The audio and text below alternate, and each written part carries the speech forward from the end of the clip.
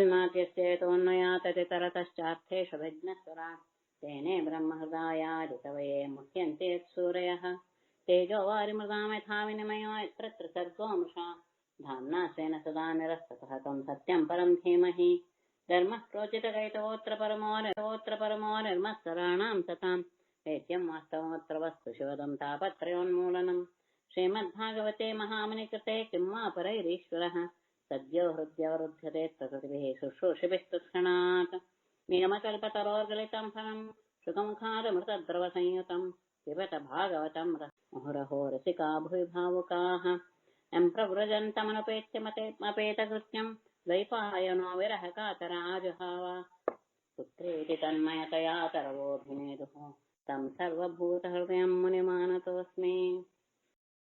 ದೇವತೆಗಳ ಪ್ರಾರ್ಥನೆಯಂತೆ ಹಿರಣ್ಯಕಶಿಪುವಿನ ಇಚ್ಛೆ ಏನು ಅನ್ನೋದು ನನಗೆ ಗೊತ್ತಿದ್ರು ದೇವತೆಗಳು ಹೇಳಿದ್ದನ್ನು ಕೇಳಿ ಆಯ್ತು ನಾನು ಹೋಗ್ತೇನೆ ಅಂತ ಹೋಗಿ ಅಲ್ಲಿ ಹಿರಣ್ಯಕಶಿಪುವನ್ನು ನೋಡಿದಾಗ ಅವನಿಗೆ ಆಶ್ಚರ್ಯ ಆಗೋಯ್ತು. ಇಂತಹ ಕಠಿಣ ತಪಸ್ಸನ್ನು ಮಾಡ್ತಾನೆ ಅಂತ ಆತನಿಗೆ ಆಶ್ಚರ್ಯ ಆಯ್ತು. ಯಾರಿಗೆ? ಬ್ರಹ್ಮನಿಗೆ. ಅದು ಇದರಲ್ಲಿ ಅಂದ್ರೆ ಎಂತಹ ದೃಢತೆ ಇರಬಹುದು ಹಿರಣ್ಯಕಶಿಪುವಿನಲ್ಲಿ ಎನ್ನುವುದನ್ನ ಗಮನಿಸ್ಕೊಳ್ಬೇಕು. ಆತನಿಗೆ ಮೊದಲಿನ ರೀತಿಯ ದೇಹವನ್ನು ಎಲ್ಲ ಕೊಟ್ಟು ಆತ ತನ್ನಗೆ ಆದಂತಹ ಸಂತೋಷವಾಗಿ ಪಡಿಸ್ತಾ ಇದ್ದಾಳೆ ಬ್ರಹ್ಮ. ನಿನಗೆ ಏನು ಬೇಕೋ ಅದನ್ನ ಕೇಳು, ನೀನು ಯಾವ ಉದ್ದೇಶದಿಂದ ತಪಸ್ಸು ಮಾಡಿದೆಯೋ ಅದು ನಿನಗೆ ಸಿದ್ಧಿಸಿದೆ, ನಿನ್ನ ಇಷ್ಟವಾದ ವರವನ್ನ ಕೇಳ್ಕೊ. ಯಾಕೆಂದ್ರೆ ನಿನ್ನ ಆ ದೃಢತೆಯನ್ನ ಮನೋಬಲವನ್ನ ನೋಡಿ ನನಗೆ ಆಶ್ಚರ್ಯ ಆಗುತ್ತಿದೆ. ಯಾಕೆಂದ್ರೆ ನಿನ್ನ ದೇಹದಲ್ಲಿರುವ ಎಲ್ಲಾ ಭಾಗಗಳು ಸಹ ಕ್ರಿಮಿಕೀಟಗಳಿಗೆ ಆಹಾರವಾಗಿಬಿಟ್ಟಿವೆ. ನಿನ್ನ ಪ್ರಾಣಿಗಳೆಲ್ಲವೂ ಸಹ ಅಸ್ಥಿರತವಾಗಿದೆ. ಇಂತಹ ತಪಸ್ಸನ್ನ ಹಿಂದೆ ಯಾವ ಋಷಿಗಳು ಮಾಡಿಲ್ಲ, ಮುಂದೆ ಯಾರು ಮಾಡೋದೂ ಇಲ್ಲ. ಯಾಕೆಂದ್ರೆ ದಿವ್ಯವಾದ ಅಂದ್ರೆ ದೇವತೆಗಳ ಮಾನ, ನಮ್ಮ ಮಾನ ಅಲ್ಲ, ನಮ್ಮ 100 ವರ್ಷ ಅಲ್ಲ, ದೇವತೆಗಳ 100 ವರ್ಷದ ನೀರೂ ಕುಡಿದೆ ತಪಸ್ ಮಾಡಿದೆಯಾ ಅಂದ್ರೆ ಅದು ಅತ್ಯಂತ ಕಠಿಣ. ನೀನು ಮಾಡಿದಂಥದ್ದನ್ನ ಕೆಲವರು ತುಂಬಾ ಅಂದ್ರೆ ಮನೋಬಲ ಇರೋರು ಮಾಡಬಹುದು, ಆದ್ರೂ ಅವ್ರಿಗೂ ಸಹ ಕಷ್ಟ ಸಾಧಿಸಿದೆ. ನೀನು ನಿನ್ನ ತಪಸ್ಸಿನಿಂದ ನನ್ನನ್ನು ಮೆಚ್ಚಿಸ್ಕೊಂಡ್ ಬಿಟ್ಟಿದೀಯಾ, ಹಾಗಾಗಿ ನೀನು ಏನು ಕೇಳ್ತೀಯೋ ಅದನ್ನ ನಾನು ಕೊಡ್ತೇನೆ. ನೀನು ಮರ್ತ್ಯ, ನಾನು ಅಮರ್ತ್ಯ. ಅಮರ್ತ್ಯನಾದ ನನ್ನ ದರ್ಶನ ನಿನಗೆ ಆಗಿರೋದು ಅದು ನಿಷ್ಫಲವಾಗೋದಿಲ್ಲ ಅಂತ ಹೇಳಿ ಅವನ ಶರೀರದ ಮೇಲೆ ತನ್ನ ಕಮಂಡಲುವಿನ ದಿವ್ಯವಾದಂತಹ ನೀರನ್ನು ಸಹ ಹಾಕಿ ಆತ ಮೊದಲೇನ ದೇಹವುಳ್ಳವನು, ಎಲ್ಲ ಅವಯವಗಳನ್ನು ಹೊಂದಿದವನು ಆತ. ಆಗ ಇಂದ್ರಿಯಗಳಿಗೂ ಸಹ ಎಲ್ಲ ಶಕ್ತಿ ಬಂತು. ಅವನ ದೇಹ ಅತ್ಯಂತ ಉತ್ತಮವಾಗಿ ಕಾಣಿಸ್ತಾ ಇತ್ತು. ತಾರುಣ್ಯದಲ್ಲಿ ಇದ್ದ. ತನ್ನ ಮುಂದೆ ಇರುವಂತಹ ಬ್ರಹ್ಮನನ್ನು ನೋಡಿ ಆತನಿಗೆ ಹಿರಣ್ಯಕಶಿಪುವಿಗೆ ಬಹಳ ಆನಂದವಾಯಿತು. ಅವನಿಗೆ ಸಾಷ್ಟಾಂಗ ನಮಸ್ಕಾರ ಮಾಡಿ ತಲೆಯನ್ನು ಅವನ ಪಾದಕ್ಕೆ ತಗಲಿಸಿ ಅವನಿಗೆ ಬಹಳ ಆನಂದವಾಗೋಯ್ತು. ತಾನು ಮಾಡಿದಂತಹ ತಪಸ್ಸಿಗೆ ಈ ರೀತಿ ಸಿದ್ಧಿ ಆಗಿದೆ ಅಂತ ಆತ ಹೇಳ್ತಾನೆ. ಎಲ್ಲವೂ ಸಹ ನಿನ್ನಿಂದಲೇ ಆಗುವುದು, ಪ್ರತಿಯೊಂದಕ್ಕೂ ಸಹ ನೀನೇ ಕಾರಣ. ಸೃಷ್ಟಿಯಾಗಿ ಎಲ್ಲ ನಾಶವಾದ ಮೇಲೆ ಎಲ್ಲವೂ ಸಹ ಹೊರೆಯಾಗಿ ಬಿಟ್ಟಿತ್ತು. ಆಗ ನೀನು ಸ್ವಯಂ ಪ್ರಕಾಶನಾದಂತಹ ನೀನು ನಿನ್ನ ತೇಜಸ್ಸಿನಿಂದ ಅದನ್ನು ಮತ್ತೆ ಹೊರಗೆ ಕಾಣುವ ಹಾಗೆ ಮಾಡಿದೀಯಾ.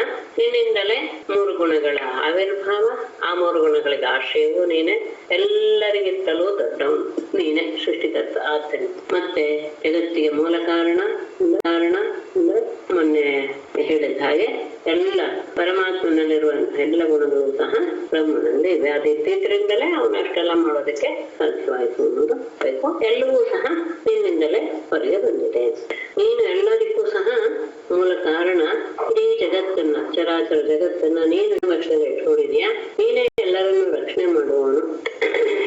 ಎಲ್ಲ ಇಂದ್ರಿಯಗಳು, ಚೈತನ್ಯ, ಮನಸ್ಸು ಎಲ್ಲವೂ ಸಹ ನೀನೆ. ತತ್ವ ರೂಪದಲ್ಲಿ ಇರುವವನು ನೀನೆ. ಪಂಚಭೂತಗಳಿಂದ ಅವರು ಆಗುವಂತಹ ಹತ್ತಾರು ವಿಷಯಗಳು ನೀನೆ. ಎಲ್ಲವೂ ಸಹ ಅಂದ್ರೆ ಜಗತ್ತಿನಲ್ಲಿ ನಾವು ಏನೇನೇನೇನು ನೋಡ್ತೀವೋ ಪ್ರಧಾನವಾದದ್ದು ಯಾರು? ವೈದಿಕ ಕಾಲಿರುವಂತಹ 4 ಜನ ಋತ್ವಿಜರು, ಅಂದ್ರೆ ವೇದಕ್ಕೆ ಅನುಗುಣವಾಗಿ ಹೋತಾಧ್ವರ್ಯ, ಬ್ರಹ್ಮ, ಉದ್ಗಾತ ಎಲ್ಲವೂ ಸಹ ನೀನೇ ಆಗಿದೆಯಾ.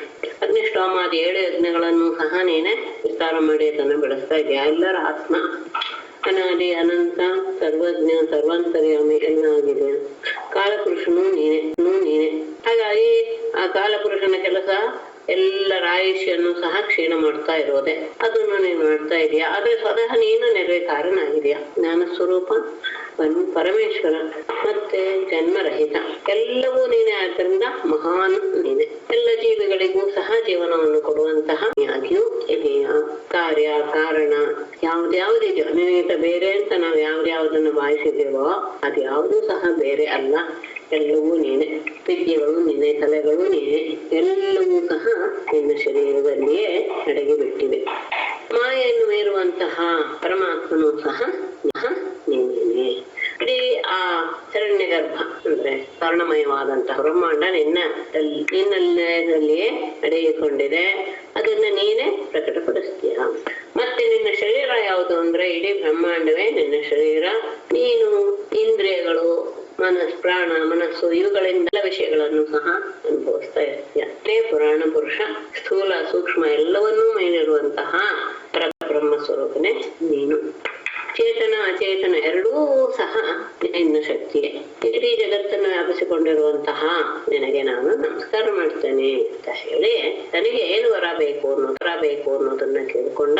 ನೀನು ಯಾವ್ಯಾವ ಜೀವಿಯನ್ನು ಸೃಷ್ಟಿ ಮಾಡಿದೆಯೋ ಆ ಯಾವುದರಿಂದಲೂ ನನಗೆ ಮರಣ ಬರಬಾರದು. ಮತ್ತೆ ದೇವತೆಗಳು, ದೈತ್ಯರು, ಸರ್ಪಗಳು ಮುಂದ ಯಾವರಿಗೂ ನನಗೆ ಮೃತ್ಯುವನ್ನು ಉಂಟು ಮಾಡದೇ ಇರಬೇಕು. ಮತ್ತೆ ಒಳಗೆ ಹೊರಗೆ ಹಗಲು ರಾತ್ರಿ ಭೂಮಿ ಆಕಾಶ ಯಾವುದು ಸಹ ನನಗೆ ಮರಣಕ್ಕೆ ಕಾರಣವಾಗಬಾರದು. ಮತ್ತೆ ಅದು ಪ್ರಾಣಿ ಆಗದೇ ಇರುವಂತಹದ್ದು ಆಗಬಾರ್ದು, ಯಾವುದು ಸಹ ಆಗಬಾರ್ದು. ಎಲ್ಲರಿಗೂ ನಾನೊಬ್ಬನೇ ಏಕಚಕ್ರಾಧಿಪತಿಯಾಗಿರ್ಬೇಕು. ಅಷ್ಟದಿಕ್ಪಾಲಕರಲ್ಲಿ ಏನೇನೇನೇನು ಸಾಮರ್ಥ್ಯ ಇದೆಯೋ, ಅವ್ರಿಗೆ ಏನೇನು ಪ್ರಭಾವ ಇದೆಯೋ ಅದೆಲ್ಲವೂ ಸಹ ನನಗೆ ಬರಬೇಕು. ಮತ್ತೆ ತಪಸ್ವಿಗಳು, ಯೋಗಿಗಳು ಯಾವ ಯಾವ ಐಶ್ವರ್ಯವನ್ನ ಸಿದ್ಧಿಗಳನ್ನ ಪಡ್ಕೊಂಡಿದಾರೋ ಅದು ಎಲ್ಲ ನನಗೆ ಬರಬೇಕು ಅಂತ ವರವನ್ನ ಕೇಳಿದ. ಮುಗಿಸಿದ. ವರ ಕೊಟ್ಟ ತಕ್ಷಣ ಅವನ ಸ್ವಭಾವ ಏನು ಅರಿವು ಅಧ್ಯಾಯದಲ್ಲಿ. ಓಂ ನಮೋ ಭಗವತೆ ವಾಸುದೇವಾಯ. ಓಂ ನಮೋ ಭಗವತೆ ವಾಸುದೇವಾಯ. ರಾಜೋವಾಚ ಸಮಃ ಪ್ರಿಯ ಸುಹೃತ್ ಬ್ರಹ್ಮನ್ ಭೂತಾನಾಂ ಭಗವಾನ್ ಸ್ವಯಂ ಇಂದ್ರಸ್ಯಾರ್ಥೆ ಕಥಂ ದೈತ್ಯಾನ್ ಅವಧೇತ್ ವಿಷಮೋ ಯಥಾ. ಹಿಂದೆ ಇವಳು ಒಂದು ಮಾತಾಡಿರ್ತಾನೆ, ನಾನು ಎಲ್ಲ ಮಕ್ಕಳನ್ನು ಕಳ್ಕೊಂಡೆ. ಅಂದ್ರೆ ಅದ್ಭುತವಾದಂತಹ ಇಬ್ಬರು ಮಕ್ಕಳು ಹುಟ್ಟಿದ್ರು, ಹಿರಣ್ಯಾಕ್ಷ ಹಿರಣ್ಯಕಶಿಪು. ಆದ್ರೆ ಇಂದ್ರನ ಸ್ವಾರ್ಥಕ್ಕೆ ಬಲಿಯಾಗಿ ವಿಷ್ಣು ಸಹ ಇಂದ್ರನ ಪಕ್ಷವನ್ನ ಸೇರಿಬಿಟ್ಟ. ಹಾಗಾಗಿ ಅವನ ಪಕ್ಷಕ್ಕೆ ಸೇರಿ ಅವನು ನಮ್ಮ ಮಕ್ಕಳನ್ನೆಲ್ಲ ನಾಶ ಮಾಡಿಬಿಟ್ಟ ಎನ್ನುವಂತಹ ಅವಳು ಆಡಿರ್ತಾಳೆ ಅಂತ ಹಿಂದೆ ಬಂತು. ಆ ಮಾತನ್ನ ಕೇಳಿ ಪರೀಕ್ಷಿತನಿಗೆ ಸ್ವಲ್ಪ ಆಶ್ಚರ್ಯ ಆಗುತ್ತೆ. ಅದು ಹೇಗೆ ಎಲ್ಲರ ವಿಷಯದಲ್ಲೂ ಸಮ ಅಲ್ವೇ ಪರಮಾತ್ಮ, ಅದು ಹೇಗೆ ಆ ರೀತಿ ಆಯ್ತು ಅನ್ನುವ ಪ್ರಶ್ನೆಯನ್ನ ಈಗ ಮಾಡ್ತಾ ಇದ್ದಾನೆ. ಬ್ರಹ್ಮನ್ ಭಗವಾನ್ ಸ್ವಯಂ ತಮಃ ಪ್ರಿಯ ಭೂತಾನಾಂ ಸುಹೃತ್ ಯಥಾ ವಿಷಮಃ ಕಥಂ ಇಂದ್ರಸ್ಯ ಅರ್ಥೆ ದೈತ್ಯಾನ್ ಅವಧೀತ್. ಬ್ರಾಹ್ಮಣ ಶ್ರೇಷ್ಠರೇ, ಭಗವಾನ್ ಪರಮಾತ್ಮ ಸ್ವಯಂ ಅಂದ್ರೆ ಅವನ ಸಹಜವಾಗಿಯೇ ಅವನು ಸಮಃ, ಯಾರ ಬಗ್ಗೆಯೂ ಸಹ ಅವನು ಬೇರೆ ರೀತಿಯಾಗಿ ಇರುವುದಿಲ್ಲ. ಅಂದ್ರೆ ಒಬ್ರಿಗೊಂದು ಇನ್ನೊಬ್ರಿಗೊಂದು ಮಾಡಲ್ಲ, ಸಮಭಾವದಿಂದ ಯಾವ ಭೇದ ಭಾವವನ್ನು ಮಾಡದೆ ಅವನ ಸ್ವಭಾವವೇ ಅದು ಎಲ್ಲರಲ್ಲಿಯೂ ಸಮರೀತಿಯಲ್ಲಿರುವವನು, ಎಲ್ಲರಿಗೂ ಸಹ ಪ್ರೀತಿ ಪಾತ್ರನೂ ಆಗಿದ್ದಾನೆ. ಮತ್ತು ಭೂತಾನಾಂ ಸಹೃತ್, ಎಲ್ಲ ಪ್ರಾಣಿಗಳಿಗೂ ಸಹ ಅವನ ಹೃದಯ ರೂಪದಲ್ಲಿ ಅಂತರ್ಯಾಮಿಯಾಗಿಯೇ ಇದ್ದಾನೆ. ಹಾಗಿರುವಾಗ ಯಥಾ ವಿಷಮಃ, ಹೇಗೆ ಭೇದ ಭಾವವನ್ನು ಹೊಂದುವಂತಹ ಮನುಷ್ಯರ ಹಾಗೆ ಕಥಂ ಹೇಗೆ ತಾನೆ ಇಂದ್ರಸ್ಯಾರ್ಥೆ ಇಂದ್ರನಿಗೋಸ್ಕರ ಅವನು ದೈತ್ಯಾನವಧಿ, ದೈತ್ಯರನ್ನ ಕೊಂದಿತ್ತು ಯಾಕೆ ಅಂದ್ರೆ ಇಂದ್ರನ ಪಕ್ಷವನ್ನು ವಹಿಸಿಕೊಂಡು ದೇವತೆಗಳ ಪಕ್ಷವನ್ನು ವಹಿಸಿಕೊಂಡು ಯಾವಾಗಲೂ ಸಾಮಾನ್ಯವಾಗಿ ಹಾಗೆ ಯಾರು ಮನುಷ್ಯರಾದವರು ತಮ್ಮ ಮಿತ್ರರಿಗೆ ಏನಾದ್ರು ತೊಂದರೆ ಬಂದ್ರೆ ಮಿತ್ರನ ಪಕ್ಷವನ್ನು ವಹಿಸಿ ಆ ಮಿತ್ರನಿಗೆ ಯಾರು ಶತ್ರುನೋ ಆ ಶತ್ರುವಿನ ಬಗ್ಗೆ ಇವರು ಪ್ರತೀಕಾರ ಮಾಡೋದು ಉಂಟು ಲೋಕದಲ್ಲಿ. ಅಂದ್ರೆ ವಿಷಮವಾಗಿ ವ್ಯವಹಾರ ಮಾಡ್ತಾರೆ ಮನುಷ್ಯ. ಮನುಷ್ಯರು. ಹಾಗೆ ಇವನು ಸಹ ಹಾಗೆ ಮಾಡಿ ಇಂದ್ರ ಪಕ್ಷವನ್ನು ಸಹಿಸಿಕೊಂಡು ದೈತ್ಯರನ್ನ ಕೊಂದಿತ್ತು. ಯಾಕೆ? ಅದು ಸರಿಯಲ್ಲ ಅಲ್ವೇ? ಯಾಕೆ? ನಹ್ಯಸ್ಯಾರ್ಥ ಸುರಗಣೇ ಸಾಕ್ಷಾತ್ ನಿಶ್ರೇಯಸಾತ್ಮನಃ ನೈವಾಸುರೇಭ್ಯೋ ವಿದ್ವೇಷಃ ನೋದ್ವೇಗಶ್ಚ ಗುಣಸ್ಯ ಹಿ. ಸಾಮಾನ್ಯ ಮನುಷ್ಯರು ಏನ್ ಮಾಡ್ತಾರೆ, ತಮ್ಮ ಪಕ್ಕ ಮಿತ್ರರು ಅಂದ್ರೆ ಅವರಿಂದ ತಮಗೆ ಏನಾದ್ರೂ ಪ್ರಯೋಜನ ಆಗುತ್ತೆ, ಅವರಿಂದ ಪ್ರಯೋಜನ ಆಗಿದೆ ಇತ್ಯಾದಿ ಯಾವುದೋ ಭಾವಗಳನ್ನು ಇಟ್ಟುಕೊಂಡು ಹಾಗೆ ಸಹಾಯ ಮಾಡ್ತಾರೆ. ಆದ್ರೆ ಪರಮಾತ್ಮನಿಗೆ ಏನದು ಬೇಡವಲ್ಲ. ಅಸ್ಯ ಸಾಕ್ಷಾತ್ ನಿಶ್ರೇಯಸಾತ್ಮನಃ ಸುರಗಣೈಃ ನಹಿ ಅಗುಣಸ್ಯ ಅಸುರೇಭ್ಯಃ ವಿದ್ವೇಷಃ ಉದ್ವೇಗಶ್ಚ ಅಸುರೇಭ್ಯಃ ನೈವ ಒಂದು, ಆಮೇಲೆ ವಿದ್ವೇಷಃ ನ ಉದ್ವೇಗಶ್ಚ.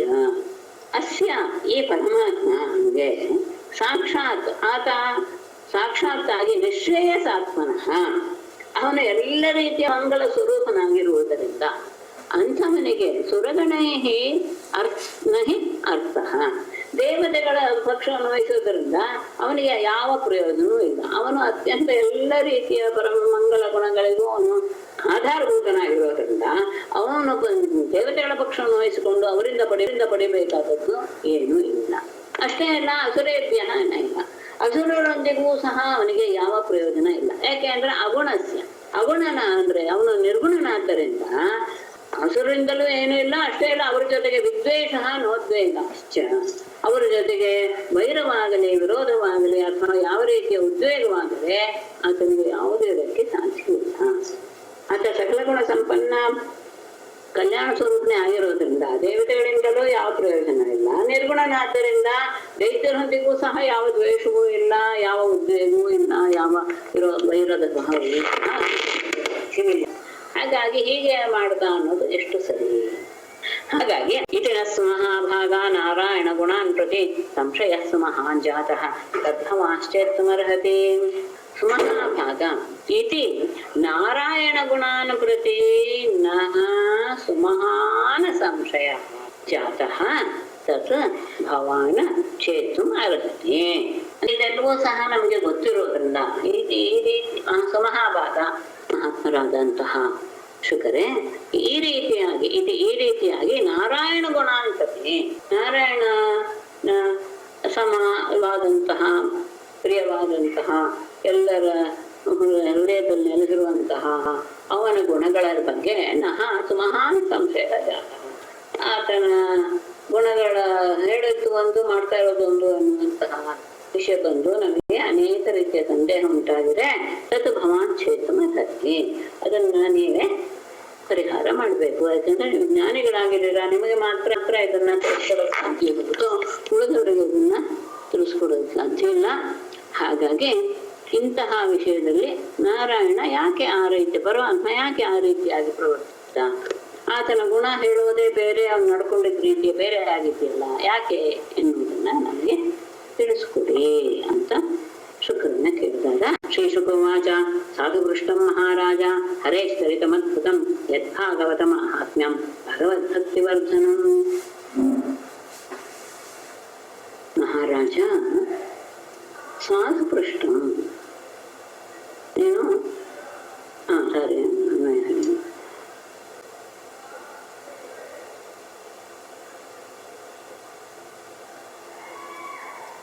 ಹರೇಃ ಅದ್ಭುತಂ ಚರಿತಂ ಭಗವದ್ಭಕ್ತಿವರ್ಧನಂ ಯತ್ ಭಾಗವತ ಮಾಹಾತ್ಮ್ಯಂ. ಮಹಾರಾಜ ಸಾಧುಪೃಷ್ಟಂ, ನೀನು ಒಳ್ಳೆಯ ಪ್ರಶ್ನೆಯನ್ನೇ ಕೇಳಿದೀಯಾ. ಯಾಕೆಂದ್ರೆ ಹರೇಃ ಅದ್ಭುತಂ ಚರಿತಂ, ಭಗವಂತನ ಚರಿತ್ರೆ ಅನ್ನೋದು ಬಹಳ ಅದ್ಭುತವಾದದ್ದು. ಆತನ ಚರಿತ್ರೆಯನ್ನು ಕೇಳ್ತಾ ಇದ್ದ ಹಾಗೆ ಭಗವದ್ ಭಕ್ತಿವರ್ಧನಂ, ಭಗವಂತನಲ್ಲಿ ಭಕ್ತಿ ಹೆಚ್ಚಾಗ್ತಾನೇ ಹೋಗುತ್ತೆ. ಮತ್ತೆ ಅದು ಯಾವಾಗ ಅಂತಹ ಚರಿತ್ರೆಯು ಇದಾಗುತ್ತೆ, ಪೂರ್ಣವಾಗುತ್ತೆ ಅಂದ್ರೆ ಇದು ಭಾಗವತ ಮಹಾತ್ಮ, ಪರಮಾತ್ಮನ ಭಕ್ತರಾದಂತಹವರ ವಿಷಯಗಳನ್ನ ಹೇಳ್ತಾ ಇದ್ದ ಹಾಗೆ ಅದು ಪೂರ್ಣವಾಗುತ್ತೆ. ಹಾಗಾಗಿ ಅದ್ಭುತವಾದದ್ದು ಹರಿಯ ಚರಿತೆ. ಅದನ್ನ ಕೇಳ್ತಾ ಇದ್ದಾಗ ಭಗವಂತನಲ್ಲಿ ಭಕ್ತಿ ಬರುತ್ತೆ. ಅಷ್ಟೇ ಅಲ್ಲ, ಆ ಚರಿತ್ರೆಯಲ್ಲಿ ಬರುವಂತಹ ಆ ಭಾಗವತೋತ್ತಮರ ವಿಷಯವೂ ಸಹ ನಮ್ಮನ್ನ ಆ ದಾರಿಗೆ ತೆಗೆದುಕೊಂಡು ಹೋಗುತ್ತೆ. ಹಾಗಾಗಿ ನೀನು ಒಳ್ಳೆಯ ಮಾತನ್ನ ಕೇಳಿದೆ. ಮತ್ತೆ ಇಂತಹ ಭಗವದ್ಭಕ್ತರ ವಿಷಯವನ್ನ ಎಲ್ಲರೂ ಸಹ ಹೋಗ್ತಾನೆ ಇರ್ತಾರೆ. ಹಿಂದೆ ಬಂತು, ನಾರದರು ಸಹ ಯಾರ್ಯಾರು ದೇವಲೋಕದಲ್ಲಿ ಹೇಳ್ತಾ ಇದ್ರು ಇತ್ಯಾದಿ ವಿಷಯಗಳು ಎಲ್ಲ ಬಂತು. ಹಾಗಾಗಿ ಇಂತಹ ಪುಣ್ಯವಂತರ ಕಥೆಯನ್ನ ಎಲ್ಲರೂ ಹೇಳ್ತಾ ಇದ್ದಾರೆ. ಆ ಪುಣ್ಯವಂತರಿಗೆ ಆಧಾರಭೂತನಾದವನು ಪರಮಾತ್ಮನೇ. ಹಾಗಾಗಿ ಅದನ್ನ ಕೇಳೋದು ಒಳ್ಳೆಯದೇ. ಗೀಯತೆ ಪರಮಂ ಪುಣ್ಯಂ ಋಷಿಭಿಃ ನಾರದಾದಿಭಿಃ ನತ್ವಾ ಕೃಷ್ಣಾಯ ಮುನೇ ಕಥಯಿಷ್ಯೇ ಹರೇ ಕಥಾಂ. ನಾರದಾದಿಭಿಃ ಋಷಿಭಿಃ ಪರಮಂ ಪುಣ್ಯಂ ಗೀಯತೆ ಕೃಷ್ಣಾಯ ಮುನಯೇ ನತ್ವಾ ಹರೇಃ ಕಥಾಂ ಕಥಯಿಷ್ಯೇ. ನಾರದಾದಿಭಿಃ ಋಷಿಭಿಃ, ನಾರದರೇ ಮೊದಲಾದಂತಹ ಅನೇಕ ಮಹಾತ್ಮರಿಂದ ಪರಮಂ ಪುಣ್ಯಂ ಗೀಯತೆ, ಆ ಪರಮಾತ್ಮನ ಪರಮ ಪವಿತ್ರವಾದಂತಹ ಆ ಚರಿತ್ರೆಯನ್ನ ಅವನು ಯಾರ್ಯಾರಿಗೆ ಯಾವ್ಯಾವ ರೀತಿಯಾಗಿ ಅನುಗ್ರಹ ಮಾಡಿದ, ಆತನ ಮಹಿಮೆಯನ್ನು ಎಲ್ಲದನ್ನು ಸಹ ಅವರು ಹಾಡ್ತಾನೇ ಇರ್ತಾರೆ ಬಹಳ ಆನಂದದಿಂದ. ಹಾಗಾಗಿ ಅದನ್ನ ನಾನು ನಿನ್ಗೆ ಹೇಳ್ತೇನೆ. ಮೊದಲು ಕೃಷ್ಣಾಯ ಮುನಯೇ ನತ್ವಾ, ತಂದೆಯಾದಂತಹ ಕೃಷ್ಣದ್ವೈಪಾಯನಿಗೆ ನಮಸ್ಕಾರ ಮಾಡಿ ಹರೇಹೇ ಕಥಾಂ ಕಥಯಿಷ್ಯೇ, ಪರಮಾತ್ಮನ ಕಥೆಯನ್ನ ನಾನು ನಿನಗೆ ಹೇಳ್ತೇನೆ. ಆತನ ಕಥೆಯನ್ನ ಎಲ್ಲ ನಾರದಾದಿ ಋಷಿಗಳು ಹೇಳ್ತಾನೇ ಇರ್ತಾರೆ. ಅದು ಅತ್ಯಂತ ಪವಿತ್ರವಾದದ್ದು. ಅಂತಹ ಹರಿ ಕಥೆಯನ್ನು ನಾನು ಸಹ ನಿನಗೆ ಹೇಳ್ತೇನೆ. ಅದಕ್ಕೆ ಮೊದಲು ನನ್ನ ತಂದೆಯಾದಂತಹ ವ್ಯಾಸರಿಗೆ ಒಂದು ನಮಸ್ಕಾರ ಮಾಡ್ತೇನೆ ಅಂತ ನಮಸ್ಕಾರ ಮಾಡಿ ಶುರು ಮಾಡ್ತಾರೆ. ನಿರ್ಗುಣೋಭಿಷಚೋ ವ್ಯಕ್ತೋ ಭಗವಾನ್ ಪ್ರಕೃತೆ ಪರಃ ಸ್ವಮಾಯಾಗುಣಮಾವೇಶ್ಯ ಬಾಧ್ಯ ಬಾಧಕತಾಂಗತಃ. ಭಗವಾನ್ ನಿರ್ಗುಣಃ ಅಜಃ ಅವ್ಯಕ್ತಃ ಪ್ರಕೃತೇಃ ಪರಃ ಅಪಿ ಹಿ ಸ್ವಮಾಯಾಗುಣಂ ಆವಿಶ್ಯ ಬಾಧ್ಯ ಬಾಧಕತಾಂಗತಃ. ಭಗವಾನ್ ಪರಮಾತ್ಮ ನಿರ್ಗುಣ, ಅವನು ಗುಣರಹಿತ. ಅಜಃ, ಜನ್ಮರಹಿತ. ಅವ್ಯಕ್ತ, ಯಾವ ರೂಪದಲ್ಲಿಯೂ ನಮಗೆ ಕಾಣಿಸಿಕೊಳ್ಳುವವನಲ್ಲ. ಅಜನಾದ್ದರಿಂದಲೇ ಅವನು ಅವ್ಯಕ್ತ. ಅಂದರೆ ಅಜನ ಜಾಯತೆ ಅಂತ ಹೇಳಿದ ತಕ್ಷಣ ಆ ಶರೀರ ಬಂತು ಅಂತ ಹೇಳಿದ ತಕ್ಷಣ ರಾಗದ್ವೇಷಾದಿ ನಿಮಿತ್ತವಾದಂತಹ ಗುಣಗಳು ಬಂದ್ಬಿಡುತ್ತೆ ಆ ಶರೀರಕ್ಕೆ ಸಂಬಂಧಪಟ್ಟ ಹಾಗೆ. ಹಾಗಾಗಿ ಈತ ಶರೀರವನ್ನ ಹೊಂದಿಯೇ ಇಲ್ಲ ಅಂದ್ರೆ ಅದು ಒಂದು ಸಮರ್ಥನೆ. ಶರೀರ ಇಲ್ಲದೆ ಇರೋದ್ರಿಂದಲೇ ಅವನು ರಾಗದ್ವೇಷಾದಿ ನಿರ್ಮುಕ್ತ ಅಂತ. ಶರೀರ ಇಲ್ಲದೆ ಇರೋದ್ರಿಂದಲೇ ಅವನು ಅವ್ಯಕ್ತ. ಆದರೆ ಅವ್ಯಕ್ತ ಪ್ರಕೃತೇ ಪರಃ, ಅವನು ತನ್ನ ಸೃಷ್ಟಿಯಾದಂತಹ ಪ್ರಕೃತಿಯನ್ನು ಸಹ ದಾಟಿದವನು ಬೇರೆ. ಆದರೂ ಸ್ವಮಾಯಾಗುಣಂ ಆವಿಶ್ಯ, ತನ್ನ ಮಾಯೆಯ ಗುಣವನ್ನ ಸ್ವೀಕರಿಸಿ, ಅಂದ್ರೆ ಸತ್ವರಜಸ್ತಮೋ ಗುಣಗಳ ಪ್ರಭಾವವನ್ನ ಹೊಂದೇ ಬಾಧ್ಯ ಬಾಧಕತಾಂ ಗತಃ. ಬಾಧ್ಯ ಬಾಧಕ, ಬಾಧ್ಯ ಅಂದ್ರೆ ಸಾಯಿಸುವವನು, ಸಾಯುವವನು, ಸಾಯಿಸುವವನು, ಬಾಧಕ ಅಂದ್ರೆ ಸಾಯಿಸುವವನು. ಈ ರೀತಿಯ ಭಾವವನ್ನ ಅವನು ಹೊಂದ್ತಾನೆ. ಅಂದ್ರೆ ತನ್ನ ಸೃಷ್ಟಿಯಾದಂತಹ ಸತ್ವರಜ ಸಮೋಗುಣಗಳನ್ನ ಅವನು ತಗೊಂಡಾಗ ಆಗ ದೇವತೆಗಳ ಅಸುರರ ಬಗ್ಗೆ ವಿಚಾರ ಮಾಡಿದಾಗ ಯಾರನ್ನ ಅಲ್ಲಿ ಸಾಯಿಸ್ಬೇಕು, ಯಾರನ್ನ ಉಳಿಸ್ಬೇಕು, ಯಾರ ಪಕ್ಷ ವಹಿಸ್ಬೇಕು ಎನ್ನುವಂತಹ ಭಾವವನ್ನ ಅವನು ಕೊಡ್ತಾನೆ. ಹಾಗಾಗಿ ಆ ರೀತಿಯಾಗಿ ಅವನೇ ಈ ರೀತಿಯಾದಂತಹ ಎರಡೂ ರೂಪಗಳನ್ನು ಸಹ ಹೊಂದೋದು ತನ್ನ ಮಾಯಾ ಗುಣವನ್ನ ಹೊಂದಿದೆ. ಯದ್ಯಪಿ ಅವನ ಸಹಜವಾದ ಸ್ವಭಾವ ಇದೇನೆ, ನಿರ್ಗುಣ, ಅಜ, ಅವ್ಯಕ್ತ, ಪ್ರಕೃತಿಗೆ ಮೀರಿದವನು.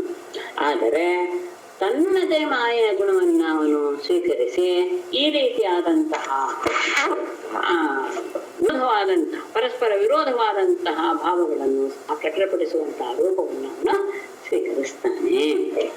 ಆ ಗುಣಗಳು ಯಾವುದರದ್ದು ಅಂದರೆ ಅವನದಲ್ಲ, ಅದು ಗೊತ್ತಿರೋದೆ. ಸತ್ವಂ ರಜಸ್ತಮ ಇದೆ ಪ್ರಕೃತಿರ್ನಾತ್ಮನೋ ಗುಣಾಃ ಅತೇಷಾಂ ಯುಗಪತ್ರಾಜನ್ ರಾಸ ಉಲ್ಲಾಸ ಏವವ. ಅದು ಗಮನಿಸಬೇಕು. ಇಲ್ಲಿ ನಾನು ಸತ್ವಂ ರಜಃ ತಮಃ ಇತಿ ಪ್ರಕೃತೇಃ ಗುಣಾಃ ಆತ್ಮನಃ ನ ರಾಜನ್ ತೇಷಾಂ ಯುಗಪತ್ ರಾಸಃ ಉಲ್ಲಾಸಃ ಏವ ನ. ಅದು ಗಮನಿಸ್ಕೊಳ್ಬೇಕಾದದ್ದು. ಸತ್ವ ರಜಮಸ್ಸು ಮತ್ತು ತಮಸ್ಸು ಈ ರೀತಿಯ ಗುಣಗಳು ಪ್ರಕೃತಿಯೇ ಗುಣ. ಇವುಗಳು ಪ್ರಕೃತಿಗೆ ಸಂಬಂಧಪಟ್ಟಂತಹ ಗುಣಗಳೇ ಹೊರತು ಆತ್ಮನ ಪರಮಾತ್ಮನಿಗೆ ಸಂಬಂಧಪಟ್ಟಿದ್ದಲ್ಲ. ಪರಮಾತ್ಮನ ಮಾಯಾಶಕ್ತಿಯಿಂದ ಆವಿರ್ಭೂತವಾದದ್ದು ಸತ್ವರಜಸ್ತಮ ಗುಣಗಳು. ಹಾಗಾಗಿ ಪ್ರಕೃತಿಗೆ ಸಂಬಂಧಪಟ್ಟಂತಹ ಗುಣಗಳೇ ಹೊರತು ಇದು ಪರಮಾತ್ಮನಿಗೆ ಸಂಬಂಧಪಟ್ಟ ಅಲ್ಲ. ಅಷ್ಟೇ ಅಲ್ಲ, ರಾಜನೇ ತೇಷಾಂ ಆ ಗುಣಗಳಿಗೆ ಯುಗಪತ್ ಹ್ರಾಸ ಒಟ್ಟಿಗೆ ಅದು ನಾಶವಾಗೋದಾಗ್ಲಿ ಉಲ್ಲಾಸ ಏವವ ವೃದ್ಧಿ ಆಗೋದಾಗ್ಲಿ ನ ಆಗೋದಕ್ಕೆ ಸಾಧ್ಯವಿಲ್ಲ. ಈ ಪ್ರಕೃತಿ ಗುಣಗಳು ಇನ್ನೂರು ಪರಮಾತ್ಮಗಳು ಅಲ್ಲ. ಈ ಗುಣಗಳು ಒಟ್ಟಿಗೆ ವರ್ಧನೆ ಆಗ್ಬಿಡುತ್ತೆ, ಒಟ್ಟಿಗೆ ನಾಶವಾಗತ್ತೆ ಅಂತ ಆಗಲಿ ಒಟ್ಟಿಗೆ ಬೆಳೆಯುತ್ತೆ ಅಂತ ಆಗಲಿ ಖಂಡಿತ ಇಲ್ಲ. ಅಂದ್ರೆ ಸತ್ವಗುಣ ಇದ್ದಾಗ ಇವುಗಳೆರಡೂ ಸಹ ಹಿಮ್ಮುಖವಾಗಿರುತ್ತೆ, ರಜಗುಣ ಇದ್ದಾಗ ಉಳಿದೆರಡು ಗುಣಗಳು ಹಿಮ್ಮುಖವಾಗಿರುತ್ತೆ. ಯಾವಂತ ಗುಣ ಮೇಲೆ ಬಂದಿದೆಯೋ ಆ ಗುಣ ಇದ್ದಾಗ ಉಳಿದೆರಡು ಗುಣಗಳು ತಮ್ಮ ಪ್ರಭಾವವನ್ನು ತೋರಿಸಕ್ಕೆ ಆಗೋದಿಲ್ಲ. ಹಾಗಾಗಿ ಒಟ್ಟಿಗೆ ಈ ಮೂರು ಗುಣಗಳ ನಾಶವಾಗಲಿ ವೃದ್ಧಿಯಾಗಲಿ ಆಗೋದಕ್ಕೆ ಸಾಧ್ಯವಿಲ್ಲ. ಹಾಗಾಗಿ ಪರಮಾತ್ಮ ಏನ್ ಮಾಡ್ತಾನೆ ಆ ಸಂದರ್ಭದಲ್ಲಿ? ಜಯಕಾಲೇತು ಸತ್ವಸ್ಯ ದೇವರ್ಷೀನ್ ರಜಸೋ ಸುರಾನ್ ತಮಸೋ ಯಕ್ಷ ರಕ್ಷಾಂಸೆ ತತ್ಕಾಲಾನುಗುಣೋ ಭಜತ್. ತತ್ಕಾಲಾನುಗುಣಃ ಸತ್ವಸ್ಯ ಜಯಕಾಲೇತು ದೇವರ್ಷೀನ್ ರಜಸಃ ಜಯಕಾಲೇತು ಸುರಾನ್ ತಮಸಃ ಜಯಕಾಲೇತು ಯಕ್ಷ ರಕ್ಷಾಂಸಿ ಅಭಜತ್. ತತ್ಕಾಲಾನುಗುಣ ಆ ಕಾಲಗಳಿಗೆ ಅನುಸಾರವಾಗಿ ಆತ ಗುಣಗಳನ್ನು ಸ್ವೀಕರಿಸ್ತಾನೆ. ಅಂದ್ರೆ ಸತ್ವಸ್ಯ ಜಯಕಾಲೇತು, ಯಾವಾಗ ಆತ ಸತ್ವವನ್ನ ವಶ ಮಾಡ್ಕೊಳ್ತಾನೋ ಆಗ ದೇವರ್ಷಿಗಳನ್ನ ಅಭಜತ್ ಅಂತ ಪ್ರತಿನಿಧಿಕೊಂಡ ದೇವಾದಿಗಳನ್ನ ಋಷಿಗಳನ್ನ ಇಂಥವ್ರನ್ನೆಲ್ಲ ದೇವತೆಗಳು ಋಷಿಗಳು ಇವರನ್ನೆಲ್ಲ ಅವನು ಸೃಷ್ಟಿಸ್ತಾನೆ. ರಜಸಃ ಜಯಕಾಲೇತು, ಯಾವಾಗ ಅವನು ರಜೋಗುಣವನ್ನ ಆಶ್ರಯಿಸ್ತಾನೋ ಆವಾಗ ಅಸುರಾನ್ ಅಭಜತ್, ಅದ ದೈತ್ಯರನ್ನ ಹುಟ್ಟಿಸ್ತಾನೆ. ಅದೇನೆ ತಮಸಃ ಜಯಕಾಲೇತು, ಯಾವಾಗ ತಮೋಗುಣದಿಂದ ಅವನು ಕೂಡಿಕೊಂಡು ಆವಾಗ ಯಕ್ಷರನ್ನು ರಾಕ್ಷಸರನ್ನು ಸಹ ಅಭಜತ್ ವೃತ್ತಿಯನ್ನ ಹೊಂದೆ. ಅಂದ್ರೆ ಎಲ್ಲರೂ ಸಹ ಆ ಸಂದರ್ಭದಲ್ಲಿ ವೃತ್ತಿ ಆಗ್ಲೇಬೇಕು. ರಜಗುಣದಲ್ಲಿ ಹುಟ್ಟಿದಾಗ ಅವರ ಸಾಧಿಸಿದಾಗ ಅವರಿಗೆ ಜಯ ಆಗ್ಲೇಬೇಕು. ಸತ್ವಗುಣವಾದಾಗ ದೇವತೆಗಳು ಋಷಿಗಳಿಗೂ ಎಲ್ಲ ಒಳ್ಳೇದಾಗಬೇಕು. ಸಮಗುಣವಾದಾಗ ಇವರಿಗೆಲ್ಲರೂ ಸಹ ತಮ್ಮ ತಮ್ಮ ಸಂಬಂಧಿಕರನ್ನಾಗಿ ಮಾಡಿಕೊಂಡು, ಅಂದ್ರೆ ತಮ್ಮವರನ್ನಾಗಿ ಮಾಡಿಕೊಂಡು ಅವರಿಗೆಲ್ಲ ರೀತಿಯ ಒಳ್ಳೆಯದನ್ನು ಸಹ ಆತ ಮಾಡ್ತಾನೆ. ಅಂದ್ರೆ ಒಬ್ಬನೇ ಆ ಗುಣಗಳನ್ನ ಆಶ್ರಯಿಸಿದಾಗ ಆ ರೀತಿಯಾಗಿ ಆತ ವ್ಯವಹಾರ ಮಾಡ್ತಾನೆ ಹೊರತು ಅವನಲ್ಲಿ ಯಾವ ಬದಲಾವಣೆಯೂ ಆಗೋದಿಲ್ಲ. ಇದನ್ನ ಚೆನ್ನಾಗಿ ತಗೊಳ್ತಾ ಇದ್ದಾರೆ. ಜ್ಯೋತಿರಾದಿರ್ವಾ ಭಾತಿ ಸಂಘಾತಾನ್ನ ವಿವಿಚ್ಯತೆ ಇದಂತ್ಯಾತ್ಮಾನಮಾತ್ಮಸ್ಥಂ ಮಥಿತ್ವಾ ಕವಯೋಂತತಃ. ಜ್ಯೋತಿರಾದಿಃ ಇವ ಆಭಾತಿ ಸಂಘಾತಾತ್ ನ ವಿವಿಚ್ಯತೆ ಅಂತತಃ ಕವಯಃ ಆತ್ಮಸ್ಥಂ ಮಥಿತ್ವಾ ಆತ್ಮಾನಂ ವಿದಂತಿ. ಜ್ಯೋತಿರಾದಿರಿವ ಬೆಂಕಿ ಮೊದಲಾದವುಗಳಂತೆ, ಅಂದ್ರೆ ಎಲ್ಲವೂ ಸಹ ಆ ಪಂಚಭೂತಗಳನ್ನು ಇಟ್ಕೊಂಡು ಹೇಳ್ತಾರೆ. ಅವುಗಳು ಹೇಗೆ ಜ್ಯೋತಿರಾದಿರಿವ ಆಭಾತಿ, ಅವುಗಳ ಹಾಗೆ ಕಾಣಿಸ್ಕೊಳ್ತಾನೆ. ಅವುಗಳ ಹಾಗೆ ಕಾಣಿಸ್ಕೊಳ್ತಾನೆ ಅಂದ್ರೆ ಏನು? ಸಂಘಾತಾತ್ ನ ವಿವಿಚ್ಯತೆ, ಯಾವುದರಲ್ಲಿ ಇದೆಯೋ ಅದಕ್ಕಿಂತ ಬೇರೆಯಾಗಿ ಕಾಣಿಸ್ಕೊಳ್ಳೋಕೆ ಸಾಧ್ಯವಿಲ್ಲ. ಉದಾಹರಣೆಗೆ ಅಗ್ನಿಯನ್ನೇ ತಗೊಂಡಾಗ ಅಗ್ನಿಯನ್ನ ನೀವು ಪೃಥಕ್ಕಾಗಿ ತೋರ್ಸಕ್ ಆಗೋದಿಲ್ಲ. ಯಾವಾಗ ನೀವು ಆ ಮರದಕ್ಕೆ ಕಟ್ಟಿಗೆಗೆ ಹಾಕ್ತಿರೋ ಅಗ್ನಿ ಅವಾಗ ಕಟ್ಟಿಗೆ ರೂಪದಲ್ಲಿ ತೋರುತ್ತೆ. ಬೇರೆ ಅದಕ್ಕೆ ನೀವು ಅಗ್ನಿ ಹಾಕಿದಾಗ ಆ ಅಗ್ನಿ ಆ ರೀತಿಯಾಗಿ ತೋರುತ್ತೆ. ತಮ್ಮ ತಮ್ಮ ಆಶ್ರಯವನ್ನೇ ರೂಪವನ್ನಾಗಿ ತೋರಿಸ್ಕೊಳ್ತಿರುತ್ತೋ ಅದನ್ನ ಆಶ್ರಯವನ್ನು ಬಿಟ್ಟು ಅವಳು ಪೃಥಕ್ಕಾಗಿ ತೋರಿಸ್ಕೊಳ್ಳೋದಿಲ್ಲ. ಮತ್ತೆ ಅವುಗಳು ಸಹ ಅಷ್ಟೇ, ಕಟ್ಟಿಗೆಯಲ್ಲಿ ಅಗ್ನಿ ಇದೆ ಅಂತ ತಕ್ಷಣ ಸಹಜವಾಗಿ ಕಾಣೋದಿಲ್ಲ. ಅದನ್ನ ಯಾವಾಗ ನಾವು ಅಗ್ನಿ ಸಂಪರ್ಕ ಮಾಡ್ತೀವೋ ಅದು ಅಗ್ನಿಯ ಸ್ವರೂಪವನ್ನ ಅದು ತೋರುತ್ತೆ. ಅವುಗಳು ಪ್ರತ್ಯೇಕವಾಗಿ ನಮಗೆ ಕಾಣುವುದಿಲ್ಲ. ಮತ್ತೆ ಅದು ಯಾವ ಅದರಲ್ಲಿ ಇದೆಯೋ ಅಗ್ನಿ ಆ ಅಗ್ನಿಯ ರೂಪದಲ್ಲಿ, ಅಂದ್ರೆ ಉದಾಹರಣೆಗೆ ನೀರನ್ನ ನಾವು ಯಾವ ಪಾತ್ರೆಗೆ ಹಾಕ್ತೀವೋ ಆ ಪಾತ್ರೆಯ ರೂಪವನ್ನ ನೀರು ಪಡ್ಕೊಳ್ಳುತ್ತೆ. ಸಣ್ಣ ಪಾತ್ರೆಗೆ ಹಾಕಿದ್ರೆ ಸಣ್ಣದ ರೂಪವನ್ನ ಹೊಡ್ಕೊಳ್ಳುತ್ತೆ, ದೊಡ್ಡದಾಗಿ ಹಾಕಿ ಅಥವಾ ಕೊಳವೆಯಲ್ಲಿ ಹಾಕಿದ್ರೆ ಆ ರೀತಿಯ ಭಾವ. ಈ ರೀತಿಯಾಗಿ ಆ ರೂಪವನ್ನ ಹೊಂದಿಕೊಳ್ಳುತ್ತೆ. ಅಂತತಃ ಅದು ಕೊನೆಗೆ ಹೇಗೆ ಗೊತ್ತಾಗತ್ತೆ ಅಂದ್ರೆ, ಕವಯ ವಿದ್ವಾಂಸರು ಆತ್ಮಸ್ಥಂ ಅಚಿತ್ವ ತಮ್ಮಲ್ಲಿರುವಂತಹ ಹೃದಯವನ್ನ ಚೆನ್ನಾಗಿ ಕಡೆದು, ಅಂದ್ರೆ ವಿಚಾರ ಮಾಡ್ತಾ ಮಾಡ್ತಾ ಮಾಡ್ತಾ ಆತ್ಮಸ್ಥಂ ಆತ್ಮಾನಂ ವೇದಂತೆ, ತಮ್ಮಲ್ಲಿಯೇ ಇರುವಂತಹ ಆತ್ಮನನ್ನ ಅವರು ತಿಳ್ಕೊಳ್ತಾರೆ. ಅಂದ್ರೆ ವಿಚಾರ ಮಾಡ್ತಾ ಮಾಡ್ತಾ ಮಾಡ್ತಾ ತಮ್ಮನ್ನೇ ತಾವು ವಿಚಾರಕ್ಕೆ ಒಳಪಡಿಸಿಕೊಂಡಾಗ ಎಲ್ಲ ಆದ್ಮೇಲೆ ತಮ್ಮಲ್ಲಿಯೇ ಅವನಿದಾನೆ ಎನ್ನುವಂತಹ ಭಾವವನ್ನ ಅವರು ಪಡ್ತಾರೆ. ಮೊದಲು ಎಲ್ಲ ಕಡೆ ಹುಡುಕಿ ಅದನ್ನ ಒಂದು ಇದು ಹೇಳಿದ್ದನ್ನ, ಹೌದು, ಒಂದು ವ್ಯಾಪಾರಿಯ ಕಥೆ. ಒಬ್ಬ ಹಳ್ಳಿಯ ವ್ಯಾಪಾರಿ ತನ್ನಲ್ಲಿರುವಂತಹ ಚಿನ್ನವನ್ನೆಲ್ಲ ನಗರದಲ್ಲಿ ಮಾರಾಟ ಮಾಡಬೇಕು ಅಂತ ತೆಗೆದುಕೊಂಡು ಹೋಗ್ತಾನೆ. ಅದನ್ನ ಒಬ್ಬ ಕಳ್ಳ ನೋಡ್ತಾನೆ. ಅಂದ್ರೆ ಅವನ ಉದ್ದೇಶ ಅವನಿಗೆ ಗೊತ್ತಾಗುತ್ತೆ, ಏನಾದ್ರೂ ಮಾಡಿ ಚಿನ್ನವನ್ನು ಕದಿಬೇಕು ಅನ್ನೋ ಉದ್ದೇಶದಿಂದ ಅವನ ಜೊತೆಗೇನೆ ಹೋಗ್ತಾನೆ. ನಗರಕ್ಕೆ ಹೋದಾಗಲೂ ಅವನ ಜೊತೆಗೆ ಇದ್ದು ಅವನನ್ನ ತುಂಬಾ ಪ್ರೀತಿಯಿಂದ ಮಾತಾಡಿಸ್ತಾ ಇರ್ತಾನೆ. ಆವತ್ತು ಆ ವ್ಯಾಪಾರಿಗೆ ಚಿನ್ನದ ಇದು ವ್ಯಾಪಾರ ಆಗೋದಿಲ್ಲ. ಅದಕ್ಕೋಸ್ಕರ ಅವನಲ್ಲಿ ಒಂದು ಧರ್ಮಶಾಲೆಯಲ್ಲಿ ಉಳ್ಕೊಳ್ಳುವಂತಹ ಪರಿಸ್ಥಿತಿ ಬರುತ್ತೆ. ಇವನು ಸಹ ಅವನ ಜೊತೆಗೇನೆ ಹೋಗಿ ಧರ್ಮಶಾಲೆಯಲ್ಲಿ ಇವನು ಉಳ್ಕೊಳ್ತಾನೆ, ಕಳ್ಳನಾದವನು ಸಹ. ಅಂದ್ರೆ ಏನಾದ್ರು ಮಾಡಿ ರಾತ್ರಿ ಅವನು ಮಲಗಿದಾಗ ಕದ್ದು ಬಿಡ್ಬೋದು ಉದ್ದೇಶ. ಕೊನೆಗೆ ರಾತ್ರಿ ಆಯ್ತು, ಬೆಳಗಾಯ್ತು. ರಾತ್ರಿ ಇವನು ಎದ್ದು ಎಲ್ಲ ಕಡೆ ಹುಡುಕ್ತಾನೆ. ಅವನ ಚೀಲ, ಕೈ ಚೀಲ, ಅವನ ಮಲಗಿದ ಜಾಗ ಎಲ್ಲವನ್ನೂ ಹುಡುಕ್ತಾನೆ. ಎಲ್ಲೂ ಸಿಗಲ್ಲ. ತುಂಬಾ ಬೇಜಾರಾಗಿ ಹೋಗುತ್ತೆ. ಆಮೇಲೆ ಬೆಳಗ್ಗೆ ಎದ್ದು ಇಬ್ರು ಸಹ ಒಟ್ಟಿಗೆ ಹೊರಡ್ತಾರೆ. ಅವಾಗ ಕಳ್ಳ ಹೇಳ್ತಾನೆ ಅವನಿಗೆ, ಅಲ್ಲ ನೀವು ನಿನ್ನೆ ಚಿನ್ನ ಬಂದಿದ್ರಿ, ಇಲ್ಲಿ ಕಳ್ಳರ ಕಾಟ ತುಂಬಾ ಜಾಸ್ತಿ, ಹಾಗಾಗಿ ನೀವೇನಾದ್ರೂ ಎಲ್ಲಾದ್ರೂ ಇಟ್ಕೊಂಡು ಕಳ್ಕೊಂಡ್ಬಿಟ್ರ, ಏನ್ ಸಮಾಚಾರ, ಎಲ್ಲಿ ಇಟ್ಟಿದ್ರಿ ರಾತ್ರಿ ಅಂತ. ಆಗ ಆ ವ್ಯಾಪಾರಿ ಹೇಳ್ತಾನೆ, ನಿನ್ನ ತಲೆದಿಂಬನ ಕೆಳಗೆ ಇಟ್ಟಿದ್ನಪ್ಪ ಅದನ್ನ ಅಂತ. ಯಾಕೆಂದ್ರೆ ಅಲ್ಲಿ ಅವನು ಹುಡುಕೋದಿಲ್ಲ, ಹುಡುಕ್ತಿತ್ತು. ಹಾಗೆ ಪರಮಾತ್ಮನನ್ನ ಎಲ್ಲ ಕಡೆ ವಿಚಾರ ಮಾಡ್ತಾ ಮಾಡ್ತಾ ಮಾಡ್ತಾ ಎಲ್ಲಿರ್ಬೋದು ಅಂತ ನಾವೆಲ್ಲ ನೋಡ್ತಾ ಕೊನೆಯಲ್ಲಿಲ್ಲ ನಮ್ಮ ಹೃದಯದಲ್ಲಿಯೇ ಇದ್ದಾನೆ ಅನ್ನುವಂತಹ ವಿಚಾರಕ್ಕೆ ಬಂದು, ಹಾಗೆ ಯಾರೋ ವಿಚಾರ ಮಾಡುವ ಸಾಮರ್ಥ್ಯ ಇರೋರು ಹಾಗೆ ತಮ್ಮಲ್ಲಿಯೇ ಅಂತರ್ಯಾನ ರೂಪದಲ್ಲಿ ಪರಮಾತ್ಮ ಇದ್ದಾನೆ ತಿಳಿದುಕೊಂಡು ಅದನ್ನ ಅಲ್ಲೇ ಪಡ್ಕೊಳ್ತಾರೆ. ಆಮೇಲೆ ಅವರೆಲ್ಲೂ ಹೋಗುವಂತ ಅವಶ್ಯಕತೆ ಇರೋದಿಲ್ಲ. ಹಾಗೆ ಅದು ಪರಮಾತ್ಮನ ಸ್ವರೂಪ.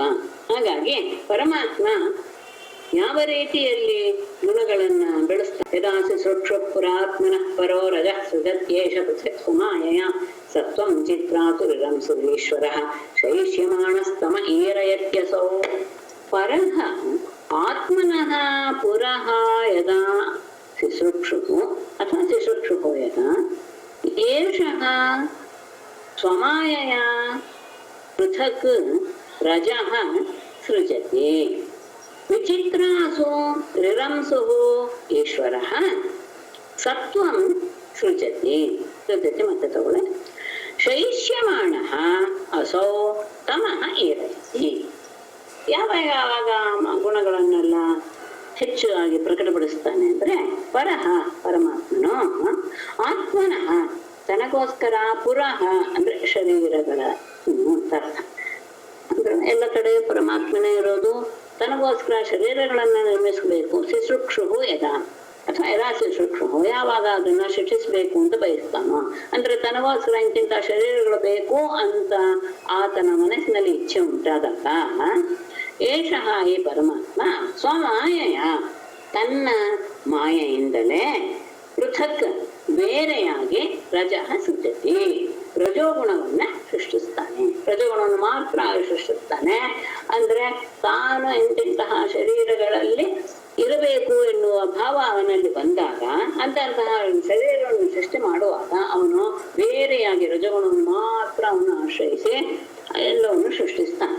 ವಿಚಿತ್ರಾಸೂರಿರಂಸುಹು, ವಿಚಿತ್ರವಾದಂತಹ ಯೋನಿಗಳಲ್ಲಿ ರಮಿಸಲು ವಿಹಾರ ಮಾಡಲು ಅವನು ಬಯಸಿದಾಗ ಈಶ್ವರನು ಸತ್ವಂ ಸೃಷ್ಟಿಸಿ ಆವಾಗ ಸತ್ವಗುಣವನ್ನ ಸೃಷ್ಟಿಸ್ತಾನೆ.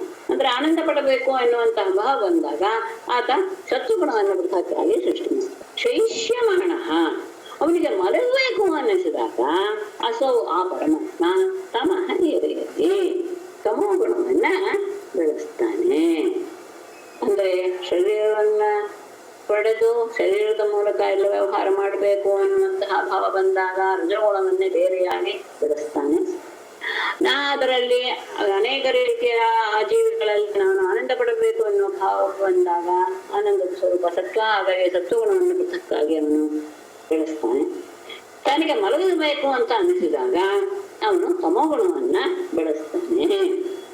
ಹಾಗಾಗಿ ಆತನ ವಿಷಯ ಹೇಗಿದೆ ಅಂತ ಹೇಳಿದ್ರೆ, ಕಾಲಂ ಚರಂತಂ ಸಿರದೀಶ ಆಶ್ರಯಂ ಪ್ರಧಾನ ಪುಂಭ್ಯಾಂ ನರದೇವ ಸತ್ಯಕೃತ್ ಜಯೇಶ ರಾಜನ್ ಅಪಿ ಕಾಲ ಈಶಿತ ಸತ್ವಂ ಸುರಾನೇಕಮಿವೈಧಯತ್ಯತಃ ತತ್ಪ್ರತ್ಯದೀಕಾನ್ ಅಸುರಾನ್ ಸುರಪ್ರಿಯೋ ರಜಸ್ತಮಸ್ಕಾನ್ ಪ್ರಮಿಣೋದ್ಯುರುಶ್ರವಾಹ. ನರದೇವ ಪ್ರಧಾನ ಪುಂಭ್ಯಾಂ ಸತ್ಯಕೃತ್ ಈಶಃ ಆಶ್ರಯಂ ಚರಂತಂ ಕಾಲಂ ತ್ಯಜತಿ ರಾಜನ್ ಯಹ ಏಷಃ ಕಾಲಃ ಸತ್ವಂ ಏಧಯತಿ ಅತಃ ಈಶಿತಾ ಅಪಿ ಸುರಾನೇಕಂ ಇವ ಏಧಯತಿ ಅಂತ ಅಲ್ಲೂ ಮತ್ತೆ ಅದನ್ನು ತಗೊಳ್ಬೇಕು. ಪುರುಶ್ರವಾಹ ಸುರಪ್ರಿಯಃ ತತ್ಪ್ರತ್ಯನೇಕಾನ್ ರಜಸ್ತಮಸ್ಕಾನ್ ಅಸುರಾನ ಪ್ರಮಿಣೋತಿ. ನರದೇವ ರಾಜನೇ ಪ್ರಧಾನ ಪುಂಭ್ಯಾಂ, ಇಲ್ಲಿ ಏನು ಪ್ರಶ್ನೆ ಬಂತು ಬರ್ದು ಬಿಡುತ್ತೆ ಹಿಂದಿನ ಶ್ಲೋಕ ಕೇಳಿದಾಗ. ಯಾವಾಗ ಅವನು ಶರೀರವನ್ನು ಬಯಸ್ತಾನೋ ಆವಾಗ ಪೃಥಕ್ಕಾಗಿ ರಜೋಗುಣ ಇತ್ಯಾದಿ ಎಲ್ಲ ಹೇಳ್ತಿಲ್ಲ. ಹಾಗಾಗಿ ಅವನು ಕಾಲಕ್ಕೆ ಅಧೀನನಾಗಿ ಈ ರೀತಿಯಾಗಿ ಎಲ್ಲ ಮಾಡ್ತಾನ ಅಂತ ಏನಾದ್ರೂ ಸಂದೇಹ ಬಂದು ಬಿಡ್ಬೋದು. ಖಂಡಿತ ಇಲ್ಲ. ಕಾಲದ ಸಹ ಅವನು ಕಾಲಕ್ಕೂ ಅವನು ಅತೀತ ಎನ್ನುವುದನ್ನು ಹೇಳಕ್ ಕೊಟ್ಟಿದ್ದಾರೆ. ಪ್ರಧಾನ ಪುಂಭ್ಯಾಂ ಅಂದ್ರೆ ಈ ಜಗತ್ತಿಗೆ ಉತ್ಪತ್ತಿಗೆ ಕಾರಣೀಭೂತವಾದದ್ದು ಯಾವುದು ಅಂದರೆ ಪ್ರಕೃತಿ ಮತ್ತು ಪುರುಷರು. ಪ್ರಧಾನ ಮತ್ತು ಪುಂಭ, ಪ್ರಧಾನ ಅಂದ್ರೆ ಪ್ರಕೃತಿ, ಪುರುಷ ಅಂತ. ಈ ಪ್ರಕೃತಿ ಪುರುಷರಿಂದ ಸತ್ಯಕೃತ ತಾನು ಮಾಡಿದಂತಹ ಸಂಕಲ್ಪವನ್ನ ವ್ಯರ್ಥ ಮಾಡದೇ ಇರುವಂತವನು, ಅಮೋಘವಾಗಿ ಮಾಡುವಂತಹ ಈಶಃ ಪರಮಾತ್ಮ ಅವುಗಳ ಅಂದ್ರೆ ಪ್ರಕೃತಿ ಮತ್ತು ಪುರುಷರ ಸಹಾಯದಿಂದ ಆಶ್ರಯವಾಗಿರುವಂತಹ ಚರಂತಂ ಕಾಲಂ, ಈಗ ನಡೀತಾ ಇರುವಂತಹ ಅಂದ್ರೆ ವರ್ತಮಾನ ಕಾಲವನ್ನ ಆತ ಸೃಜತಿ, ಅವನು ತಾನೇ ಸೃಷ್ಟಿ ಮಾಡ್ತಾನೆ. ಈ ಕಾಲವನ್ನು ಸಹ ಅವನೇ ಸೃಷ್ಟಿ ಮಾಡೋದು.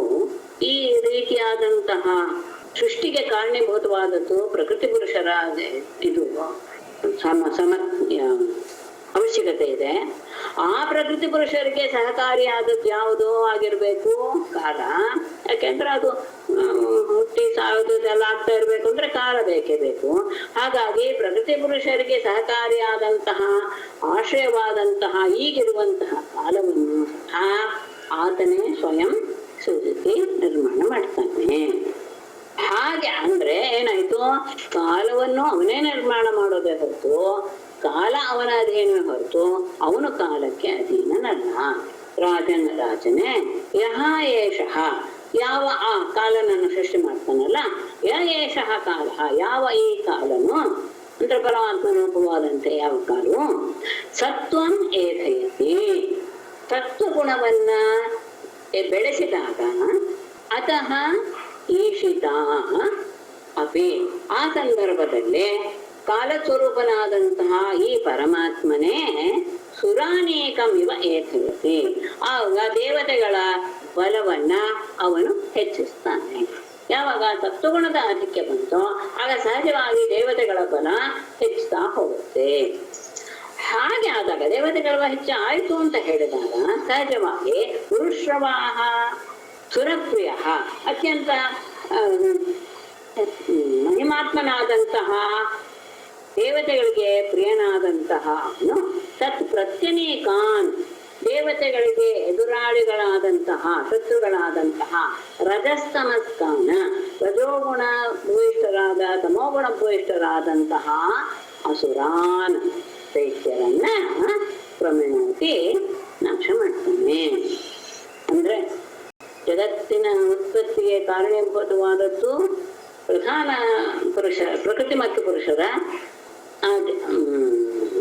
ವ್ಯವಹಾರ, ಅದಕ್ಕೆ ಸಹಕಾರಿಯಾದದ್ದು ಆಶ್ರಯವಾಗಿರುವಂಥದ್ದು ಕಾಲ. ಆ ಕಾಲವನ್ನು ಮೊದಲೇ ಇವನು ಸೃಷ್ಟಿ ಮಾಡ್ತಾನೆ. ಆ ಕಾಲ ಸ್ವರೂಪನಾದಂತಹ ಈಶ್ವರನೇ ಸತ್ವಗುಣವನ್ನ ಬಳಸಿಕೊಂಡಾಗ ಸತ್ವಗುಣ ಭೂಯಿಷ್ಠರಾದಂತಹ ದೇವತೆಗಳ ಬಲ ಹೆಚ್ಚಾಗುತ್ತೆ. ದೇವತೆಗಳು ಹೆಚ್ಚಾಯಿತು ಅಂತ ಹೇಳಿದ ತಕ್ಷಣ ಅವರ ವಿರುದ್ಧವಾದಂತಹ ಶತ್ರುಗಳಾದಂತಹ ರಜಸ್ತಮೋ ಗುಣಗಳ ಭೂಯಿಷ್ಠರಾದಂತಹ ದೇವತೆಗಳನ್ನ ಅವನು ನಾಶ ಮಾಡೋದು ಹೌದು. ಅಂದ್ರೆ ಆ ಗುಣಕ್ಕೆ ಸರಿಯಾಗಿ ಆ ರೀತಿಯಾಗಿ ವ್ಯವಹಾರ ಮಾಡ್ತಾನೆ ಹೊರತು ಅವನು ಯಾವಾಗಲೂ ಸಹ ಒಂದೇ ರೀತಿಯಾಗಿ ಇರ್ತಾನೆ. ಈ ವಿಷಯದಲ್ಲಿ ಅತ್ರೇವೋದಾಹೃತ ಪೂರ್ವಂ ಇತಿಹಾಸ ಸುರರ್ಷಿಣ ಪ್ರೀತ್ಯಾ ಮಹಾಕೃತೌ ರಾಜನ್ನ ಉಚ್ಯತೆ ಅಜಾತಶತ್ರವೇ. ರಾಜನ್ ಪೂರ್ವಂ ಅತ್ರೈವ ಸುರರ್ಷಿಣ ಮಹಾಕೃತೌ ಪೃಚ್ಛತೆ ಅಜಾತಶತ್ರವೇ ಪ್ರಿಯ ಇತಿಹಾಸ ಉದಾಹೃತ. ಪೂರ್ವ ರಾಜನೇ ಪೂರ್ವಂ ಹಿಂದೆ, ಅತ್ರೈವ ಅಂದ್ರೆ ಈ ವಿಷಯದ ಬಗ್ಗೆನೆ ಅಂತ ಅರ್ಥ. ಅಂದ್ರೆ ಅವನು ಸುರಪಕ್ಷಪಾತಿ ಸುರ ದ್ವೇಷಿ ಎನ್ನುವುದಲ್ಲ. ಈ ರೀತಿಯಾದಂತಹ ವಿಷಯದಲ್ಲಿಯೇ ಸುರರ್ಷಿಣ ದೇವರ್ಷಿಗಳಾದಂತಹ ನಾರದರಿಂದ ಮಹಾಕೃತೌ ಅವನು ಮಾಡಿದಂತಹ ರಾಜಸೂಯ ಯಾಗದಲ್ಲಿ ಪೃಚ್ಛತೆ ಪ್ರಶ್ನೆ ಮಾಡಿದಂತಹ ಅಜಾತಶತ್ರವೇ ಯುಧಿಷ್ಠಿರನಿಗೆ ಪ್ರೀತ್ಯ ಬಹಳ ಆದರದಿಂದ ಇತಿಹಾಸ ಉದಾಹೃತ, ಅವರು ಅದಕ್ಕೆ ಒಂದು ಇತಿಹಾಸವನ್ನು ಸಹ ಅವರು ಉತ್ತರ ರೂಪದಲ್ಲಿ ಹೇಳಿದರು. ಅಂದ್ರೆ ಈ ವಿಷಯವಾಗಿ ಪರಮಾತ್ಮನ ಈ ನಡತೆಯ ವಿಷಯವಾಗಿ ಅವನಿಗೆ ಸುರರೇ ಪ್ರಿಯರು ಅಸುರರು ಅಪ್ರಿಯರು ಇತ್ಯಾದಿ ವಿಷಯದಲ್ಲಿ ಪ್ರಶ್ನೆ ಮಾಡ್ತಾನೆ ರಾಜಸೂಯಾಗದಲ್ಲಿ ದೇವರ್ಷಿಗಳಾದಂತಹ ನಾರದರನ್ನ ಯುಧಿಷ್ಠಿರ. ಆಗ ಅವರಿಗೆ ಉತ್ತರ ರೂಪವಾಗಿ ಒಂದು ಇತಿಹಾಸವನ್ನ ಹೇಳ್ತಾರೆ. ಅದ್ ಪ್ರಶ್ನೆ ಹೇಗ್ ಬಂತು? ದೃಷ್ಟ ಮಹಾದ್ಭುತಂ ರಾಜಸೂಯೇ ಮಹಾಕೃತೌ ವಾಸುದೇವೇ ಭಗವತಿ ಸಾಯುಜ್ಯಂ ತೇ ಚೇಡಿ ಬಹುಭುಜಃ. ಅವನಿಗೆ ಪ್ರಶ್ನೆ ಬಂದಿದ್ದು ಯಾವಾಗ ಅಂತ ಹೇಳಿದ್ರೆ, ಮಹಾಕೃತೌ ರಾಜಸೂಯೇ ರಾಜ ವಾಸುದೇವೇ ಭಗವತಿ ಚೇಡಿ ಬಹುಭುಜಃ ಮಹಾದ್ಭುತಂ ಸಾಯುಜ್ಯಂ ದೃಷ್ಟ್ವಾ ಪೃಚ್ಛತೆ ಅಂತ ಅಲ್ಲಿದ್ದಾನೆ. ಮಹಾಕೃತವು ರಾಜಸೂಯೆ, ಅತ್ಯಂತ ಉತ್ತಮವಾದಂತಹ ರಾಜಸೂಯ ಯಾಗದಲ್ಲಿ ರಾಜ ಯುಧಿಷ್ಠಿರನು ವಾಸುದೇವೇ ಭಗವತಿ ಪರಮಾತ್ಮನಾದ ಶ್ರೀಕೃಷ್ಣನಲ್ಲಿಯೇ ಚೇದಿ ಬಹುಭುಜ ಚೇದಿರಾಜನಾದಂತಹ ಶಿಶುಪಾಲನ ಮಹಾದ್ಭುತಂ ಸಾಹಿತ್ಯಂ ಅತ್ಯಂತ ದೇವನಲ್ಲಿಯೇ ಸೇರಿ ಹೋದಂತಹ ಸಾಹಿತ್ಯವನ್ನ ಹೊಂದಿದಂತಹ ಅದನ್ನ ದೃಷ್ಟ ನೋಡಿ ಪ್ರಶ್ನೆ ಮಾಡ್ತಾನೆ ಯುಧಿಷ್ಠಿರ. ಇದರಲ್ಲಿ ರಾಶಿಯಾಗದಲ್ಲೇ ನಡೆಯುವಂಥದ್ದು, ಯಾವಾಗ ಶಿಶುಪಾಲನ ತಲೆಯನ್ನ ಸುದರ್ಶನ ಚಕ್ರ ಕತ್ತರಿಸಿಬಿಡುತ್ತೋ ಆಗ ಅವನಲ್ಲಿ ಬಂದಂತಹ ಒಂದು ಜ್ಯೋತಿ ಹೊರಗೆ ಬಂದು ಕೃಷ್ಣನನ್ನ ಪ್ರವೇಶ ಮಾಡಿಬಿಡುತ್ತೆ. ಆ ಸಂದರ್ಭದಲ್ಲಿ ನಡೆಯುವಂತ ವಿಷಯ. ಅದನ್ನ ನೋಡಿದ ತಕ್ಷಣ ಅಂತಹ ದುಷ್ಟ ಶಿಶುಪಾಲ ಆತನ ಜ್ಯೋತಿ ಕೃಷ್ಣನನ್ನ ಪ್ರವೇಶ ಮಾಡ್ಬಿಡ್ತಲ್ಲ, ಹೇಗೆ ಅಂತ ಈ ವಿಷಯದಲ್ಲಿ ಪ್ರಶ್ನೆ ಒಂದು ರಾಜಸೂಯದಲ್ಲಿ ಬಂದಂತ ಅದರಲ್ಲೇ ಆವಾಗ ಅವನು ಪ್ರಶ್ನೆ ಮಾಡ್ತಾನೆ ಮುಂದೆ ಕೇಳಿ.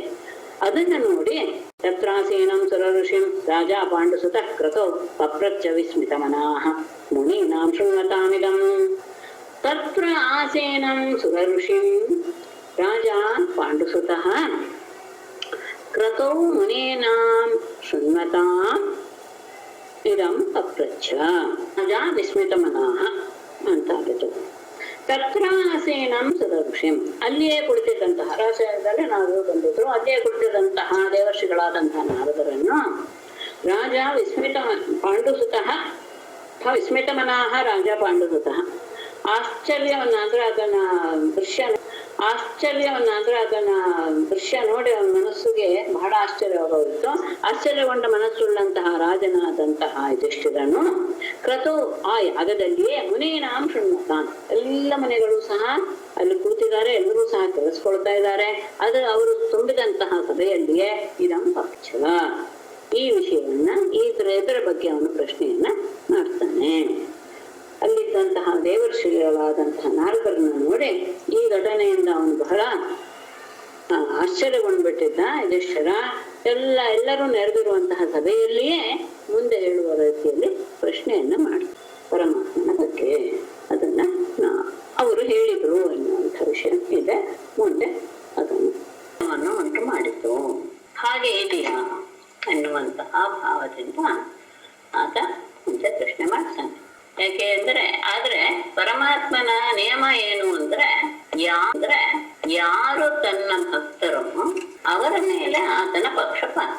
ಹಾಗಾಗಿ ಆ ಭಕ್ತರನ್ನ ರಕ್ಷಿಸುವುದಕ್ಕೋಸ್ಕರ ಆ ಭಕ್ತರಿಗೆ ವಿರುದ್ಧವಾದವರನ್ನ ನಾಶ ಮಾಡೋದು ಅಂದ್ರೆ ಯೋಗ್ಯನಾದವರು ಅದನ್ನ ನೆನಪಿಟ್ಕೊಳ್ಬೇಕು. ಯಾರ್ಯಾರು ಕೇವಲ ಮೋಹದಿಂದ ನಮ್ಮ ಹಾಗೆ ಮನುಷ್ಯರ ಹಾಗೆ ಅಲ್ಲ ಪರಮ ಪವಿತ್ರವಾದಂತಹ ಮನಸ್ಸುಳ್ಳಂತಹ ಭಕ್ತರಿಗೆ ಯಾರಿಂದಲಾದ್ರೂ ತೊಂದರೆ ಆದರೆ ಆ ಭಕ್ತರಾದವರು ರಾಕ್ಷಸರೇ ಆಗಿರ್ಬೋದು, ದೇವತೆಗಳೇ ಆಗಿರ್ಬೋದು, ಯಾರೇ ಆಗಿರ್ಬೋದು, ಅವರ ಪಕ್ಷವನ್ನು ವಹಿಸಿ ಆತ ಆ ಭಕ್ತನಿಗೆ ವಿರುದ್ಧವಾದಂತಹವರನ್ನ ನಾಶ ಮಾಡ್ತಾನೆ. ಕಾಲದಲ್ಲಿ ನಾವು ಚೆನ್ನಾಗಿ ನೋಡಬಹುದು.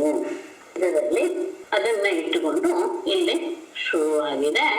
ಇದಕ್ಕೆಲ್ಲ ಏನು ಕಾರಣ ಈ ರೀತಿ ಆಗುತ್ತಿತ್ತಲ್ಲ ಅನ್ನೋದಕ್ಕೆ ಎಲ್ಲವೂ ಸಹ ಕರ್ಮವೇ ಕಾರಣ ಎನ್ನುವುದನ್ನ ತಿಳಿಸೋದಕ್ಕೆ ಹೊರಟಿದ್ದಾರೆ. ಪರೀಕ್ಷಿತನ ಪ್ರಶ್ನೆಯನ್ನ ಕೇಳಿ ಮತ್ತೆ ಪರೀಕ್ಷಿತನ ಇನ್ನೂ ಒಂದು ವಿಷಯ, ಅವನು ಪರಮಾತ್ಮ ಸ್ವಯಂ ಪರಿಪೂರ್ಣ, ಅವನಿಗೆ ದೇವತೆಗಳಿಂದಲಾಗಲಿ ರಾಕ್ಷಸರಿಂದಲಾಗಲಿ ಏನೂ ಆಗ್ಬೇಕಾದದ್ದಿಲ್ಲ. ತ್ರಿಗುಣಾತೀತರಾದ್ದರಿಂದ ಆತನಿಗೆ ವೈರ ವಿರೋಧ ಎನ್ನುವಂತಹ ಭಾವ ಹುಟ್ಟೋದಕ್ಕೂ ಸಹ ಸಾಧ್ಯವಿಲ್ಲ. ಹಾಗಾಗಿ ಆತ ವಿಷಮವಾದಂತಹ ವ್ಯವಹಾರವನ್ನ ಹೇಗೆ ನಡೆಸಿದ ಅನ್ನುವ ಪ್ರಶ್ನೆ. ಅದಕ್ಕೆ ಶುಕಮುನಿಗಳು ಹೇಳ್ತಾರೆ, ಅದ್ಭುತವಾಗಿ ನೀನು ಪ್ರಶ್ನೆಯನ್ನು ಮಾಡಿದೀಯಾ. ಯಾಕೆಂದ್ರೆ ಇಂತಹ ಜಿಜ್ಞಾಸೆ ಪ್ರಹ್ಲಾದನ ರೀತಿಯ ಭಕ್ತರ ಹೇಳೋದ್ರಿಂದಲೇ ಸರಿಯಾಗಿ ನಮಗೆ ಗೊತ್ತಾಗುತ್ತೆ. ಅಷ್ಟೇ ಅಲ್ಲ, ಎಂಥವರಾದ್ರೂ ಸಹ ಪರಮಾತ್ಮನಲ್ಲಿ ಭಕ್ತಿ ಇಟ್ಟರೆ ಸಾಕು, ಪರಮಾತ್ಮ ಅವರ ವಶನಾಗಿ ಬಿಡುತ್ತಾನೆ ಎನ್ನುವುದು ಸಹ ಇದರಿಂದ ಗೊತ್ತಾಗುತ್ತೆ. ಹೀಗೆ ಕೇಳ್ತಾ ಕೇಳ್ತಾ ಭಗವಂತನಲ್ಲಿ ನಮಗೆ ಭಕ್ತಿ ಬೆಳೀತಾ ಬರುತ್ತೆ. ಹಾಗಾಗಿ ಪ್ರಹ್ಲಾದ ವಿಷಯವನ್ನ ಅಂದ್ರೆ ಈ ರೀತಿಯಾದಂತಹ ಪರಮಾತ್ಮನಿಗೆ ಹತ್ತಿರ ಆದಂತಹವರ ವಿಷಯವನ್ನ ಎಲ್ಲ ಮಹರ್ಷಿಗಳು ಸಹ ಅಲ್ಲೇ ಸಂದರ್ಭ ಸಿಕ್ಕದಾಗ ಎಲ್ಲರೂ ಸಹ ಅದನ್ನ ಹೇಳ್ತಾ ಎಲ್ರಿಗೂ ತಿಳಿಸ್ತಾ ಇರ್ತಾರೆ. ನೀನ್ ಕೇಳಿದಂತಹ ಪ್ರಶ್ನೆಗೆ ಸಹ ನಾನು ಉತ್ತರ ಹೇಳ್ತೇನೆ. ಮೊದಲು ನನ್ನ ತಂದೆಯಾದ ವ್ಯಾಸರಿಗೆ ನಮಸ್ಕಾರ ಮಾಡಿ ಭಗವಂತನ ಲೀಲೆಯನ್ನು ತಿಳಿಸ್ತೇನೆ. ನೀನು ಹೇಳಿದೆ ವೈಷಮ್ಯವಾದಂತಹ ಭಾವವನ್ನ ಪ್ರಕಟಪಡಿಸಿದ ಪರಮಾತ್ಮ ಅಂತ. ಇಲ್ಲ, ಪರಮಾತ್ಮನ ಸ್ವರೂಪ ಏನು ಅಂದ್ರೆ ಆತ ನಿರ್ಗುಣ, ನಿರ್ವಿಕಾರ, ನಿಷ್ಕ್ರಿಯ. ಅವನು ಜಲ, ಹಾಗಾಗಿ ಪ್ರಕೃತಿಗಿಂತಲೂ ಅವನು ಮೀರಿದವನು. ಆ ಪ್ರಕೃತಿಯನ್ನು ಸೃಷ್ಟಿ ಮಾಡಿದವನೇ ಏನು? ಪ್ರಕೃತಿ ಅಂದ್ರೆ ಏನು? ತ್ರಿಗುಣಾತ್ಮಕಳಾದವಳೇ ಪ್ರಕೃತಿ. ಅಂತಹ ತನ್ನಿಂದ ನಿರ್ಮಿತಳಾದಂತಹ ಪ್ರಕೃತಿಯನ್ನ ತಾನು ತನ್ನಲ್ಲಿ ಅಳವಡಿಸಿಕೊಂಡು ಎರಡು ರೀತಿಯ ಕೆಲಸವನ್ನು ಅವನು ಮಾಡ್ತಾನೆ. ಅಂದ್ರೆ ಬಾಧ್ಯ ಬಾಧಕ ಭಾವ ಎನ್ನುವಂತಹ ಶಬ್ದವನ್ನು ತಗೊಳ್ತಾರೆ. ಬಾಧ್ಯ ಅಂದ್ರೆ ಸಾಯುವುದು, ಬಾಧಕ ಅಂದ್ರೆ ಸಾಯಿಸುವುದು. ಈ ಎರಡೂ ರೀತಿಯ ಗುಣಗಳನ್ನು ಸಹ ಒಂದಕ್ಕೊಂದು ವಿರೋಧವಿದೆ. ಸಾಯೋದು, ಸಾಯಿಸೋದು ಎರಡೂ ರೀತಿಯ ವಿರೋಧಿ ರೂಪಗಳನ್ನ ಅವನು ತನ್ನಲ್ಲಿ ಸ್ವೀಕರಿಸ್ತಾನೆ. ಹಾಗಾದ್ರೆ ಗುಣಕ್ಕೆ ಅವನು ಸಹ ವಶನಾದ ಹಾಗೆ ಆಯ್ತಲ್ಲ ಅಂದ್ರೆ ಖಂಡಿತ ಇಲ್ಲ. ಸತ್ವಗುಣವಾಗಲಿ, ರಜೋಗುಣವಾಗಲಿ, ತಮೋಗುಣವಾಗಲಿ ಇದು ಆತನ ಮಾಯಾಶಕ್ತಿಯಾದಂತಹ ಪ್ರಕೃತಿಗೆ ಸಂಬಂಧಪಟ್ಟಿದ್ದೇ ಹೊರತು ಪರಮಾತ್ಮನಿಗೆ ಸಂಬಂಧಪಟ್ಟಿಲ್ಲ. ಮತ್ತಲ್ಲಿ ಒಂದು ವೈಶಿಷ್ಟ್ಯ ಏನು ಅಂದ್ರೆ ಅವುಗಳು ಒಟ್ಟೊಟ್ಟಿಗೆ ಮೂರೂ ಸಹ ಒಟ್ಟಿಗೆ ಬೆಳೆಯೋದು, ಒಟ್ಟಿಗೆ ನಾಶವಾಗೋದು ಅನ್ನೋದು ಇಲ್ಲವೇ ಇಲ್ಲ. ಭಗವಂತ ಆ ಕಾಲಕ್ಕೆ ಯೋಗ್ಯವಾದಂತಹ ರೀತಿಯಲ್ಲಿ ಗುಣಗಳನ್ನ ಅವನು ಸ್ವೀಕರಿಸಿ ತನ್ನಲ್ಲಿಯೇ ಆ ಸತ್ವಗುಣವನ್ನ ಆಧಿಕ್ಯ ಮಾಡಿಕೊಂಡಾಗ ದೇವತೆಗಳು ಮತ್ತು ಋಷಿಗಳನ್ನ ಒಳ್ಳೆಯ ದಾರಿಯಲ್ಲಿ ಕರೆದುಕೊಂಡು ಹೋಗ್ತಾನೆ. ರಜೋಗುಣ ಹೊಂದಿದಾಗ ದೈತ್ಯರನ್ನ, ಹಾಗೇನೆ ತಮೋಗುಣ ಅಭಿವೃದ್ಧಿ ಆದಾಗ ಯಕ್ಷರನ್ನ, ರಾಕ್ಷಸರನ್ನು ಸಹ ತನ್ನವರಾಗಿಸಿಕೊಂಡು ಅವರ ಏಳಿಗೆಗೆ ಕಾರಣನಾಗ್ತಾನೆ. ಪರಮಾತ್ಮನ ನಿಜ ಸ್ವರೂಪ ಏನು ಅನ್ನೋದು ಯಾರಿಗೂ ಗೊತ್ತಾಗೋದಿಲ್ಲ. ಹೇಗೆ ಅಗ್ನಿ ಎನ್ನುವುದನ್ನ ನಾವು ಸ್ವತಂತ್ರವಾಗಿ ನೋಡಕ್ಕೆ ಆಗೋದೇ ಇಲ್ವೋ, ಅಂದ್ರೆ ಅಗ್ನಿಗೆ ಯಾವುದು ಇಂಧನ, ಕಟ್ಟಿಗೆ ಇತ್ಯಾದಿ. ಆ ಕಟ್ಟಿಗೆ ಇತ್ಯಾದಿ ಆಶ್ರಯಗಳಲ್ಲಿ ಇರೋದು ಅಗ್ನಿ ಇದೆ ಅದರಲ್ಲಿ, ಹೌದು. ಆದರೆ ಅದು ಬೇರೆಯಾಗಿ ಕಾಣಲ್ಲ. ಇದು ಕಟ್ಟಿಗೆ, ಇದು ಅಗ್ನಿ ಅಂತ ನಾವು ಹೇಳಕ್ಕೆ ಆಗೋದಿಲ್ಲ. ಆದರೆ ಅದಕ್ಕೆ ನೀವು ಅಗ್ನಿಯ ಸ್ಪರ್ಶ ಮಾಡಿದ ತಕ್ಷಣ ಆ ಅಗ್ನಿ ಏನಾಗುತ್ತೆ ಅಂದ್ರೆ ಕಟ್ಟಿಗೆಯ ರೂಪದಲ್ಲಿ ನಮಗೆ ತೋರಕ್ಕೆ ಶುರುವಾಗುತ್ತೆ. ಹಾಗಾಗಿ ಕಟ್ಟಿಗೆಯಲ್ಲಿಯೇ ಅಗ್ನಿ ಇದ್ರೂ ಸಹ ತೋರೋದು ಯಾವಾಗ ಅಂದ್ರೆ ಅದಕ್ಕೆ ಸರಿಯಾದ ರೀತಿಯಲ್ಲಿ ಮಂಥನ ಮಾಡಿ ಅದರಲ್ಲಿರುವಂತಹ ಅಗ್ನಿ ನಮಗೆ ಪ್ರಕಟವಾಗುತ್ತೆ. ಹಾಗೆ ಪರಮಾತ್ಮ ನಮ್ಮೆಲ್ಲರ ಶರೀರದಲ್ಲಿದ್ರೂ ಸಹ ಯಾರಿಗೂ ಸಹ ಅವನು ಪೃಥಕ್ಕಾಗಿ ತಿಳಿದುಕೊಂಡು ತಿಳಿಯೋದಕ್ಕೆ ಸಾಧ್ಯವಾಗಿಲ್ಲ. ಆದ್ರೆ ಹಾಗಾದ್ರೆ ಇಲ್ವೇ ಅಂದ್ರೆ ಇದ್ದಾನೆ. ಇದನ್ನ ಅತ್ಯಂತ ಬುದ್ಧಿವಂತರಾದವರು, ವಿದ್ವಾಂಸರಾದವರು, ಭಕ್ತಿಯಿಂದ ಕೂಡಿದವರು ತಮ್ಮ ಮನಸ್ಸಿನಲ್ಲಿಯೇ ಅದನ್ನ ವಿಚಾರ ಮಾಡ್ತಾ ಹೇಗೆ ಅಂತ ಆರಂಭದಲ್ಲಿ ಎಲ್ಲ ಹೊರಗಡೆ ಎಲ್ಲ ಹುಡುಕ್ತಾರೆ. ಕೊನೆಗೆ ಅವರ ವಿಚಾರ ಶಕ್ತಿ ಕೊನೆಗೆ ಎಲ್ಲಿ ಹೋಗಿ ಮುಟ್ಟುತ್ತೆ? ತಮ್ಮ ಹೃದಯದಲ್ಲೇ ಇದ್ದಾನೆ ಪರಮಾತ್ಮ. ಜ್ಞಾನ ಪಡೆದು ಆತನನ್ನ ಅವರು ಪಡೆದು ಆಮೇಲೆ ಅನಂತವಾಗಿ ಇರ್ತಾರೆ. ಪರಮಾತ್ಮ ಎಲ್ಲರ ಅಲ್ಲಿಯೂ ಸಹ ಅಂತರ್ಯಾಮಿ ಆಗಿದ್ದಾನೆ ಅಂತ ಹೇಳಿದಾಗ ಅವನು ತನಗೋಸ್ಕರ ಅಂದ್ರೆ ಪರಮಾತ್ಮ ಯಾವ ಶರೀರದಲ್ಲಿ ನೆಲೆಸಬೇಕು ಅಂತ ಬಯಸ್ತಾನೋ ಆಗ ಅವನು ತನ್ನ ಮಾಯೆ ರಜೋಗುಣ ಅಂದ್ರೆ ಸತ್ವಗುಣ ತಮೋಗುಣವನ್ನು ಬಿಟ್ಟು ಕೇವಲ ರಜೋಗುಣವನ್ನ ಬೇರೆಯಾಗಿಯೇ ಸೃಷ್ಟಿಸ್ತಾನೆ.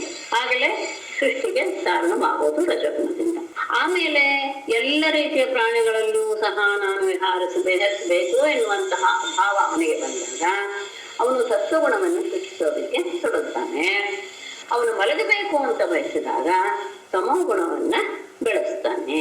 ಹಾಗಾಗಿ ಅವನು ಭಗವಂತ ಸತ್ಯ ಸಂಕಲ್ಪ. ಅವನ ಸಂಕಲ್ಪ ಯಾವತ್ತೂ ಸಹ ಬೇರೆ ಆಗೋದೇ ಇಲ್ಲ. ಈ ಜಗತ್ತನ್ನ ಸೃಷ್ಟಿ ಮಾಡೋದಕ್ಕೋಸ್ಕರ ಪ್ರಕೃತಿ ಮತ್ತು ಪುರುಷ, ಪ್ರಧಾನ ಪುರುಷರ ಇವರಿಬ್ಬರ ಸಹಾಯದಿಂದ, ಅಂದ್ರೆ ಅದಕ್ಕೆ ಸಹಕಾರಿಯಾದದ್ದು ಯಾವುದು, ಆಶ್ರಯವಾಗಿರೋದು ಯಾವುದು? ಕಾಲ. ಆ ಕಾಲವನ್ನು ಸೃಷ್ಟಿಸ್ತಾನೆ. ಇದನ್ನ ವಿಶೇಷವಾಗಿ ಒತ್ತಿ ಹೇಳ್ತಾ ಇದ್ದಾರೆ. ಯಾಕೆ ಅಂದ್ರೆ ಗುಣವನ್ನ ಹೇಗೆ ಬೆಳೆಸ್ತಾನೆ ಅಂತ ಹೇಳಿದ್ರೆ ಅವನು ಸಹ ಹೊಡಿತಾನಲ್ವೇ ಅಂದ್ರೆ ಖಂಡಿತ ಇಲ್ಲ. ಕಾಲವನ್ನು ಸೃಷ್ಟಿಸುವವನು ಸಹ ಅವನೇ. ಯಾಕೆ ಅಂದ್ರೆ ಜಗತ್ತಿನ ಉತ್ಪತ್ತಿಗೋಸ್ಕರ ಪ್ರಕೃತಿ ಪುರುಷರ ಸಂಯೋಗವಾಗಬೇಕು. ಪ್ರಕೃತಿ ಪುರುಷರ ಸಂಯೋಗವಾಗಬೇಕು ಅಂದ್ರೆ ಅದಕ್ಕೆ ಕಾರಣವಾದದ್ದು ಕಾಲ. ಇಷ್ಟನ್ನೂ ಸಹ ಆತ ಸೃಷ್ಟಿ ಮಾಡಿ ಮುಂದಿನ ಸೃಷ್ಟಿಗೆ ಅವನು ಕಾರಣೀಭೂತನಾಗ್ತಾನೆ. ಅವನು ಕಾಲಕ್ಕೆ ಅಧೀನನಲ್ಲ, ಕಾಲವೇ ಅವನ ಅಧೀನ.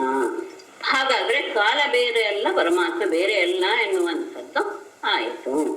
ಆಗ ಕಾಲ ಸ್ವರೂಪನಾದಂತಹ ಪರಮಾತ್ಮ ಸತ್ವಗುಣವನ್ನ ಯಾವಾಗ ಹೆಚ್ಚಿಸ್ತಾನೋ ಆಗ ಸತ್ವಮಯವಾದಂತಹ ದೇಹವುಳ್ಳವರು ಯಾರು? ದೇವತೆಗಳು. ಆ ದೇವತೆಗಳ ಪ್ರಾಧಾನ್ಯ, ಪರಾಕ್ರಮ ಹೆಚ್ಚುತ್ತೆ. ಅಂತಹ ಸಂದರ್ಭದಲ್ಲಿ ಅವರಿಗೆ ವಿರೋಧಿಗಳಾದಂತಹ ರಜೋಗುಣ ತಮೋಗುಣ ಭೂಯಿಷ್ಠರಾದಂತಹ ರಾಕ್ಷಸರನ್ನ, ದೈತ್ಯರನ್ನ ಗುಣದ ಆಧಿಕ್ಯವನ್ನ ಹೊಂದಿದಾಗ ಈ ರೀತಿಯಾದಂತಹ ಕ್ರಿಯೆ ನಡೆಯುತ್ತೆ ಹೊರತು ನಿಜವಾಗಿಯೂ ಅವನು ಸಮದರ್ಶಿಯೇ, ಎಲ್ಲವನ್ನೂ ಸಹ ಸಮವಾಗಿಯೇ ಸ್ವೀಕರಿಸುವವನು. ಈ ವಿಷಯದಲ್ಲಿ ಯುಧಿಷ್ಠಿರ ತಾನು ನಡೆದಂತಹ ರಾಸಯಾಗದಲ್ಲಿ ನಾರದರನ್ನು ಕುರಿತು ಒಂದು ಪ್ರಶ್ನೆ ಮಾಡ್ತಾನೆ. ಆಕೆ ಅದಕ್ಕೆ ಉತ್ತರವಾಗಿ ಅವರು ಒಂದು ಇತಿಹಾಸವನ್ನು ಹೇಳ್ತಾರೆ.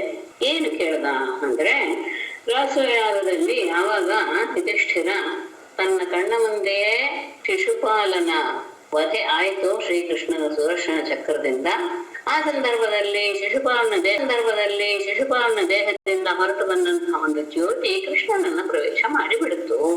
ಇದನ್ನ ನೋಡ್ತಾ ಇದ್ದ ಹಾಗೆ ಬಹಳ ಎಲ್ಲರಿಗೂ ಸಹ ಸಭೆಯಲ್ಲಿ ಆ ಸಂದರ್ಭದಲ್ಲಿ ಯಾಗದಲ್ಲಿ ಸೇರಿದವರೆಲ್ಲರಿಗೂ ಆಶ್ಚರ್ಯ ಉಂಟಾಗಿ ಬಿಡುತ್ತೆ. ಇದಂತೂ ಯುಧಿಷ್ಠಿರನ ಮನಸ್ಸಿಗೆ ಬಹಳ ಆಶ್ಚರ್ಯವನ್ನು ಉಂಟು ಮಾಡಿತು. ಹಾಗಾಗಿ ಮನೆಗಳು ಸೇರಿರುವಂತಹ ಆ ಸಭೆಯಲ್ಲಿ ನಾರದರನ್ನ ಪ್ರಶ್ನೆ ಮಾಡ್ತಾನೆ. ಇಲ್ಲಿವರೆಗೂ ಆಯಿತು ಅಂತ ಭಾವಿಸ್ತಾರೆ. ಯುಧಿಷ್ಠಿರ ವಾಚ ಅಹೋ ಅತ್ಯದ್ಭುತಂ ಹೇತತ್ ದುರ್ಲಭೈಕಾಂತಿಕಾಮಪಿ ವಾಸುದೇವೇ ಪರೇ ತತ್ವೇ ಪ್ರಾಪ್ತಿಶ್ಚೈದ್ಯಸ್ಯ ವಿದ್ವಿಷಃ. ಅಹೋ ಏತತ್ ಅತ್ಯದ್ಭುತಂ ಹಿ ವಾಸುದೇವೇ ಪರೇ ತತ್ವೇ ವಿದ್ವಿಷಃ ಚೈದ್ಯಸ್ಯ ಪ್ರಾಪ್ತಿಃ ಏಕಾಂತಿನಾಮಪಿ ದುರ್ಲಭ. ಏತತ್ ಅಹೋ ಏತತ್ ಅತ್ಯದ್ಭುತಂ ಹಿ. ಈಗ ನಡೆದಂತಹ ಸಂದರ್ಭ ಆಗಿನ್ನೂ ನಡೆದಿದೆ ವಿಷಯ, ಹಾಗಾಗಿ ಮನಸ್ಸಿನಲ್ಲಿ ಇನ್ನೂ ಆಶ್ಚರ್ಯದ ಭಾವ ಇದೆ ಯುಧಿಷ್ಠಿರನಲ್ಲಿ. ಅದನ್ನು ಇಟ್ಟುಕೊಂಡೇ ಮಾತಿನಲ್ಲಿ ಪ್ರಕಟಪಡಿಸ್ತಾನೆ. ನಿಜವಾಗಲೇ ಇದು ಅತ್ಯಂತ ಅದ್ಭುತವಾದಂತಹ ಒಂದು ಘಟನೆ. ವಾಸುದೇವೇ ಪರೇ ತತ್ವೇ, ಪರಮಾತ್ಮನ ಪರಮತತ್ವದಲ್ಲಿ ವಿದ್ವಿಷಃ ದ್ವೇಷಿಯಾದಂತಹ ಚೈದ್ಯಸ್ಯ ಪ್ರಾಪ್ತಿ, ಶಿಶುಪಾಲನ ಸೇರು ಹೋಗುವಿಕೆ ಎನ್ನುವುದಿದೆಯಲ್ಲ, ಅದು ಏಕಾಂತಿನಾಮಪಿ ದುರ್ಲಭ. ಎಂತಹ ಏಕಾಂತಿನಾಮಪಿ ಅಂದ್ರೆ ಪರಮಾತ್ಮ ಒಬ್ಬನೇ ತನಗೆ ಆಧಾರ, ಇನ್ಯಾರು ಇಲ್ಲ ಎನ್ನುವ ಭಾವನೆಯಿಂದ ಇರುವಂತಹ ಎಂತಹ ಭಕ್ತ ಶ್ರೇಷ್ಠರಿಗೂ ಸಹ ಇಂತಹ ಅವಸ್ಥೆ ಇರೋದಕ್ಕೆ ಸಾಧ್ಯವೇ ಇಲ್ಲ, ದುರ್ಲಭವೇ. ಅಂತಹ ಪ್ರಾಪ್ತಿ ಪರಮಾತ್ಮನನ್ನ ದ್ವೇಷಿಸ್ತಾ ಇದ್ದಂತಹ ಶಿಶುಪಾಲನಿಗೆ ಉಂಟಾಗೋಯ್ತು. ಅಂತಹ ಪರಮತತ್ವ ಸ್ವರೂಪನಾದಂತಹ ಪರಮಾತ್ಮನಲ್ಲಿ ಶ್ರೀಕೃಷ್ಣನಲ್ಲಿ ಅವನು ಸೇರಿ ಹೋದ ಎನ್ನುವುದಿದೆಯಲ್ಲ, ಅದು ಬಹಳ ಆಶ್ಚರ್ಯ ಆಗ್ತಾ ಇದೆ. ಹಾಗಾಗಿ ಇದು ನಂಬಕ್ ಸಾಧ್ಯವಿಲ್ಲದೆ. ಏತದ್ವೇದಿತುಮಿಚ್ಛಾಮಃ ಸರ್ವ ಏವ ವಯಂ ಮುನೆ ಭಗವನ್ನಿಂದಯಾವೇನಃ ದ್ವಿಜೈ ಸಮತಿಪಾತಿತಃ. ಇಲ್ಲಿ ಇನ್ನೂ ಒಂದು ಒಳ್ಳೆಯ ಪ್ರಶ್ನೆಯನ್ನು ಸಹ ಕೇಳಿದಾನೆ ಯುಧಿಷ್ಠಿರ. ದ್ವೇಷ ಮಾಡುವವರು ಎಲ್ಲರೂ ಸಹ ಪರಮಾತ್ಮನನ್ನೇ ಹೊಂದುತ್ತಾರೆ ಅಂತ ಆಗೋದಾದ್ರೆ ದ್ವೇಷ ಯಾಕೆ ಆಗಲಿಲ್ಲ ಎನ್ನುವ ಭಾವ ಇಲ್ಲಿ ಬರುತ್ತೆ. ಮುನೆ ವಯಂ ಸರ್ವೇ ಏತತ್ ವೇದಿತುಂ ಇಚ್ಛಾಮಃ ಏವ ಭಗವನ್ನಿಂದಯ ವೇನಃ ದ್ವಿಜೈಃ ತಮಸಿ ಪಾತಿತಃ. ಏತತ್ ವೇದಿತುಂ ಮುನಿಗಳಾದ ನಾರದರೆ, ಇದನ್ನ ತೆಗೆದುಕೊಳ್ಳೋದಕ್ಕೆ ನಾವು ಎಲ್ಲರೂ ಸಹ, ಅಂದ್ರೆ ಇಲ್ಲಿ ನೆರೆದಿರುವಂತಹ ಎಲ್ಲರೂ ಸಹ ನಾವು ಬಯಸ್ತೇವೆ. ಏನಂತ, ಶಿಶುಪಾಲನಿಗೆ ಆ ರೀತಿಯಾದಂತಹ ಸದ್ಗತಿ ಹೇಗೆ ದೊರೀತು, ಎಂತಹ ಪರಮ ಭಕ್ತರಿಗೂ ಸಹ ದೊರೆಯದೇ ಇರುವಂತಹ ಗತಿ ಅವನಿಗೆ ಆಗ್ಬಿಡ್ತಲ್ಲ, ಪರಮಾತ್ಮನಲ್ಲಿಯೇ ಸೇರಿ ಹೋಗ್ಬಿಟ್ನಲ್ಲ, ಅದೇ ಹೇಗೆ ಆಯ್ತು? ಯಾಕೆ ಅಂದ್ರೆ ಭಗವನ್ನಿಂದೆ ಮಾಡಿದವರಿಗೆಲ್ಲ ನೀವೇನ್ ಮಾಡಿದ್ರಿ? ಭಗವನ್ನಿಂದಯ. ಹಿಂದೆ ನಮ್ಗೆ ಗೊತ್ತಾಗಿದೆ, ಪೃಥುರಾಜನ ಅಪ್ಪ ವೇನ, ಅವನು ಭಗವಂತನ ನಿಂದೆಯಿಂದ ವೇನನು ದ್ವಿಜೈಹೇ ಬ್ರಾಹ್ಮಣರಿಂದ ತಮಸಿ ಪಾಸಿತ, ಅವನನ್ನ ನರಕದ ದಾರಿಯನ್ನು ಅವನಿಗೆ ತೋರಿಸಿದ್ರು, ನರಕದಲ್ಲಿ ಬೀಳಿಸ್ಬಿಟ್ಟಿದ್ರು. ಅಂದ್ರೆ ಅವನಿಗೆ ಶಾಪ ಕೊಟ್ಟು ತಮ್ಮ ಅಹಂಕಾರದಿಂದಲೇ ಅವನನ್ನ ನಾಶ ಮಾಡಿಬಿಟ್ರು. ಅವನು ಭಗವಂತನನ್ನ ನಿಂದಿಸ್ತಾ ಇದ್ದ. ಭಗವಂತನನ್ನ ನಿಂದಿಸ್ತವ್ರಿಗೆಲ್ಲ ಹೀಗಾಗತ್ತೆ ಅನ್ನೋದು ಅಲ್ಲ, ಯಾಕೆಂದ್ರೆ ವೇನನ ಉದಾಹರಣೆ ನಮ್ಮ ಮುಂದೆ ಇದೆ. ಅವನಿಗೂ ಶಿಶುಪಾಲನಿಗೂ ಏನ್ ವ್ಯತ್ಯಾಸ ಅನ್ನೋ ಜಿಜ್ಞಾಸೆ. ಅದನ್ನ ಇಟ್ಕೊಂಡು ಪ್ರಶ್ನೆ ಮಾಡ್ತಾರೆ. ಮತ್ತೆ ಹೋಗಿ ಇವರಿಬ್ಬರು ಹೇಗಿದ್ರು, ಇಲ್ಲಿ ಒಂದು ವಿಶೇಷ ತಗೊಂಡಿದ್ದಾರೆ. ದಂತವಕ್ರ ಶಿಶುಪಾಲ, ದಂತವಕ್ರ ಎನ್ನುವುದು ಇಬ್ರು. ಯಾಕೆ ಜಯಲಲಿತ ಅಂತ ಇಟ್ಕೊಂಡು ಇಬ್ರು ಇಟ್ಕೊಂಡೇ ಮಾತಾಡ್ತಾ ಇದ್ದಾರೆ. ಆದ್ರೆ ದಂತವಕ್ರ ಸಾಯೋದು ಆಮೇಲೆ, ಶಿಶುಪಾಲ ಆದ್ಮೇಲೆ ದಂತವಕ್ರ ಸ್ವಲ್ಪ ದಿವಸ ಆದ್ಮೇಲೆ ಸಾಯ್ತಾನೆ. ಒಟ್ಟಿಗೆ ಅಂದ್ರೆ ಅವರಿಬ್ಬರು ಸಹ ಯಾವಾಗಲೂ ಪರಮಾತ್ಮನ ಒಂದೇ ರೀತಿಯಾದಂತಹ ರೀತಿಯಲ್ಲಿ ದ್ವೇಷಿಸ್ತಾ ಇದ್ದಿದ್ದರಿಂದ ಅವನನ್ನು ಇಟ್ಟುಕೊಂಡು ಇಲ್ಲಿ ವಿಷಯ ಬಂದಿದೆ. ಧಮಘೋಷ ಸುತಃ ಪಾಪಃ ಆರಭ್ಯ ಕಲಭಾಷಣಾತ್ ಸಂಪ್ರತ್ಯಮರ್ಷಿ ಗೋವಿಂದೇ ದಂತವಕ್ರಶ್ಚ ದುರ್ಮತಿ. ಇದು ಹೇಳೋದಂದ್ರೆ ಧಮಘೋಷ ಸುತಃ ಪಾಪಃ ದುರ್ಮತಿ ದಂತವಕ್ರಃ ಚ ಕಲಭಾಷಣಾತ್ ಆರಭ್ಯ ಸಂಪ್ರತಿ ಗೋವಿಂದೇ ಅಮರ್ಷಿ. ದಮಘೋಷಸುತಃ ಶಿಶುಪಾಲ ದಮಘೋಷನ ಮಗ, ದಮಘೋಷ ಅಂತಲೂ ಅವನನ್ನ ಕರೆಯೋದು. ದಮಘೋಷನ ಮಗನಾದಂತಹ ಪಾಪಿಷ್ಠನಾದಂತಹ ಶಿಶುಪಾಲ, ಹಾಗೇನೆ ದುರ್ಮತಿ ಅತ್ಯಂತ ದುರ್ಬುದ್ಧಿಯುಳ್ಳವನಾದ ದಂತವಕ್ತೃನು ಸಹ, ಇವರಿಬ್ಬರು ಕಲಭಾಷಣಾತ್ ಆರಭ್ಯ. ಈ ಶಬ್ದ ಅದ್ಭುತವಾಗಿ ಹೇಳ್ತಾರೆ. ಯಾವಾಗ ಅವರು ಮಗುವಾಗಿ ಮುದ್ದಾಗಿ ಮಾತಾಡ್ತಾ ಇದ್ರು, ಆ ಮಾತಿನಿಂದಲೇ, ಆ ಕಾಲದಿಂದಲೇ ಆರಂಭಿಸಿ ಸಂಪ್ರತಿ ಇಂದವರೆಗೂ ಸಹ ಗೋವಿಂದೇ ಅಮರ್ಷಿ, ಪರಮಾತ್ಮನಲ್ಲಿ ಅವರು ದ್ವೇಷವನ್ನು ಸಾಧಿಸ್ಕೊಂಡೇ ಬರ್ತಾ ಇದ್ದಾರೆ. ಅಂದ್ರೆ ಹುಟ್ಟಿದ ಮಗು ಮಾತನಾಡೋದಕ್ಕೆ ಶುರುವಾಗಿರುವಾಗಲೇ ಪರಮಾತ್ಮನನ್ನ ದ್ವೇಷ ಮಾಡುವಂತಹ ಮಾತುಗಳು, ಅವನ ಬಗ್ಗೆ ಕೋಪದಿಂದ ಕೂಡಿರುವಂತಹ ಮಾತುಗಳು ಅವರಿಬ್ಬರ ಬಾಯಲ್ಲಿ ಬರ್ತಾ ಇದ್ವು. ಅಂದ್ರೆ ಇತ್ತೀಚೆಗೆ ಅಲ್ಲ, ಅವರು ಹುಟ್ಟುದಾಗಲೇ ಅವರಿಬ್ಬರ ಸ್ವಭಾವ ಹೇಗೆ ತೊದಲು ಮಾತನಾಡುವಂತಹ ಸಂದರ್ಭದಲ್ಲಿಯೇ ಅವರು ಪರಮಾತ್ಮನನ್ನು ಬೈಯುವಂತಹ ಮಾತಾಡ್ತಾ ಇದ್ರು. ಶಪಥೋರ ಸಕೃದ್ವಿಷ್ಣುಂ ಯದ್ಬ್ರಹ್ಮ ಪರಮವ್ಯಯಂ ಶ್ವಿತ್ರೋ ನ ಜಾತೋ ಜಿಹ್ವಾಯಾಂ ನಾಂತಂ ವಿವಿಷಿತಸ್ತಮಃ. ಹಾಗೆ ಅವ್ರು ಬೈತಾ ಇದ್ರು, ಅವ್ರಿಗೆ ಏನೂ ತೊಂದರೆ ಆಗಿಲ್ಲ ಅನ್ನೋದು ಇನ್ನೊಂದು ಆಶ್ಚರ್ಯ. ಯತ್ ಪರಂ ಅವ್ಯಯಂ ಬ್ರಹ್ಮ ವಿಷ್ಣು ಅಸಕೃತ್ ಶಪಥೋ ಜಿಹ್ವಾಯಾಂ ಶ್ವಿತ್ರಃ ನ ಜಾತಃ ಅಂಧಂ ತಮಃ ನ ವಿವಿಷತು. ನಿಜವಾಗಿಯೂ ಪರಮಾತ್ಮನನ್ನ ಬೈತಾ ಇದ್ದವರಿಗೆ ಏನಾಗ್ಬೇಕಾಗಿತ್ತು? ಅದು ಆಗ್ಲಿಲ್ಲ. ಏನಾಗ್ಬೇಕಾಯ್ತು?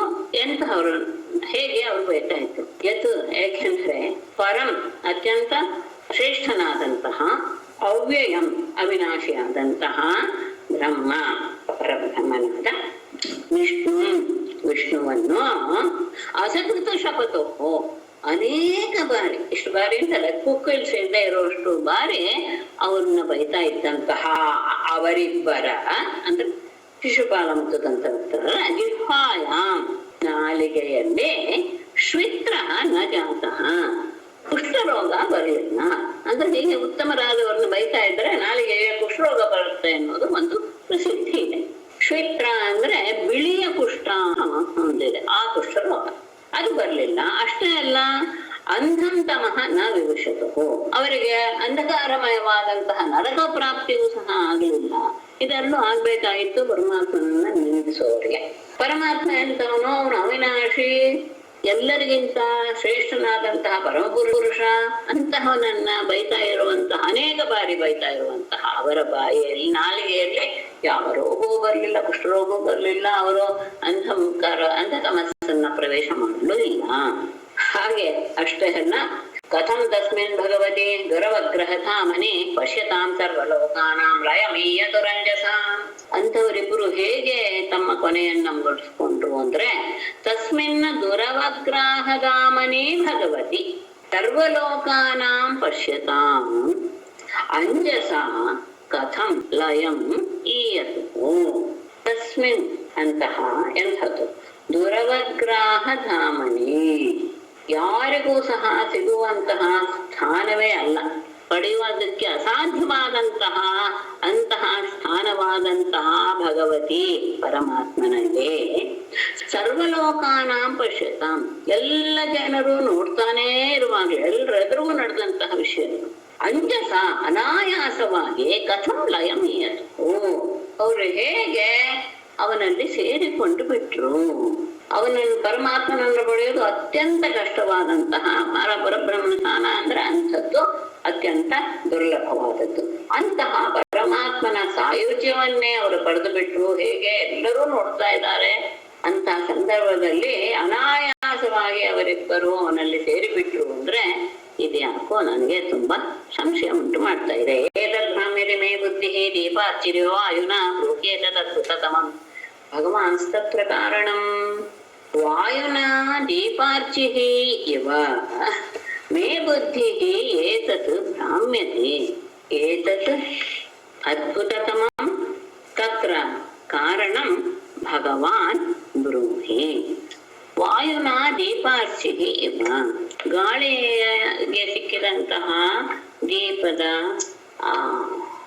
ಉರಿಯಂತೆ ಜ್ವಾಲೆಯಂತೆ, ದೀಪಾರ್ಚಿಃ ಇವ ಜ್ವಾಲೆಯಂತೆ ಅಂತೆ. ಅಂದ್ರೆ ಗಾಳಿ ಸಿಕ್ಕಿದಾಗ ಅದು ಹೇಗೆ ಅಲ್ಲಾಡ್ತಾ ಇರುತ್ತೋ ದೀಪದ ಜ್ವಾಲೆ, ಹಾಗೆ ಮೇ ಬುದ್ಧಿ ಏತತ್ ಭ್ರಾಮ್ಯತಿ, ನನ್ನ ಬುದ್ಧಿಯು ಈ ವಿಷಯದ ಬಗ್ಗೆ ಬಹಳ ಸಂದೇಹ ಪಡ್ತಾ ಇದೆ, ಭ್ರಮೆಯನ್ನು ಹೊಂದಿಬಿಟ್ಟಿದೆ, ತಿರುಗ್ತಾ ಇದೆ ಅಂತ ಅರ್ಥ. ಹಾಗಾಗಿ ಏತತ್ ಅದ್ಭುತತಮ, ಇದು ಅತ್ಯಂತ ಅದ್ಭುತವಾದಂತಹ ಸಂದರ್ಭ. ತತ್ರ ಕಾರಣಂ, ಅದಕ್ಕೆ ಕಾರಣ ಏನು ಅನ್ನೋದನ್ನ ಭಗವಾನ್ ಬ್ರೂಹಿ, ಪೂಜ್ಯರಾದ ನೀವು ನನಗೆ ತಿಳಿಸ್ಕೊಡಿ. ಯಾಕೆಂದ್ರೆ ನೀವು ಸರ್ವಜ್ಞರು, ಸರ್ವಜ್ಞರಿಂದ ನಿಮ್ಗೆ ಎಲ್ಲ ಗೊತ್ತಿರುತ್ತೆ. ಆದ್ರಿಂದ ಈ ರೀತಿಯಾದಂತಹ ನನ್ನ ಮನಸ್ಸಿನಲ್ಲಿ ಕೊಯ್ದಾಡ್ತಾ ಇದೆ, ಹೇಗೆ ಗಾಳಿಗೆ ಸಿಕ್ಕಂತ ದೀಪದ ಜ್ವಾಲೆಯಂತೆ. ಹಾಗಾಗಿ ನೀವು ಎಲ್ಲವನ್ನು ಅರಿತಿರುವವರು ಈ ಅದ್ಭುತವಾದಂತಹ ಘಟನೆ ಹೇಗೆ ನಡೀತು ಎನ್ನುವುದರ ಕಾರಣವನ್ನ ನನಗೆ ತಿಳಿಸಿ ಅಂತ ವಿನಯಪೂರ್ವಕವಾಗಿ ಯುಧಿಷ್ಠಿರ ನಾರದರನ್ನ ಕೇಳಿಕೊಂಡ ಎನ್ನುವುದನ್ನ ಅದನ್ನ ಹೇಳಿದ್ಮೇಲೆ ಶ್ರೀಶುಕರು ಮತ್ತೆ ಹೇಳ್ತಾರೆ ಮಧ್ಯದಲ್ಲಿ. ರಾಜ್ಞಸ್ತಧ್ವಚಾಕರ್ಣ್ಯ ನಾರದೋ ಭಗವಾನ್ ಋಷಿ ತುಷ್ಟ ಪ್ರಾಹ ತಮಾಭಾಷ್ಯ ಶೃಣ್ವತ್ಯಾಹ ತತ್ಸದಃ ಕಥಾಃ. ಶುಕ್ರ ಹೇಳುವುದು ಮಧ್ಯ. ರಾಜ್ಞಃ ತದ್ವಚಃ ಆಕರ್ಣ್ಯ ಭಗವಾನ್ ಋಷಿ ನಾರದಃ ತುಷ್ಟಃ ತಂ ಆಭಾಷ್ಯ ತತ್ಸದಃ ಶೃಣ್ವತ್ಯಾಹ ಕಥಾಃ ಪ್ರಾಹ. ಅಥವಾ ಶೃಣ್ವತ್ಯಾಹ ತತ್ಸದಃ ಹೇಳ್ಬೇಕದು ಅರ್ಥ ಮಾಡಿ. ರಾಜ್ಞಃ ರಾಜನ ಅಂದ್ರೆ ಯುಧಿಷ್ಠಿರನ ತದ್ವಚಃ ಆಕರ್ಣ್ಯ ಆ ಮಾತನ್ನ ಕೇಳಿ ಋಷಿ ಭಗವಾನ್ ಋಷಿ ನಾರದಃ ಪೂಜ್ಯರಾದಂತಹ ದೇವರ್ಷಿಗಳಾದಂತಹ ನಾರದರು ತುಷ್ಟ ಅತ್ಯಂತ ಸಂತೋಷಗೊಂಡು ತಂ ಆಭಾಷ್ಯ ಅವನನ್ನ ಸಂಬೋಧಿಸಿ, ಅವನನ್ನೇ ಪ್ರಧಾನವಾಗಿ ವಿಷಯ ತಿಳಿಸ್ಬೇಕು ಎನ್ನುವ ಭಾವನೆ ಇಟ್ಟುಕೊಂಡು ಅವನನ್ನ ಸಂಬೋಧಿಸಿ, ಅಂದ್ರೆ ಯುಧಿಷ್ಠಿರ ಅನ್ನುವ ಒಂದು ಮಾತಿನಿಂದ ಸಂಬೋಧಿಸಿ ಶೃಣ್ವತ್ಯಾಹ ತತ್ಸದಃ ಆ ಸಭೆಗಳ ಎಲ್ಲರೂ ನೆರೆದಿದ್ದಾರಲ್ಲ, ಎಲ್ಲರೂ ಕೇಳ್ತಾ ಇರುವಾಗಲೇ ಕಥಾಃ ಪ್ರಾಹ ಈ ಅವರ ಯುಧಿಷ್ಠಿರನ ಪ್ರಶ್ನೆಗೆ ಸಂಬಂಧಪಟ್ಟಂತಹ ಎಲ್ಲ ಕಥೆಗಳನ್ನು ಸಹ ಹೇಳೋದಕ್ಕೆ ಶುರು ಮಾಡಿದ್ರು. ಯುಧಿಷ್ಠಿರನ ಪ್ರಶ್ನೆಗಳನ್ನ ಕೇಳಿದಂತಹ ನಾರದರಿಗೆ ಬಹಳ ಸಂತೋಷವಾಯಿತು ಅವನ ಪ್ರಶ್ನೆಯಿಂದ. ಹಾಗಾಗಿ ಸಾಮಾನ್ಯವಾಗಿ ಇಂಥ ಸಂದರ್ಭದಲ್ಲಿ ಇವರೆಲ್ಲ ಹೇಳ್ತಾರೆ, ಯಾರೋ ಮಹರ್ಷಿಗಳಾದವ್ರು ಯಾರೇ ಆದರೂ ಪರಮಾತ್ಮನ ಬಗ್ಗೆ ಪ್ರಶ್ನೆ ಕೇಳಿದಾಗ ಸೂತರು ಆ ಮಾತನ್ನ ಒಂದ್ ಕಡೆ ಆಡಿದ್ದಾರೆ.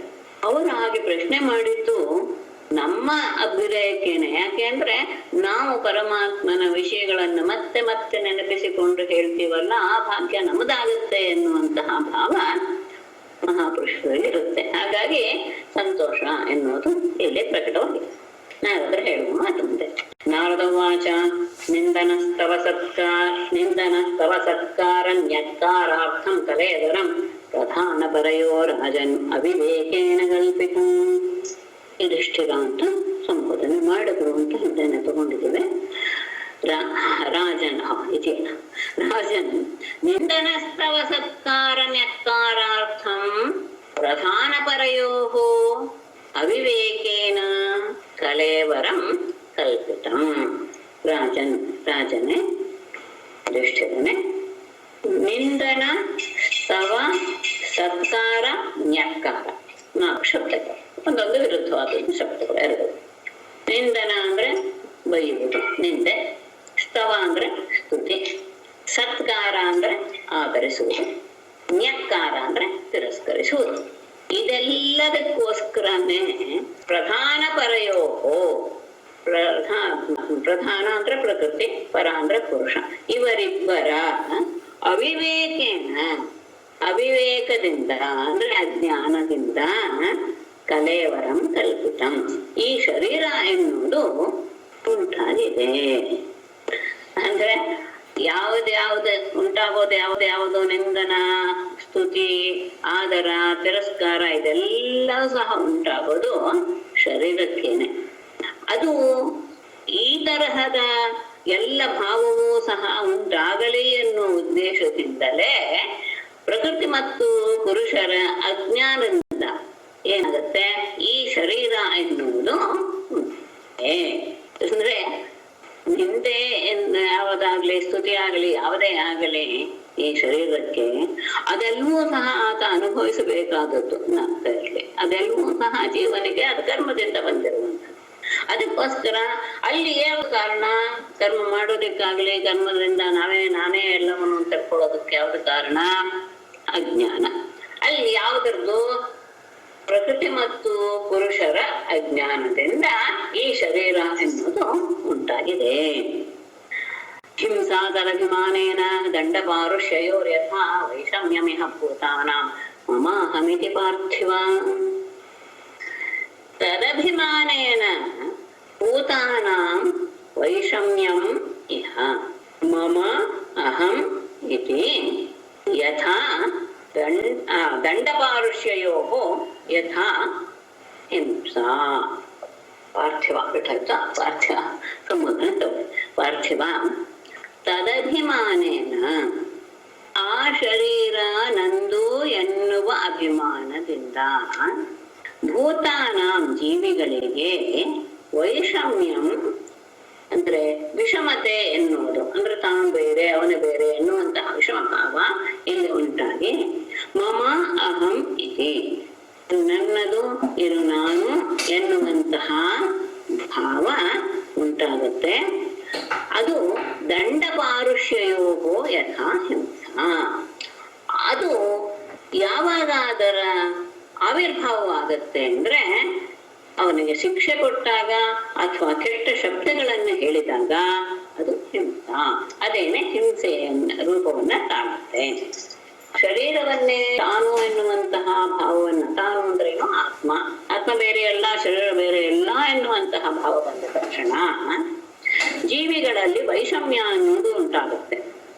ವೈಷಮ್ಯ ಅಂದ್ರೇನು? ಅವನು ಬೇರೆ ನಾನು ಬೇರೆ ಅಂತ. ಆವಾಗ ಏನಾಗುತ್ತೆ ಮನಸ್ಸಿನಲ್ಲಿ ಇದು ಭಾವ ಏನು ಆವಿರ್ಭಾವ ಆಗುತ್ತೆ? ನನ್ನದು ಇದು, ನಾನಿದು ಎನ್ನುವಂತಹ ಭಾವ ಉಂಟಾಗುತ್ತೆ. ಅದು ಬಂದ ತಕ್ಷಣ ಏನಾಗುತ್ತೆ? ಇದೇ ಭೇದ ಭಾವ ವೈಷಮ್ಯ ಬಂದ ತಕ್ಷಣ ಯಾರಾದ್ರೂ ಶಿಕ್ಷಿಸಿದಾಗ ಅಥವಾ ಕೆಟ್ಟ ಶಬ್ದಗಳನ್ನು ಹೇಳಿದಾಗ ಹಿಂಸೆ ಎನ್ನುವುದು ಆಗುತ್ತೆ. ಯನ್ನಿಬದ್ಧೋ ಅಭಿಮಾನೋಯಂ ತದ್ವಧಾತ್ ಪ್ರಾಣಿನಾಂ ಮದಃ ತಥಾ ನ ಯಸ್ಯ ಕೈವಲ್ಯಾತ್ ಅಭಿಮಾನೋ ಅಖಿಲಾತ್ಮನಃ ಪರಸ್ಯ ತಮಕರ್ತುರ್ಹಿ ಹಿಂಸಾ ಕೇನಾಸ್ಯ ಕಲ್ಪ್ಯತೆ. ಅಯಂ ಅಭಿಮಾನಃ ಯನ್ನಿಬದ್ಧಃ ತಥಾತ್ ಪ್ರಾಣಿನಾಂ ವಧಃ ತಥಾ ಯಸ್ಯ ನ ಕೈವಲ್ಯಾತ್ ಅಭಿಮಾನಃ ಅಖಿಲಾತ್ಮನಃ ಪರಸ್ಯ ದಮಕರ್ತುಃ ಹಿಂಸಾ ಹಿ ಅಸ್ಯ ಕೇನ ಕಲ್ಪ್ಯತೆ. ಅಯಂ ಅಭಿಮಾನಃ, ಈ ರೀತಿಯ ಅಭಿಮಾನ ಇದೆಯಲ್ಲ, ಎನ್ನಿಬದ್ಧ ಯಾವುದನ್ನ ಆಶ್ರಯಿಸಿಕೊಂಡು ಹುಟ್ಟಿತೋ, ಅಂದ್ರೆ ಈ ರೀತಿಯ ನಾನು ನನ್ನದು ಎನ್ನುವಂತ ಉಟ್ಕೊಂಡಿದ್ದೆ ಯಾವುದರಿಂದ?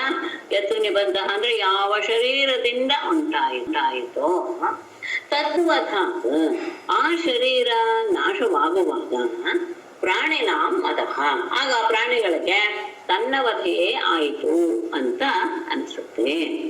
ಈ ರೀತಿಯಾದಂತಹ ಭಾವ ಇದ್ದಿದ್ದರಿಂದಲೇ ಅದಕ್ಕೆ ಸಂಬಂಧಪಟ್ಟಂತಹ ಶರೀರ ಯಾವ ವಧೆಗೆ ಅರ್ಹವಾಗುತ್ತೋ ಅಥವಾ ಯಾರಿಂದಲಾದ್ರೂ ಅದು ವಧೆ ಆಗುತ್ತೋ ಅವಾಗ ತಾನೇ ಸತ್ತು ಹೋದೆ, ತಾನೇ ಮರಣ ಹೊಂದಿದೆ ಎನ್ನುವಂತಹ ಭಾವ ಬರುತ್ತೆ.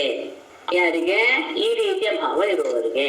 ತಥಾ ಆ ರೀತಿಯ ಭಾವ ಯಸ್ಯ ನ ಯಾವ ಪರಮಾತ್ಮನಿಗೆ ಇಲ್ಲವೋ. ಯಾಕೆ ಇಲ್ಲ? ಕೈವಲ್ಯಾತ್ ಅಭಿಮಾನ. ಆತ ಸರ್ವಾತ್ಮನಾಗಿದ್ದಾನೆ, ಅವನೊಬ್ಬನೇ ಇದ್ದಾನೆ, ಅದ್ವಿತೀಯನಾಗಿದ್ದಾನೆ. ಅಂತಹ ಅವನಿಗೆ ಅಭಿಮಾನ ಅನ್ನೋದು ಇರೋಕ್ಕೆ ಸಾಧ್ಯವಿಲ್ಲ. ಮತ್ತೆ ಅಖಿಲಾತ್ಮನಃ ಅವನು ಎಲ್ಲರಲ್ಲಿಯೂ ಅಂತರ್ಯಾಗಿದ್ದಾನೆ ಅಂತ ಹೇಳಿದಾಗ ಪರಸ್ಯ ಆ ಪರಮಾತ್ಮನಿಗೆ ದಮಕರ್ತು ಹಿಂಸಾ ಆ ಯಾರನ್ನ ನಾಶ ಮಾಡ್ತಾನೆ ಅಂತ ಇದೆಯಲ್ಲ, ಶತ್ರುವನ್ನ ನಾಶ ಮಾಡ್ತಾನೆ, ಅದು ಹಿಂಸೆ ಎನ್ನುವುದು ಅಸ್ಯ ಕೇನ ಕಲ್ಪ್ಯತೆ. ಇದು ಹೀಗೆ ಭಗವಂತನ ವಿಷಯದಲ್ಲಿ ಈ ರೀತಿಯಾಗಿ ಕಲ್ಪನೆಯಾದರೂ ಮಾಡೋದು ಹೇಗೆ ಸಾಧ್ಯ? ಯಾರಿಂದ ಹೀಗೆ ಮಾಡ್ತಾರೆ? ಯಾವುದು ಸಹ ಹೀಗಿರುವಾಗ ಭಗವಂತನ ವಿಷಯದಲ್ಲಿ ಈ ರೀತಿಯಾದಂತಹ ಹಿಂಸೆ ಎನ್ನುವಂತಹ ಕಲ್ಪನೆಯೇ ಸರಿಯಲ್ಲ. ಯಾಕಂದ್ರೆ ಎಲ್ಲರಲ್ಲಿಯೂ ಅವನು ಅಂತರ್ಯಾಮಿ ಆಗಿದ್ದಾನೆ ಅಂತ ಆದಾಗ ಇನ್ನೊಬ್ಬರನ್ನ ನಾಶ ಮಾಡ್ತಾ ಇದ್ದಾನೆ ಎನ್ನುವ ವಿಷಯದಲ್ಲಿ ನೀವು ಅವನಿಗೆ ಹಿಂಸೆ ಮಾಡಿದ ಅಂತ ಹೇಳೋದೇ ಸರಿಯಲ್ಲ. ಹಾಗಾದ್ರೆ ಏನ್ ತಿಳ್ಕೊಳ್ಬೇಕು? ಯಾರನ್ನ ಈತ ಹಿಂಸೆ ಮಾಡಿದ್ನೋ ಅವನಿಗೆ ಅವನು ಒಳ್ಳೇದನ್ನೇ ಮಾಡ್ತಾ ಇದ್ದಾನೆ ಅಂತಾನೆ ಭಾವಿಸ್ಬೇಕೆ ಹೊರತು ಅವನ ಸದ್ಗತಿಗೋಸ್ಕರವೇ ಅವನಿಗೆ ಆ ತರದ ದಂಡನೆಯನ್ನು ಕೊಡ್ತಾ ಇದ್ದಾನೆ ಹೊರತು ಅವನ ಯಾವ ದ್ವೇಷ ಭಾವನೆಯಿಂದಾಗ್ಲಿ ವೈರ ಭಾವದಿಂದಲಾಗಲಿ ಅಲ್ಲ. ಹಾಗಿರುವಾಗ ಅವನು ಹಿಂಸೆ ಮಾಡುದ ಎನ್ನುವಂತಹ ಕಲ್ಪನೆಯೇ ಪರಮಾತ್ಮನ ವಿಷಯದಲ್ಲಿ ಅನುಚಿತ. ನಮಗೆ ಶರೀರದ ಬಗ್ಗೆ ಇದೇ ನಾನು ಎನ್ನುವಂತಹ ಭಾವ ಇಟ್ಟು ಬಿಟ್ಟಿದ್ದರಿಂದ ಈ ಶರೀರಕ್ಕೆ ಏನೇ ತೊಂದರೆ ಆದ್ರೂ ಸಹ ಅದು ನನಗೆ ಆಯಿತು ಅಂತ ನಾವು ಭಾವಿಸಿ ಬಿಡ್ತೀವಿ.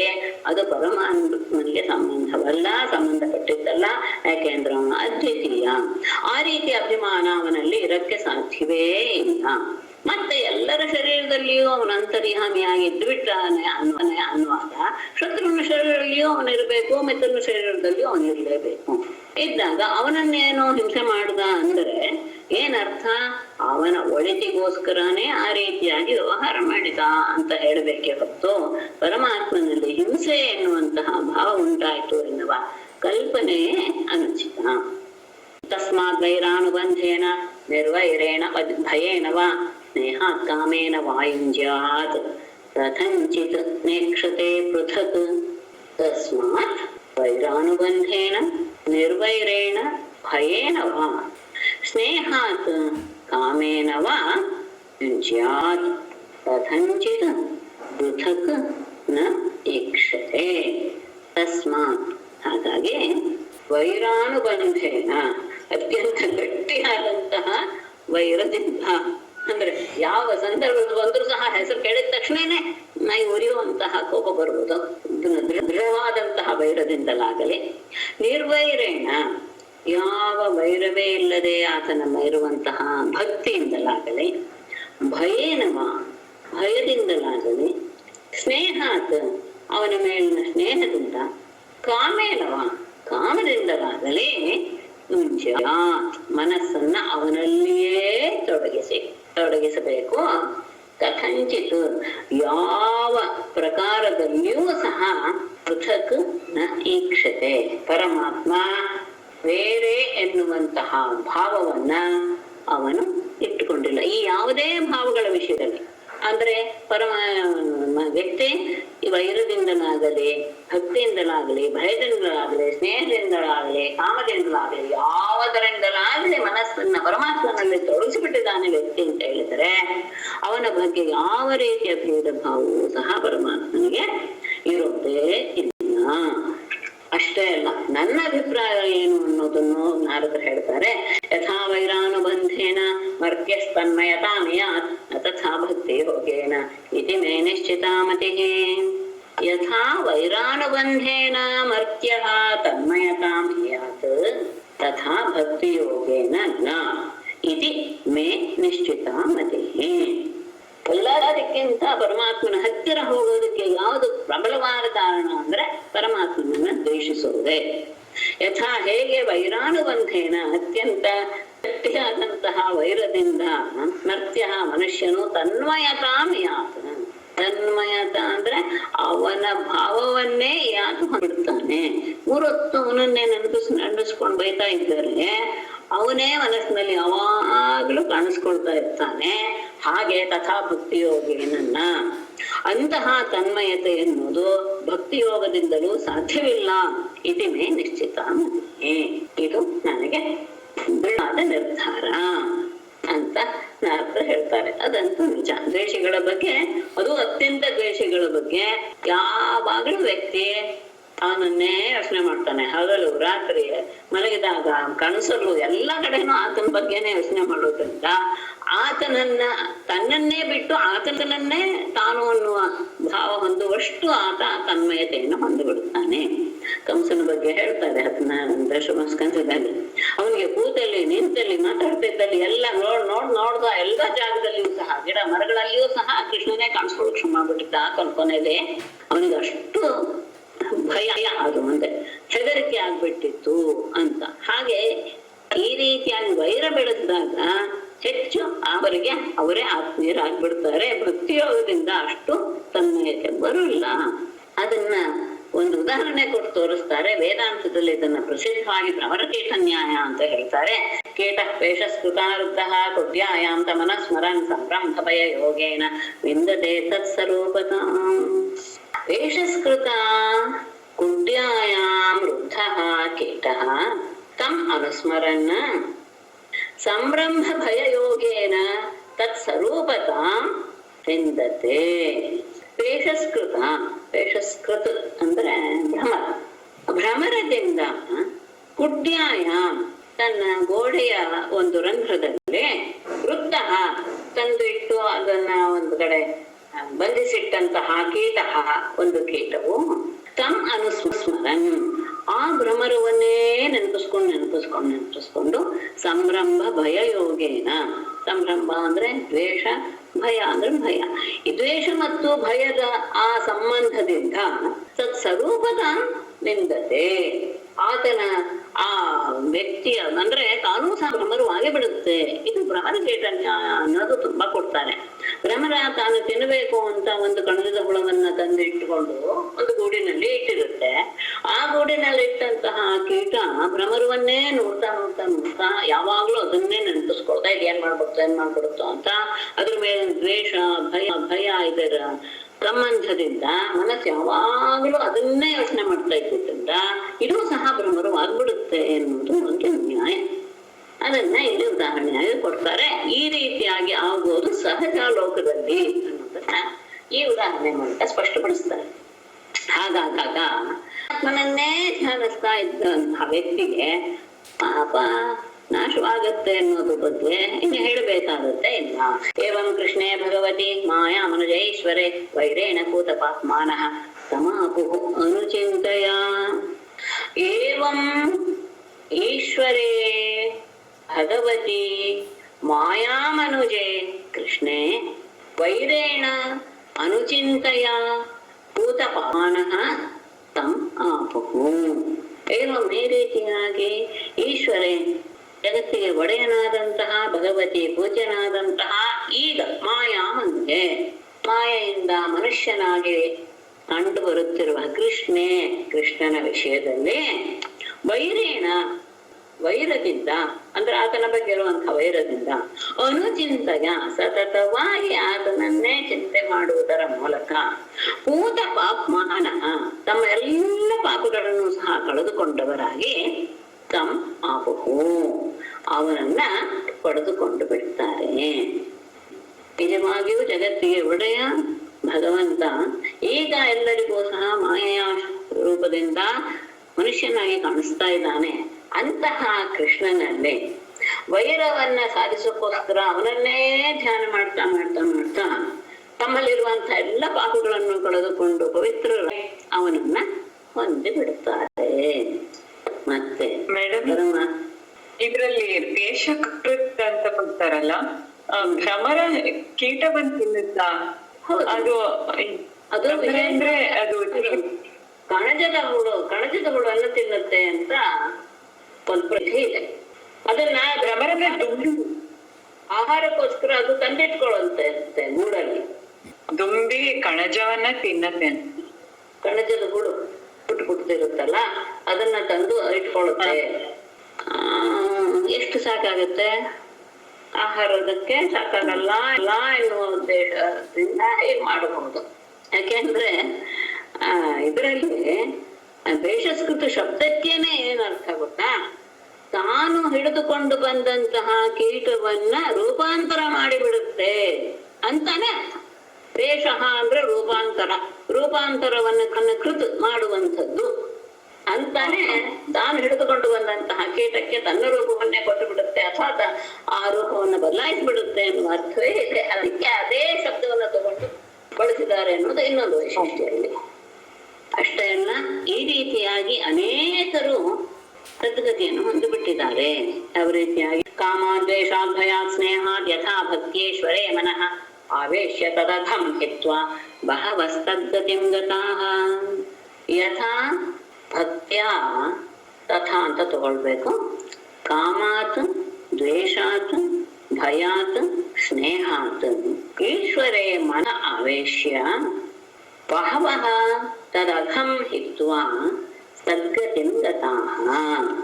ಯಥಾ ಹೇಗೆ ಭಕ್ತ್ಯ ಭಕ್ತಿಯಿಂದ ಅಂದ್ರೆ ಭಕ್ತಿಯನ್ನು ಆಶ್ರಯಿಸುವವರು ಹೇಗೆ ತಮ್ಮ ಮನಸ್ಸನ್ನ ಪರಮಾತ್ಮನಲ್ಲಿ ನೆಲೆಗೊಳಿಸ್ತಾರೋ ಅಂತ ಇದು ಉದಾಹರಣೆ ದೃಷ್ಟಾಂತ.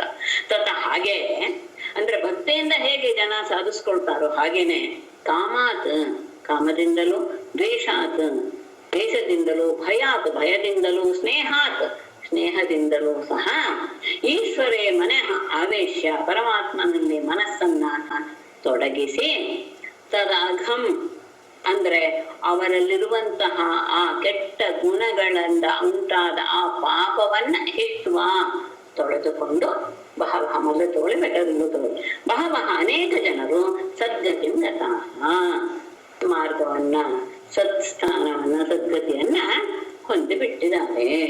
ಹೇಗೆ ಭಕ್ತಿಯಿಂದ ಒಬ್ಬ ಮನುಷ್ಯ ಭಗವಂತನನ್ನು ಪಡಿತಾನೋ ಕೇಳಿಸ್ತಾ ಇಲ್ಲ. ಹೇಗೆ ಭಕ್ತಿಯಿಂದ ಭಗವಂತನನ್ನ ಜನರು ಪಡಿತಾರೋ ಅದೇ ರೀತಿಯಾಗಿ ಈ ಗುಣಗಳಿಂದಲೂ ಸಹ ಪಡೆಯಬಹುದು ಪರಮಾತ್ಮನನ್ನ. ಅಂದ್ರೆ ಏನು, ಆ ವ್ಯಕ್ತಿಯನ್ನೇ ಬಯಸೋದು, ಆ ವ್ಯಕ್ತಿಯನ್ನೇ ದ್ವೇಷಿಸೋದು, ಅವನ ಬಗ್ಗೆನೇ ಭಯ, ಅವನ ಬಗ್ಗೆನೇ ಸ್ನೇಹ, ಈ ಎಲ್ಲ ಭಾವಗಳು ಇದ್ದಾಗ ಮನಸ್ಸು ಆ ವ್ಯಕ್ತಿಯಲ್ಲೇ ನೆಲೆಗೊಂಡು ಬಿಡುತ್ತೆ. ನೆಲೆಗೊಂಡಾಗ ಆ ಪರಮಾತ್ಮನ ಸ್ಮರಣೆ ಮತ್ತೆ ಮಾಡ್ತಾ ಮಾಡ್ತಾ ಮನಸ್ಸು ನಿಷ್ಕಲ್ಮಶವಾಗಿ ಎಲ್ಲ ಪಾಪಗಳಿಂದ ಅವರು ದೂರ ಹೋಗಿ ಸದ್ಗತಿಯನ್ನ ಪಡೆದು ಬಿಟ್ಟಿದ್ದಾರೆ. ಅದಕ್ಕೆ ಯಾರ್ಯಾರು ಅನ್ನೋದನ್ನ ಅದ್ಭುತವಾಗಿ ಹೇಳಿದ್ದಾರೆ. ಯಾರ್ಯಾರು ಯಾವಾಗ ಹೇಳಿದೆ. ಗೋಪ್ಯ ಕಾಮ ಭಯಾತ್ ಕಂಸಃ ದೇಶಾತ್ ಚೈತ್ಯಾದಯೋ ನೃಪಾಃ ಸಂಬಂಧ ಕೃಷ್ಣಯ ಸ್ನೇಹಾದ್ಯೋಯಂ ಭಕ್ತ್ಯಾ ವಯಂ ವಿಭೋ. ಅದನ್ನು ಹೇಳಿಬಿಟ್ಟಿದ್ದಾರೆ. ಯಾರ್ಯಾರು ಯಾವ್ಯಾವ ರೀತಿಯಾಗಿ ಪರಮಾತ್ಮನನ್ನು ಹೊಂದಿದ್ದಾರೆ, ಯಾವ್ಯಾವ ಗುಣದಿಂದ. ವಿಭೋ ಗೋಪ್ಯ ಕಾಮಾತ್ ಕಂಸಃ ಭಯಾತ್ ಚೈತ್ಯಾದಯ ನೃಪಾಃ ದ್ವೇಷಾತ್ ಕೃಷ್ಣಯ ಸಂಬಂಧಾತ್ ಯೂಯಂ ಸ್ನೇಹಾತ್ ವಯಂ ಭಕ್ತ್ಯಾ ಸದ್ಗತಿಂ ಗತಾಃ ಅಥವಾ ಸದ್ಗತಿಂ ಗಚ್ಚಂತಿ ಅಂತ.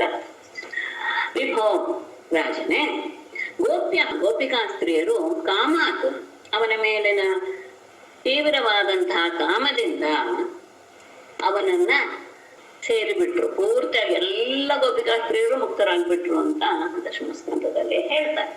ಯಾಕೆಂದ್ರೆ ಯಾವತ್ತು ಕಾಮದಿಂದ ಅವತ್ತು ಮನಸ್ಸು ಅದನ್ನೇ ಧ್ಯಾನ ಮಾಡ್ತಾ ಅದು ಪರಮಾತ್ಮನೇ ಆಗಿದ್ರಿಂದ ಅವರು ಮುಕ್ತಿಯನ್ನು ಹೊಂದಬಿಟ್ರು. ಹಾಗೇನೆ ಕಂಸಃ ಭಯ ತಾನು ಹೇಳಿದ್ಮೇಲೆ ಕಂಸ ಭಯದಿಂದ, ಹಾಗೆ ಚೈತ್ಯಾದಯ ನೃಪಾಃ ಶಿಶುಪಾಲ ದಂತವಕ್ರ ಮೊದಲಾದಂತಹ ಅದರೆಲ್ಲರೂ ಸಹ ದ್ವೇಷಾತ್ ಪರಮಾತ್ಮನ ಮೇಲಿನ ದ್ವೇಷದಿಂದ, ಹಾಗೆ ವೃಷ್ಣಿಗಳು ಸಹ ಇದಾಗಿ ಬಿಟ್ಟಿದ್ದಾರೆ, ಏನು ಉತ್ತಮರಾಗ್ತಾರೆ. ಹೇಗೆ ಅವರ ವಂಶದಲ್ಲಿಯೇ ಅವನು ಹುಟ್ಟಿದ್ರಿಂದ ವೃಷ್ಣಯ ಸಂಬಂಧ, ವೃಷ್ಣಿಗಳು ತಮ್ಮ ಕುಟುಂಬದಲ್ಲಿಯೇ ಅವನು ಹುಟ್ಟಿದ್ರಿಂದ ನಾವೆಲ್ಲರೂ ಒಂದೇ ಸಂಬಂಧಿಕರು ಎನ್ನುವ ಭಾವದಿಂದ. ಹಾಗೆ ಯೂಯಂ ನೀವು ಅಂದ್ರೆ ಯುಧಿಷ್ಠಿರಾದಿಗಳು ಪಾಂಡವರೆಲ್ಲರೂ ಸಹ ಸ್ನೇಹ ಪರಮಾತ್ಮನ ಮೇಲೆ ಸ್ನೇಹದಿಂದ, ಹಾಗೆ ವಯಂ ನಾವು ಅಂದ್ರೆ ಋಷಿಗಳಾದವರೆಲ್ಲರೂ ಭಕ್ತಿಯಿಂದ ಅವನಲ್ಲಿ ನಮ್ಮ ಮನಸ್ಸನ್ನ ತೊಡಗಿಸ್ಕೊಂಡ್ಬಿಟ್ಟಿದ್ದೇವೆ. ಇದನ್ನ ಸಾಮಾನ್ಯವಾಗಿ ಎಲ್ಲರೂ ಪುರಾಣ ಪುಣ್ಯ ಕಥೆಗಳಲ್ಲಿ ಹರಿಕಥೆಗಳಲ್ಲಿ ಹೇಳುವಂತಹ ಶ್ಲೋಕ. ಆದರೆ ನೀನು ಕೇಳಿದ್ಯಲ್ಲಪ್ಪ ವೇನ, ಈ ವೇನ ಈಗ ಹೇಳಿದ ಯಾವ ಗುಂಪಿಗೂ ಸಹ ಅವನು ಸೇರುವವನಲ್ಲ. ಇಷ್ಟು ಗುಣಗಳಿಂದ ಪರಮಾತ್ಮನನ್ನು ಪಡಿಬಹುದು. ಅದು ನಮ್ಮ ಲೆಕ್ಕದಲ್ಲಿ ಅದು ಕೆಟ್ಟ ಗುಣವೇ ಇರ್ಬೋದು. ಆದ್ರೆ ಈ ರೀತಿಯಾದದ್ರಿಂದಲೂ ಸಹ ಪರಮಾತ್ಮನ ಧ್ಯಾನವೇ ಮಾಡಿದ್ರಿಂದ ಅವರು ಪವಿತ್ರರಾಗ್ಬಿಟ್ರು. ಆದ್ರೆ ವೇನ ಈ ಯಾವ ಗುಂಪಿಗೂ ಸೇರೋದಿಲ್ಲ. ಕಥಮೋಪಿನ ವೇನಸ್ಯ ಪಂಚಾನಾಂ ಪುರುಷಂ ಪ್ರತಿ ತಸ್ಮಾತ್ಯೇನಾಪಿ ಉಪಾಯೇನ ಮನಃ ಕೃಷ್ಣೇ ನಿವೇಶಯೇತ್. ಪುರುಷಂ ಪ್ರತಿ ಪಂಚಾನಾಂ ವೇನಃ ಕಥಮಃ ಅಪಿ ನ ಸ್ಯಾತ್ ತಸ್ಮಾತ್ ಕೇನಾಪಿ ಉಪಾಯೇನ ಮನಃ ಕೃಷ್ಣೇ ನಿವೇಶಯೇತ್. ಪುರುಷನ್ ಪ್ರತಿ ಪರಮಾತ್ಮನನ್ನು ಕುರಿತು ಪಂಚಾನ ಮೇಲೆ ಹೇಳಿದಂತಹ 5 ವಿಧಗಳ ಹೇಳಿರೋದು ಯದ್ಯಪಿ 6 ವಿಧ. ವೇನ ಪುರುಷನಾದ್ದರಿಂದ ಕಾಮದ ವಿಷಯವನ್ನ ಬಿಟ್ಟಿದ್ದಾರೆ. ಭಯ, ದ್ವೇಷ, ಸಂಬಂಧ, ಸ್ನೇಹ, ಭಕ್ತಿ ಈ 5ರ ಬಗ್ಗೆ ವೇನನು ಕಥಮಃ ಅಭಿನಸ್ನ ಯಾವ ಗುಂಪಿಗೂ ಸಹ ಅವನು ಸೇರುವವನಲ್ಲ. 5 ವಿಧದಿಂದ ಅಂತ ಹೇಳಿದ್ವಲ್ಲ, ಕಾಮ ಬಿಟ್ಟು ಉಳಿದನ್ನ ತಗೊಂಡಾಗ ಈ ಯಾವ ವಿಧದಿಂದಲೂ ಸಹ ವೇನ ಪರಮಾತ್ಮನನ್ನ ಸ್ತುತಿಸಿದ್ದು ನಾವು ಕಂಡಿಲ್ಲ, ಬೈದಿದ್ದು ನಾವು ಆ ರೀತಿಯಾಗಿ ಕಂಡಿಲ್ಲ. ಹಾಗಾಗಿ ವೇನನಿಗೆ ಆ ರೀತಿಯಾದಂತಹ ಶಿಕ್ಷೆನೆ ಅದು ಸರಿಯಾಗಿಯೇ ಇದೆ. ಅಂದ್ರೆ ಭಗವಂತನಲ್ಲಿ ಮನಸ್ಸನ್ನ ಅವನು ತೊಡಗಿಸ್ಕೊಂಡಿರಲಿಲ್ಲ. ದ್ವೇಷದಿಂದಲೇ ಇರಬಹುದು ಅಥವಾ ಭಯದಿಂದಲೇ ಇರ್ಬೋದು. ಯಾವಾಗ್ಲೂ ಸಹ ಸತತವಾಗಿ ಆತನ ಚಿತ್ರಣ ಮನಸ್ಸಿನಲ್ಲಿ ಬರ್ತಾ ಇದೆ ಅಂತ ಹೇಳಿದ್ರೆ ಅದು ಒಂದು ಸದ್ಗತಿಗೆ ಕಾರಣವಾಗುತ್ತೆ. ಈ ಯಾವ ರೀತಿಯಲ್ಲಿಯೂ ಅವನು ಎಲ್ದೇ ಇದ್ದಿದ್ರಿಂದ ಅವನಿಗೆ ದುರ್ಗತಿಯೇ ಸಿದ್ಧವಾಯಿತು. ತಸ್ಮಾತ್ ಆದ್ದರಿಂದ ಏನಾದ್ರೂ ಉಪಾಯನ ಏನಾಗಲಿ ಯಾವುದಾದ್ರೂ ಒಂದು ಉಪಾಯವನ್ನ ಆಶ್ರಯಿಸಿ ಮನಃ ನಮ್ಮ ಮನಸ್ಸನ್ನ ಕೃಷ್ಣೇ ನಿವೇಶವೇ ಪರಮಾತ್ಮನಾದ ಕೃಷ್ಣನಲ್ಲೇ ನೆಲೆಗೊಳಿಸಿಕೊಂಡು ಬಿಡಬೇಕು. ಯಾವುದೇ ಕಾರಣ ಆಗ್ಬೋದು, ಅವನನ್ನ ಬೈಯೋದೇ ಆಗಿರ್ಬೋದು, ಅವನನ್ನ ದ್ವೇಷಿಸೋದೇ ಆಗಿರ್ಬೋದು, ಏನಾದ್ರೂ ಮಾಡಿ ಸತತವಾಗಿ ಅವನ ನಿಮ್ಮ ಮನಸ್ಸಿನಲ್ಲಿ ಸುಳಿದಾಡ್ತಾ ಇರಬೇಕು. ಆ ರೀತಿಯಾಗಿ ಮನಸ್ಸನ್ನ ನಾವು ತೊಡಗಿಸಬೇಕು. ಹಾಗಾಗಿ ಇವರಿಬ್ಬರು ಏನು ಮಾತೃಶ್ವಸೇಯೋ ವಶ್ಚೈದ್ಯ ದಂತವಕ್ರಶ್ಚ ಪಾಂಡವ ಪಾರ್ಷದ ಪ್ರವರೌ ವಿಷ್ಣೋ ವಿಪ್ರಶಾಪಾತ್ ಪದಾಚ್ಯುತೋ. ಪಾಂಡವ ವಹ ಮಾತೃಶ್ವಸೇಯ ಚೈದ್ಯ ದಂತವಕ್ರ ಚ ವಿಷ್ಣೋ ಪಾರ್ಷದ ಪ್ರವರೌ ವಿಪ್ರಶಾಪಾತ್ ಪದಾತ್ ಚ್ಯುತೌ. ಪಾಂಡವ ಇದಿಷ್ಟಿದ್ದಾನೆ. ವಹ ನಿಮ್ಮ ಮಾತೃಶ್ವಸೇಯ ನಿನ್ನ ತಾಯಿಯ ತಂಗಿ ಅಂದ್ರೆ ಚಿಕ್ಕಮ್ಮನ ಮಕ್ಕಳಾದ ಚೈತ್ಯ ದಂತವಕ್ರಶ್ಚ. ಶಿಶುಪಾಲನೂ ಹೌದು, ದಂತವಕ್ರನೂ ಹೌದು, ಒಬ್ಬೊಬ್ಬರು ಬೇರೆ ತಾಯಿಯಿಂದ. ಅಂತಹವರು ಏನಾಗಿದ್ರು ಮೊದಲು ವಿಷ್ಣು ಪಾರ್ಷದ ಪ್ರಮುಖವು, ವಿಷ್ಣುವಿಗೆ ಅತ್ಯಂತ ಪ್ರಮುಖರಾದಂತಹ ಅನುಯಾಯಿಗಳಲ್ಲಿ ಇಬ್ಬರು ಆಗಿದ್ರು ಅವರು. ವಿಪ್ರಶಾಪಾತ ಪದಾತ ಚ್ಯುತವು, ಬ್ರಾಹ್ಮಣರ ಶಾಪದಿಂದ ಅವರು ಆ ಸ್ಥಾನದಿಂದ ಚ್ಯುತರಾದರು. ನಿನ್ನ ಚಿಕ್ಕಮ್ಮನ ಮಕ್ಕಳಾದಂತಹ ಚೈತ್ಯ ವಿಶ್ವಾಲ ಮತ್ತು ದಂತವಕ್ರ ಇಬ್ಬರು ಸಹ ಹಿಂದೆ ವಿಷ್ಣುವಿನ ಅತ್ಯಂತ ಪರಭಕ್ತರಾಗಿ ಅವನ ಅನುಯಾಯಿಗಳಾಗಿದ್ದವರು ಇಬ್ಬರು. ಅಂದ್ರೆ ಅನುಯಾಯಿಗಳಲ್ಲಿ ಭಕ್ತ ಶ್ರೇಷ್ಠರಾಗಿದ್ರು ಪ್ರವರ.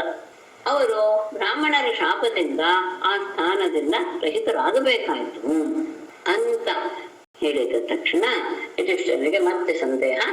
ಯುಧಿಷ್ಠಿರವಾಚ ಕೀದೃಶ ತಸ್ಯ ವಾ ಶಾಪಃ ಹರಿದಾಸಾಭಿಮರ್ಶನಃ ಅಶ್ರದ್ಧೇಯ ಇವ ಭಾತಿ ಹರೇರೇಕಾಂತಿನಾಂ ಭವಃ.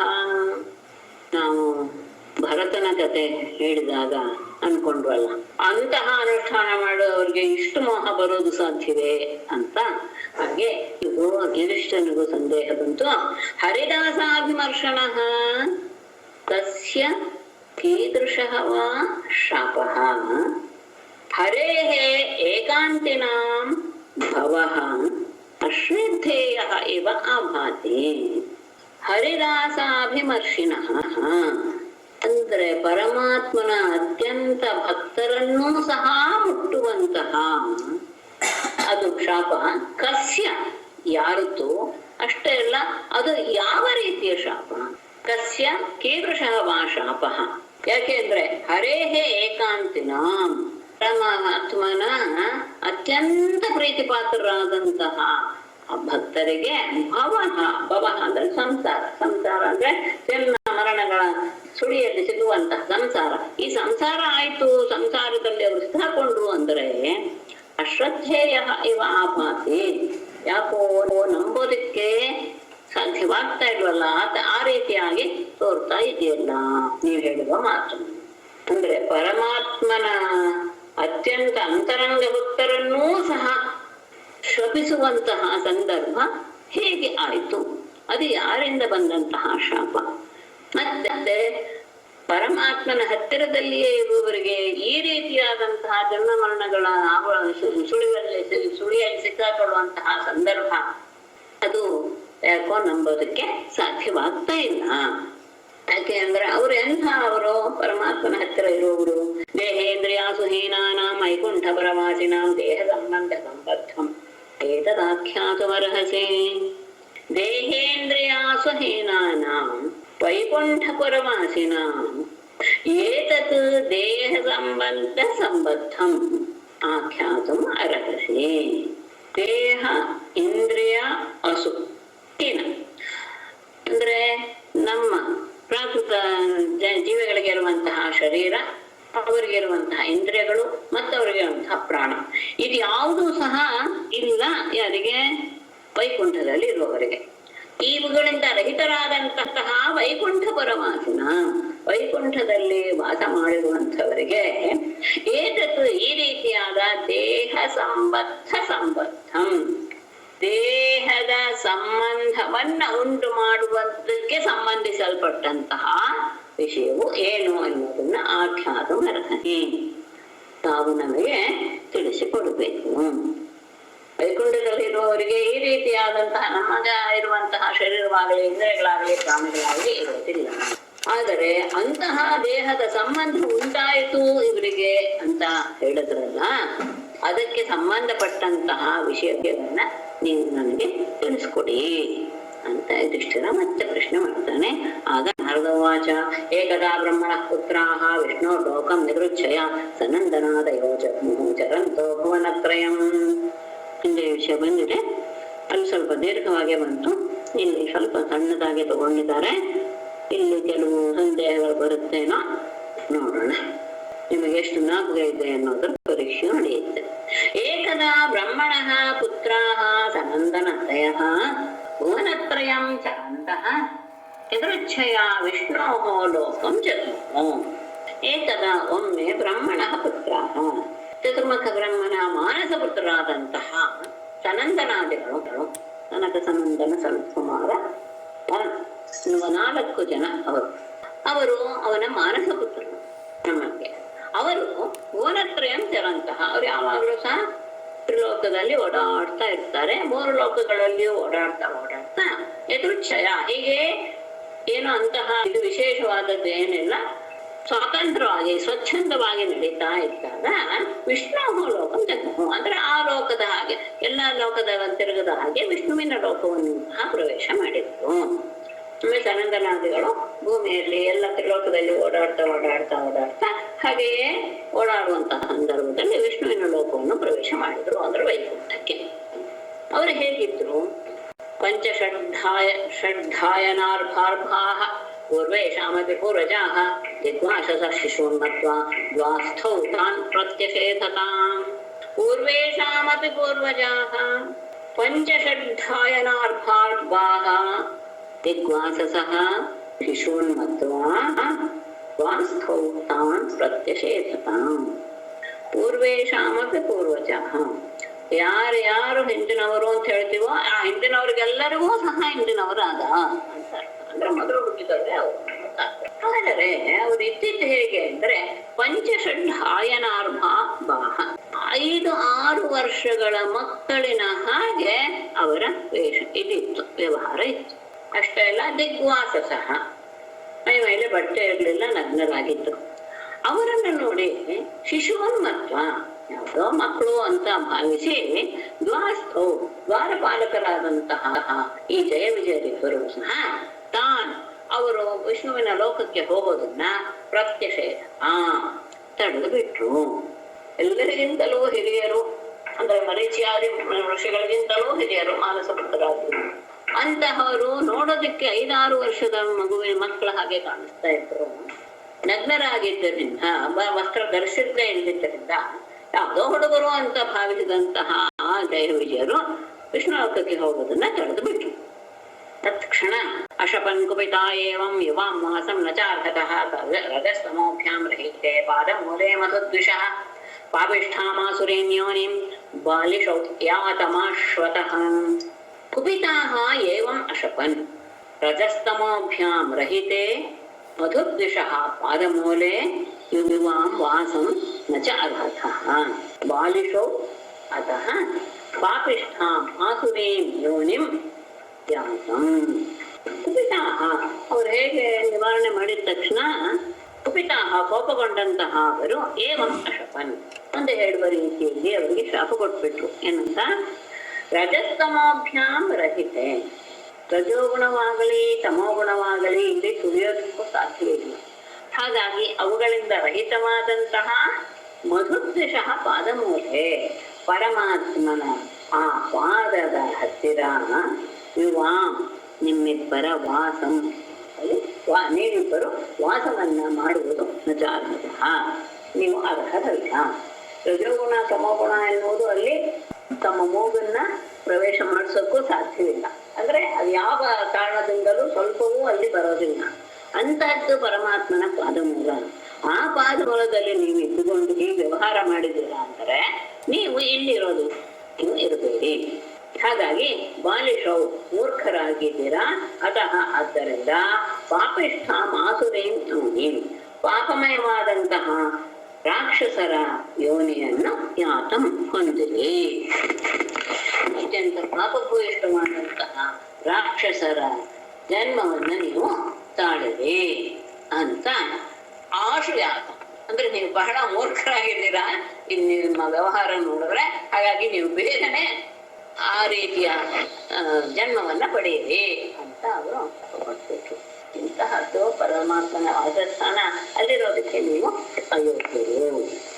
ಏವಂ ಶಪ್ತೋ ಸುಭವನ ಪತಂತೋ ತೈಷುಪಾಲಭಿಃ ಪ್ರೋಕ್ತೋ ಪುನರ್ಜನ್ಮವಿರುವಾಂ ತ್ರಿಭಿಃ ಲೋಕಾಯ ಕಲ್ಪತಾಂ. ಏವಂ ಶಪ್ತೌ ಸ್ವಭವನಾತ್ ಪತಂತೌ ಕೃಪಾಲುಭಿಃ ತೈಃ ಪ್ರೋಕ್ತೌ ವಾಂ ತ್ರಿಭಿಃ ಪುನರ್ಜನ್ಮಭಿಃ ಲೋಕಾಯ ಕಲ್ಪತಾಂ. ಏವಂ ಶಪ್ತೋ, ಹೀಗೆ ಶಪಿಸಲ್ಪಟ್ಟಂತಹ ಅವರಿಬ್ಬರು ಸ್ವಭವನಾಥ ತಮ್ಮ ಆ ವೈಕುಂಠದಿಂದ ಪತಂತೋ ಬೀಳ್ತಾ ಇರುವುದನ್ನ ನೋಡಿ ಕೃಪಾಲುಭಿಃ ತೈಃ ಅವರ ಬಗ್ಗೆ ಏನೋ ದಯ ಎನ್ನುವುದು ಉಂಟಾಯಿತು. ದಯಾಪೂರ್ಣವಾದಂತಹ ಭಾವದಿಂದ ಪ್ರೋಕ್ತೌ ಅವರಿಬ್ಬರು ಹೇಳಲ್ಪಟ್ಟರು. ಅವರಿಬ್ಬರಿಗೂ ಹೀಗೆ ಹೇಳಿದ್ರು ಆ ಋಷಿಗಳೇ, ಏನಂತ? ವಾಂ ನೀವಿಬ್ಬರು, ನಿಮ್ಮಿಬ್ಬರಿಗೆ ತ್ರಿಭಿಃ ಪುನರ್ಜನ್ಮಭಿಃ 3 ಮತ್ತೆ ಮತ್ತೆ ಜನ್ಮವನ್ನು ಪಡೆಯೋದರಿಂದ ಅದನ್ನು ಮುಗಿಸಿ ಲೋಕಾಯ ಕಲ್ಪತಾಂ ನಿಮ್ಮ ಸ್ವಸ್ಥಾನವನ್ನ ನೀವು ಅನುಭವಿಸಿ. ಅಂದ್ರೆ ಅಲ್ಲಿಯವರೆಗೂ ಸಹ ನೀವು ಈ ಶಾಪವನ್ನು ಪಡಿಬೇಕು. ಅಂದ್ರೆ 3 ಜನ್ಮಗಳನ್ನ ಕಳೆದು 3 ಜನ್ಮ ಪುನಃ ಪುನಃ ಜನ್ಮವನ್ನು ಪಡೆದು ಅಲ್ಲಿವರೆಗೂ ನಮ್ಮ ಶಾಪದ ಅವಧಿ ಇರುತ್ತೆ. ಅದಾದ ಮೇಲೆ ನೀವು ನಿಮ್ಮ ಸ್ವಸ್ಥಾನಕ್ಕೆ ಹಿಂದಿರುಗಬಹುದು ಅಂತ ಶಾಪ ತಗೊಂಡ ತಕ್ಷಣ ಅವರು ಕೆಳಗೆ ಬೀಳ್ತಾ ಇದ್ದಾರೆ. ಅಂಥವ್ರನ್ನ ಉದ್ದೇಶಿಸಿ ಇವರು ಹೀಗೆ ಹೇಳಿದರು. ಯಜ್ಞಾದೇತೌ ದಿದೆ ಪುತ್ರೌ ದೈತ್ಯದಾನೌ ವಂದಿತೋ ಹಿರಣ್ಯಕಶಿಪುಜ್ಯೇಷ್ಠಃ ಹಿರಣ್ಯಾಕ್ಷೋ ಅನಜಸ್ತತಃ. ತೌ ದೈತ್ಯದಾನವ ವಂದಿತೋ ದಿದೇಃ ಪುತ್ರೌ ಜ್ಯೇಷ್ಠಃ ಹಿರಣ್ಯಕಶಿಪುಃ ತತಃ ಅನುಜಃ ಹಿರಣ್ಯಾಕ್ಷಃ ಜಜ್ಞಾತೆ. ಅವರಿಬ್ಬರೇ ಯಾರು? ತೌ ದೈತ್ಯದಾನವ ವಂದಿತೋ, ದೈತ್ಯರು ದಾನವರು ಎಲ್ಲರಿಂದಲೂ ಸಹ ಗೌರವಿಸಲ್ಪಟ್ಟ ಪೂಜಿಸಲ್ಪಟ್ಟಂತಹ ದಿತೇಃ ಪುತ್ರವು ದ್ವಿತೀಯ 2 ಮಕ್ಕಳು. ಜ್ಯೇಷ್ಠ ಹಿರಣ್ಯಕಶಿಪು ಹಿರಿಯವನು ಹಿರಣ್ಯಕಶಿಪು, ತತಃ ಅನುಜ ಹಿರಣ್ಯಾಕ್ಷ, ಆಮೇಲೆ ಹುಟ್ಟಿದ ಸಮ ಹಿರಣ್ಯಾಕ್ಷ ಅಂತ ಯಜ್ಞಾತೆ ಪ್ರಸಿದ್ಧರಾಗಿದ್ದಾರೆ. ಅವರಿಬ್ಬರೇನೆ ದ್ವಿತೀಯ ಮಕ್ಕಳಾಗಿ ಹಿರಣ್ಯಕಶಿಪು ಹಿರಣ್ಯಾಕ್ಷ ಎನ್ನುವ ಹೆಸರಿನಿಂದ ಜನ್ಮ ತಾಳಿದರು. ಅವರಿಬ್ಬರು ದೈತ್ಯ ದಾನವರಿಗೆ ಬಹಳ ಪೂಜನೀಯರಾಗಿದ್ದರು. ಎಲ್ಲರೂ ಅವರಿಬ್ಬರನ್ನು ತುಂಬಾ ಗೌರವಿಸ್ತಾ ಇದ್ದರು ಅಂತ ಪ್ರಸಿದ್ಧಿ.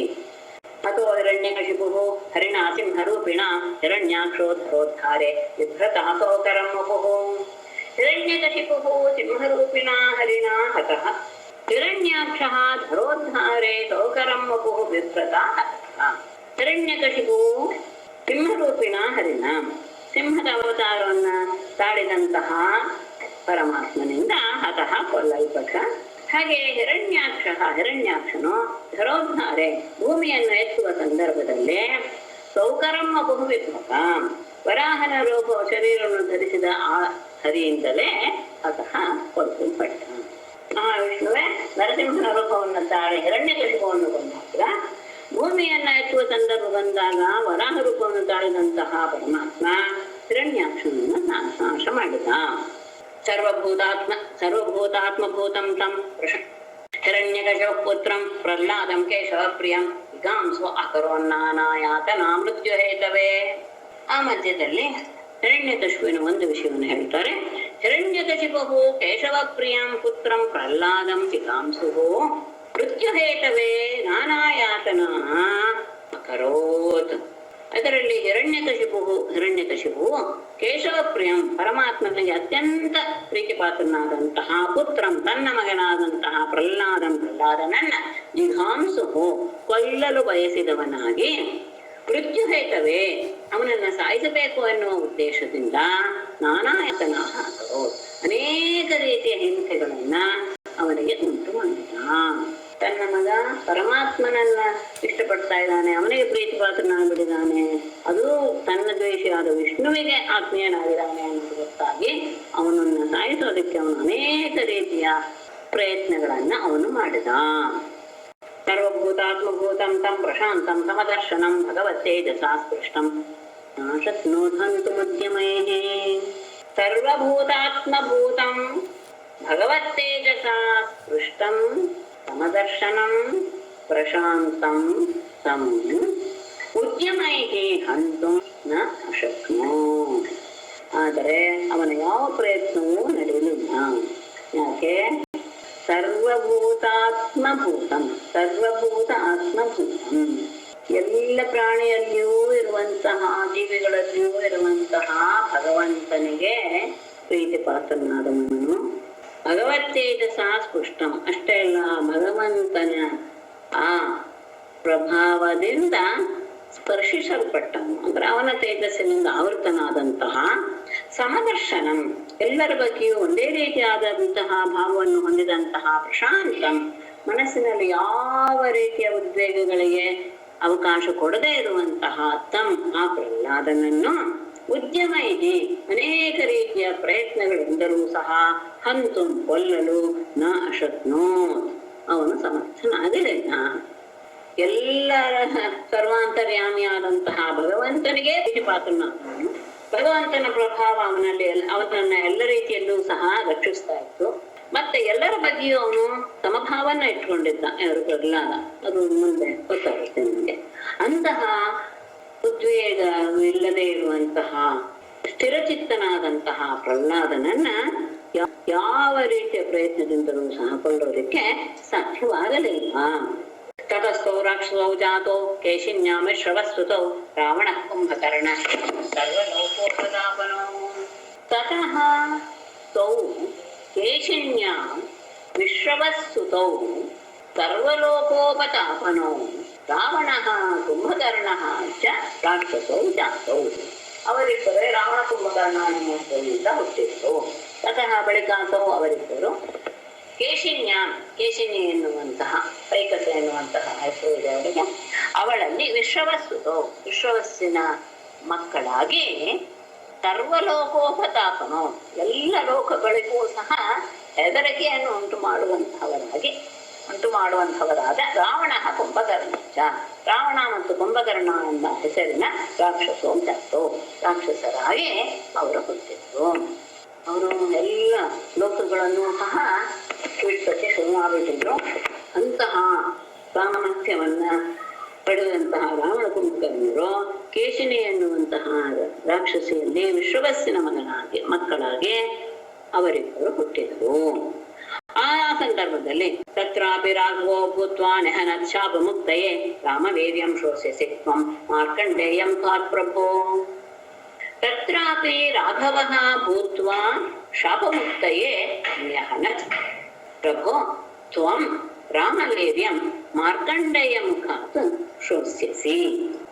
ತತ್ರಾಪಿ ಆ ಸಂದರ್ಭದಲ್ಲಿಯೂ ಅಂದ್ರೆ ರಾವಣ ಕುಂಭಕರ್ಣ ರಾಜ ಹುಟ್ಟಿದ ಸಂದರ್ಭದಲ್ಲಿಯೂ ಸಹ ರಾಘವ ಭೂತ್ವ ಪರಮಾತ್ಮನೇ ರಾಮನಾಗಿ ಶಾಪಮುಕ್ತಯೇ ಅವರನ್ನ ಶಾಪದಿಂದ ಮುಕ್ತ ಮಾಡೋದಕ್ಕೋಸ್ಕರ ಅವರನ್ನ ನ್ಯಹನ ಕೊಂತು ಹಾಕಿದ.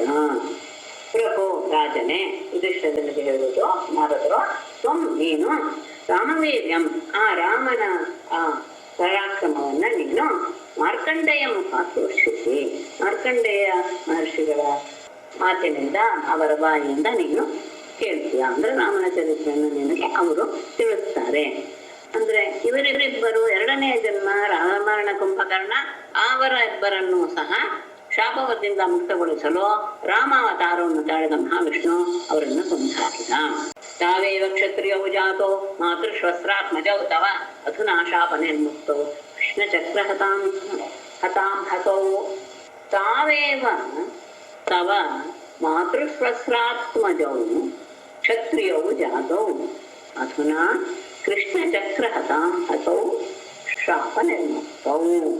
ತಾವೇವ ಅವರಿಬ್ಬರೇ ತವ ಮಾತೃಶ್ವಸ್ತ್ರಾತ್ಮಜೌ ನಿನ್ನ ಚಿಕ್ಕಮ್ಮನ ಮಕ್ಕಳಾಗಿ ಕ್ಷತ್ರಿಯವು ಜಾತೋ ಕ್ಷತ್ರಿಯರಾಗಿ ಅವರು ಹುಟ್ಟಿದ್ರು. ಅಧುನಾ ಈಗ ಕೃಷ್ಣ ಚಕ್ರ ಹತಾಂ ಹಸೌ ಕೃಷ್ಣನ ಚಕ್ರದ ಸುದರ್ಶನ ಚಕ್ರದಿಂದ ತಮ್ಮ ಪಾಪಗಳನ್ನೆಲ್ಲ ಕಳೆದುಕೊಂಡು ಶಾಪ ನಿರ್ಮುಕ್ತು ಅಂದ್ರೆ ಶಾಪದಿಂದಲೂ ಸಹ ಮುಕ್ತರಾಗಿ ಬಿಟ್ಟರು. 3 ಜನ್ಮ ಆಗೋಯ್ತು. ಇವನ ಚಕ್ರದಿಂದಲೇ ಅವರ ಪಾಪಗಳೆಲ್ಲವೂ ಚಕ್ರ ಸ್ಪರ್ಶವಾದ ತಕ್ಷಣ ಅವರ ಪಾಪಗಳೆಲ್ಲವೂ ಹೋಗ್ಬಿಡ್ತು. ಅಷ್ಟೇ ಅಲ್ಲ, ಶಾಪದಿಂದಲೂ ಅವರು ಮುಕ್ತರಾಗಿ ಬಿಟ್ಟರು. ವೈರಾಣುಬಂಧ ದೇವ್ರೇಣ ಧ್ಯಾನೇನ ಅಚ್ಯುತ ಸಾತ್ಮತಾಂ ನೀತೋ ಪುನಃ ಹರೇ ಪಾರ್ಶ್ವಂ ಜಗ್ಮತು ವಿಷ್ಣು ಪಾರ್ಶ್ವದೌ. ವೈರಾಣುಬಂಧ ತೀವ್ರೇಣ ಧ್ಯಾನೇನ ಅಚ್ಯುತ ಸಾತ್ಮತಾಂ ನೀತೌ ವಿಷ್ಣು ಪಾರ್ಶ್ವದೌ ಪುನಃ ಹರೇ ಪಾರ್ಶ್ವಂ ಜಗ್ಮತು. ವೈರಾಣುಬಂಧ ತೀವ್ರೇಣ ವೈರದ ಭಾವ ಅತ್ಯಂತ ಪ್ರಖರವಾಗಿ ಇದ್ದಿತ್ತು. ಹಾಗಾಗಿ ಧ್ಯಾನೇನ ಪ್ರಥಮ ಯಾವಾಗಲೂ ಸಹ ಪರಮಾತ್ಮನನ್ನೇ ಕೃಷ್ಣನನ್ನೇ ಧ್ಯಾನ ಮಾಡ್ತಾ ಅಚ್ಯುತ ಸಾತ್ಮ ಅಚ್ಯುತನ ಭಾವವನ್ನೇ ನೀತೋ ಹೊಂದಿದ ವಿಷ್ಣು ಪಾರ್ಶ್ವದು ವಿಷ್ಣುವಿನ ಅನುಚರರಾದ ಜಯ ವಿಜಯರು ಪುನಃ ಮತ್ತೆ ಹರೇ ಪಾರ್ಶ್ವಂ ಜನ್ಮ ಮತ್ತೆ ಅವನ ಅನುಚರರಾಗಿ ಅವನ ದ್ವಾರಪಾಲಕರಾಗಿ ಅವನ ಪಕ್ಕದಲ್ಲಿಯೇ ಹೋಗಿ ಸೇರಿಕೊಂಡ್ರು. ವೈರದ ಭಾವ ಮನಸ್ಸಿನಲ್ಲಿ ಇದ್ದಿದ್ದರಿಂದ ತೀವ್ರವಾಗಿ ಪರಮಾತ್ಮನನ್ನೇ ಮನಸ್ಸಿನಲ್ಲಿ ತಂದುಕೊಂಡು ಅದೇ ಧ್ಯಾನ ಮಾಡ್ತಾ ಅವರು ಸಹ ಅಚ್ಯುತನ ಭಾವವನ್ನೇ ಹೊಂದಿಬಿಟ್ಟು ತಮ್ಮ 3 ಜನ್ಮಗಳ ಶಾಪವನ್ನು ಕಳೆದುಕೊಂಡು ಮತ್ತೆ ವೈಕುಂಠದ ಬಾಗಿಲಿಗೆ ದ್ವಾರಪಾಲಕರಾಗಿ ಹೋಗಿ ವಿಷ್ಣುವಿನ ಪಕ್ಕದಲ್ಲಿ ಸೇರಿ. ಯುಧಿಷ್ಠಿರುವಾಚ ವಿದ್ವೇಷೋ ದೈತೆ ಪುತ್ರೇ ಕಥಮಾಸೀನ್ ಮಹಾತ್ಮನೆ ಯೋಗಿ ಮೇ ಭಗವನ್ಯೇನ ಪ್ರಹ್ಲಾದಸ್ಯಾಚ್ಯುತಾತ್ಮತಾ. ಭಗವನ್ ಮಹಾತ್ಮನೆ ದೈತೆ ಪುತ್ರೇ ಕಥಂ ವಿದ್ವೇಷಃ ಆಸೀತ್ ಯೇನ ಪ್ರಹ್ಲಾದಸ್ಯ ಅಚ್ಯುತಾತ್ಮತಾ ಮೇ ಬ್ರೂಹಿ. ಯುಧಿಷ್ಠಿರ ಕೇಳ್ತಾನೆ, ಭಗವಾನ್ ಪೂಜ್ಯರೇ, ಮಹಾತ್ಮನೇ ಅತ್ಯಂತ ಮಹಾತ್ಮನಾದ ಅಷ್ಟೇ ಅಲ್ಲ ದೈತೆ ಪುತ್ರೇ ಪ್ರೀತಿ ಪಾತ್ರನಾದಂತಹ ಮಗನ ವಿಷಯದಲ್ಲಿ ಕಥಂ ವಿದ್ವೇಷ ಆಸೀತ್ ಯಾಕೆ ಅಷ್ಟೆಲ್ಲ ದ್ವೇಷ ಭಾವ ಇತ್ತು ತಂದೆಗೆ? ಒಂದು. ಇನ್ನೊಂದು ಪ್ರಶ್ನೆ, ಏನ ಪ್ರಹ್ಲಾದಸ್ಯ ಅಚ್ಯುತಾತ್ಮತ, ಅವನು ಯಾವ ಕಾರಣದಿಂದ ಪ್ರಹ್ಲಾದನಿಗೆ ಅಂತಹ ಅಚ್ಯುತನಲ್ಲಿ ಆ ಭಾವ ಬಂದು ಪ್ರೀತಿಯಿಂದ ಭಕ್ತಿಯಿಂದ ಆರಾಧಿಸಿ ತನ್ನನ್ನ ವಿಷ್ಣುಮಯವನ್ನಾಗಿಯೇ ಮಾಡ್ಕೊಂಡು ಬಿಟ್ಟಿದ್ನಲ್ಲ, ಇದೆರಡು ವಿಷಯ ಮೇ ಬ್ರೂಹಿ, ನನಗೆ ಇದನ್ನ ತಿಳಿಸಿ. ಅವನು ಅಚ್ಯುತನ ಭಾವನ್ನೇ ಹೊಂದು ಬಿಟ್ಟಿದ್ದ ಯಾರು ಪ್ರಹ್ಲಾದ. ಮುಂದೆ ಸ್ಕಂದದಲ್ಲಿ ನಿಮಗೆ ಗೊತ್ತಾಗುತ್ತೆ.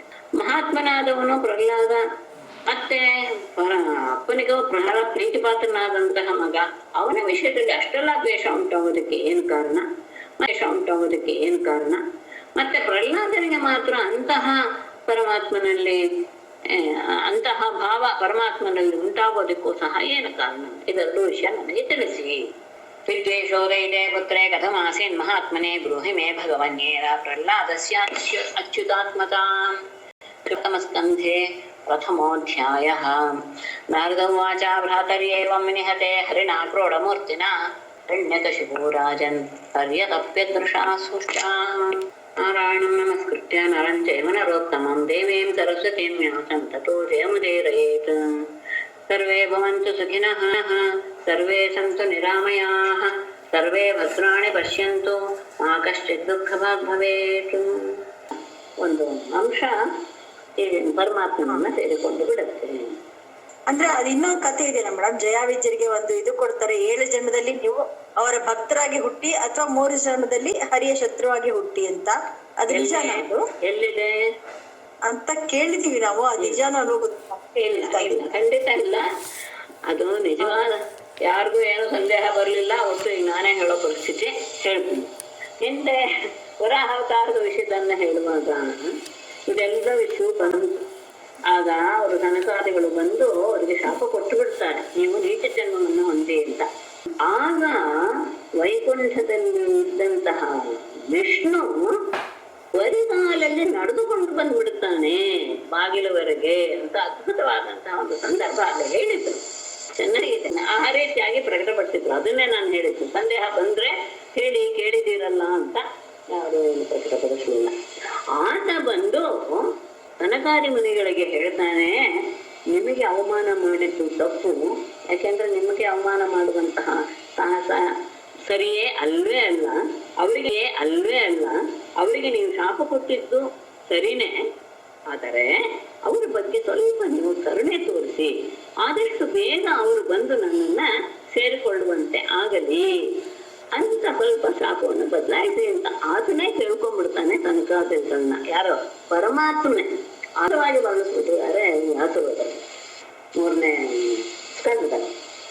ಆಮೇಲೆ ಪರಮಾತ್ಮ ಹೇಳ್ತಾನೆ, ನೀವೇನೋ ಚಿಂತೆ ಮಾಡ್ಬೇಡಿ, 3 ಜನ್ಮದಲ್ಲಿ ನೀವು ಬಂದು ನನ್ನನ್ನು ಮತ್ತೆ ಸೇರ್ಕೊಳ್ತೀರಾ, ನೀವೀಗ ನಿಶ್ಚಿಂತವಾಗಿ ಹೋಗಿ ಅಂತ ಅವರಿಬ್ಬರನ್ನ ಕಳಿಸ್ಕೊಡ್ತಾನೆ ಅನ್ನೋದು ಅಲ್ಲಿ ಬಂದಿರುವ ವಿಷಯ. ಅಂದ್ರೆ ಪರಮಾತ್ಮನೇ ತನ್ನ ಭಕ್ತನ ಹತ್ರ ಕಳಿಸ್ಕೊಳಕ್ಕೆ ಭಕ್ತರ ಬಗ್ಗೆ ಆತ ಎಷ್ಟು ಇದು ಅಂತ ಅದನ್ನ ಚೆನ್ನಾಗಿ ಹೇಳಿದ್ದಾರೆ. ಬರಿಗಾಲಲ್ಲೇ ನಡ್ಕೊಂಡು ಬಂದ್ಬಿಟ್ಟ ಅಂತ ಅದನ್ನ ಉಲ್ಲೇಖ ಮಾಡಿದ್ದಾರೆ ದಾಸರು. ಪರಮಾತ್ಮ ಹೇಗೆ ಭಕ್ತರ ಬಗ್ಗೆ ಹೇಗೆ ಇರ್ತಾನೆ. ಮತ್ತೆ ಅವನು ಅದನ್ನ ಹೇಳ್ತಾನೆ, ನೀವೇನು ಮೊದಲನೇ ತಪ್ಪಲ್ವೋ, ನಾನು ಲಕ್ಷ್ಮಿಗೂ ಕೆಲಸಕ್ಕೆ ನೀವು ಹೀಗೆ ತಡೆದು ಬಿಟ್ಟಿದ್ದೀರಾ ಬಾಗ್ಲಲ್ಲಿ ನನ್ನ ಹತ್ರ ಬರ್ತಾ ಇದ್ದಾಗೆ, ನಿಮ್ಗೆ ಯಾವಾಗ್ಲೂ ಈ ರೀತಿಯಾದಂತಹ ಶಾಪ ಬರ್ಬೇಕಾಯ್ತು, ಈಗ ಬಂದಿದೆ, ಅದನ್ನ ಅನುಭವಿಸಿ ಪವಿತ್ರರಾಗಿ ಬನ್ನಿ ಅಂತ ಅದನ್ನ ಹೇಳಿ ಕಳಿಸ್ತಾನೆ. ಇಲ್ಲ, ನಮಗೆ ಭಾಗವತ ಪ್ರಮಾಣ ಅಷ್ಟು ಅಲ್ಲ. ಆದ್ರೆ ನಾವು ಎಲ್ಲಿವರೆಗೂ ಕೇಳಿಲ್ಲ ಯಾವ್ದನ್ನ 7 ಜನ್ಮ 3 ಜನ್ಮ ಅಂತ.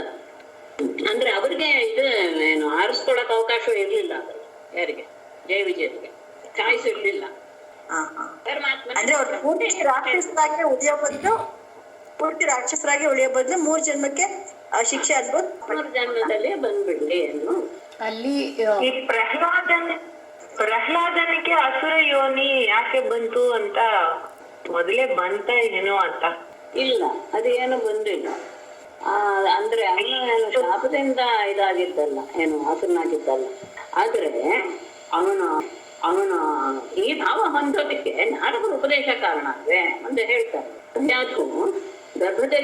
ದಯಾದುವಿನ ಗರ್ಭದಲ್ಲಿ ಪ್ರಹ್ಲಾದ ಇದ್ದಾಗ ನಾರದರು ಅವನಿಗೆ ಉಪದೇಶ ಮಾಡ್ತಾರೆ. ಇಂದ್ರ ಅವಳನ್ನ ಕರ್ಕೊಂಡು ಹೋಗ್ಬಿಡ್ತಾನೆ. ಅಂದ್ರೆ ಅವಳ ಹೊಟ್ಟೆಯಲ್ಲಿರುವಂತಹ ಗರ್ಭವನ್ನ ನಾಶ ಮಾಡಿಬಿಡ್ಬೇಕು. ದಾರಿಯಲ್ಲಿ ಸಿಕ್ಕಿದಂತಹ ನಾರದರು ಹೀಗ್ ಮಾಡೋದು ಸರಿಯಲ್ಲ, ದೇವೇಂದ್ರನಾಗಿ ನೀನು ಅವಳನ್ನ ನಾನು ನನ್ನ ಆಶ್ರಮಕ್ಕೆ ಕರ್ಕೊಂಡು ಹೋಗ್ತೀನಿ ಅಂತ. ಆಗ ಹಿರಣ್ಯಕಶಿಪು ತಪಸ್ಸಿಗೆ ಹೊರಟ್ಬಿಟ್ಟಿರ್ತಾನೆ.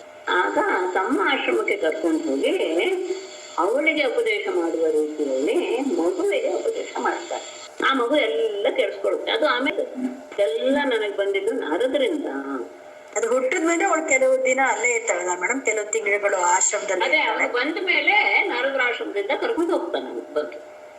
ಹಿರಣ್ಯಕಶಿಪು ತಪಸ್ ಮುಗಿಸ್ಕೊಂಡ್ ಬಂದ್ ಕರ್ಕೊಂಡು ಮೇಲೆ ಅಷ್ಟೊಂದು ಭಕ್ತಿ ಬಂತು ಅಂತ. ಹೌದು, ಆತನ ಉಪದೇಶ ಬಾಲ್ಯದಲ್ಲಿಯೇ ಗರ್ಭದಲ್ಲಿಯೇ ಬಂದ್ಬಿಟ್ಟಿದ್ರಿಂದ ಅಷ್ಟು ಪರಮಾತ್ಮನಲ್ಲಿ ಆ ಮಗುವಿಗೆ ಇದು ಬಂದ್ಬಿಡ್ತು, ವಿಶ್ವಾಸ ಮತ್ತು ಭಕ್ತಿ ಬಂತು. ಹಾಗಾಗಿ ಅವನು ಹುಟ್ಟಿದಾಗ್ಲಿಂದಲೇ ಅತ್ಯಂತ ಸಾತ್ವಿಕ. ಮೇಡಮ್, ಸನಕಾದಿಗಳು ಕೋಪ ಇವಾಗ ಕಾಮದಿಂದಕ್ಕಾಗದೆ ಇದ್ದಾಗ ಕ್ರೋಧದಿಂದ ಅವರ ತಪಶಕ್ತಿ ನಷ್ಟ ಆಗ್ತದೆ ಅಂತೆಲ್ಲ ಹೇಳ್ತಾರಲ್ಲ, ಇವಾಗ ಸನಕಾದಿಗಳು ಕೋಪ ಮಾಡ್ಕೊಂಡದ್ದು ಅದು ಅದರ ಸಮರ್ಥನೆ ಹೇಗೆ? ಅಂದ್ರೆ ಅವರು ಜಿತೇಂದ್ರಿಯರಲ್ಲ. ಅವ್ರಿಗೆ ಏನು ಕಳ್ಕೊಳಕ್ಕೆ ಏನು ಇರಲಿಲ್ಲ. ವಿಶ್ವಾಮಿತ್ರ ಬಗ್ಗೆ ಆಗ್ಲಿ ಯಾವುದೇ ಆಗ್ಲಿ ಅವ್ರು ಯಾವ್ದೋ ಒಂದು ಉದ್ದೇಶದಿಂದ ತಪಸ್ ಮಾಡ್ತಾ ಇದ್ದವ್ರು. ನನಗೆ ಮಹರ್ಷಿ ಸ್ಥಾನ ಬೇಕು ಅಥವಾ ಇಂದ್ರನ ಪದವಿ ಬೇಕು, ಹೀಗೆ ತಪಸ್ ಮಾಡ್ತಾ ಇದ್ದಾಗ ಆಗ ಅಲ್ಲಿ ಏನಾಗುತ್ತೆ, ಕ್ಷೀಣವಾಗ್ಬಿಡುತ್ತೆ ಸಹಜವಾಗಿ. ಇವರಿಗೆ ಅದ್ಯಾವುದು ಉದ್ದೇಶ ಇಲ್ಲವೇ ಇಲ್ಲ, ಯಾವಾಗ್ಲೂ ಒಂದೇ ರೀತಿಯಾದಂತಹ ಸ್ವಭಾವದವರು ತಾನೆ. ಹಾಗಾಗಿ ನಷ್ಟ ಲಾಭ ಎನ್ನುವಂತಹ ಮಾತೆ ಅವರಲ್ಲಿ ಅನ್ವಯವಾಗುವುದಿಲ್ಲ. ಅಂದ್ರೆ ಆಗ ವಿಷ್ಣು ಅಲ್ಲಿ ಹೇಳ್ತಾನಲ್ಲ, ಇಲ್ಲಿಯವರೆಗೆ ಬಂದಿದ್ದಾರೆ ಅಂದ್ರೆ ಅವರು ಮಹಾಮಹಿಮರಾದವ್ರು ಮಾತ್ರ ಇಲ್ಲಿ ಬರ್ತಾರೆ ಅಂತ ಜಯ ವಿಜಯರಿಗೆ ಹೇಳ್ತಾರೆ, ನೀನ್ ತಡ್ದಿದ್ದು ತಪ್ಪು ಅಂತ. ಅಲ್ಲ, ಯಾವಾಗ ವಿಷ್ಣು ಬಂದು ಮಾತಾಡ್ಬಿಡ್ತಾನೋ, ಅವರನ್ನ ಹೊಗಳ್ತಾನೆ, ಆವಾಗ ಅವರೆಲ್ರಿಗೂ ಸಹ ಸಂಕೋಚ ಆಗ್ಬಿಡುತ್ತೆ.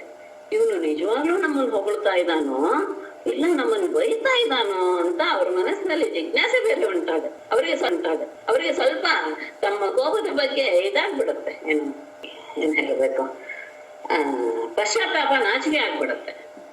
ನಾವು ಕೋಪಿಸ್ಕೋಬಾರ್ದಾಗಿತ್ತು, ಅದನ್ನೇ ಇವನು ಎಚ್ಚರಿಸ್ತಾ ಇದ್ದಾನೆ ಪರಮಾತ್ಮ ಅನ್ನೋದನ್ನು ಸಹ ಅಲ್ಲಿ ನಾವು ಗಮನಿಸಿದ್ವಿ ಅಂತ ಕಾಣಿಸ್ತೇನೆ. ಆ ಸಂದರ್ಭದಲ್ಲಿ ಅದನ್ನ ಹೇಳಿದ್ರು ಅವರೆಲ್ಲರಿಗೂ ಸಹ. ಆಮೇಲೆ ಅವರು ಹೇಳ್ತಾರೆ, ನೋಡಪ್ಪ, ನಾವೀಗ ಈ ತರದ ಶಾಪ ಕೊಟ್ಟಿದ್ದೀವಿ, ಆದ್ರೆ ನೀನ್ ಅದನ್ನ ಬೇಕಾದ್ರೆ ಅದನ್ನ ಬದಲಾಯಿಸ್ಬೋದು, ಅಥವಾ ನನ್ನ ಶಾಪ ನೆರವೇರದೆ ಇದ್ದಾಗೂ ಸಹ ನೀವ್ ಮಾಡ್ಬೋದು. ನೀನ್ ಎಲ್ಲರಿಗೂ ಸಹ ಇದು ಅಧಿಕಾರವನ್ನು ಹೊಂದಿದೀಯಾ.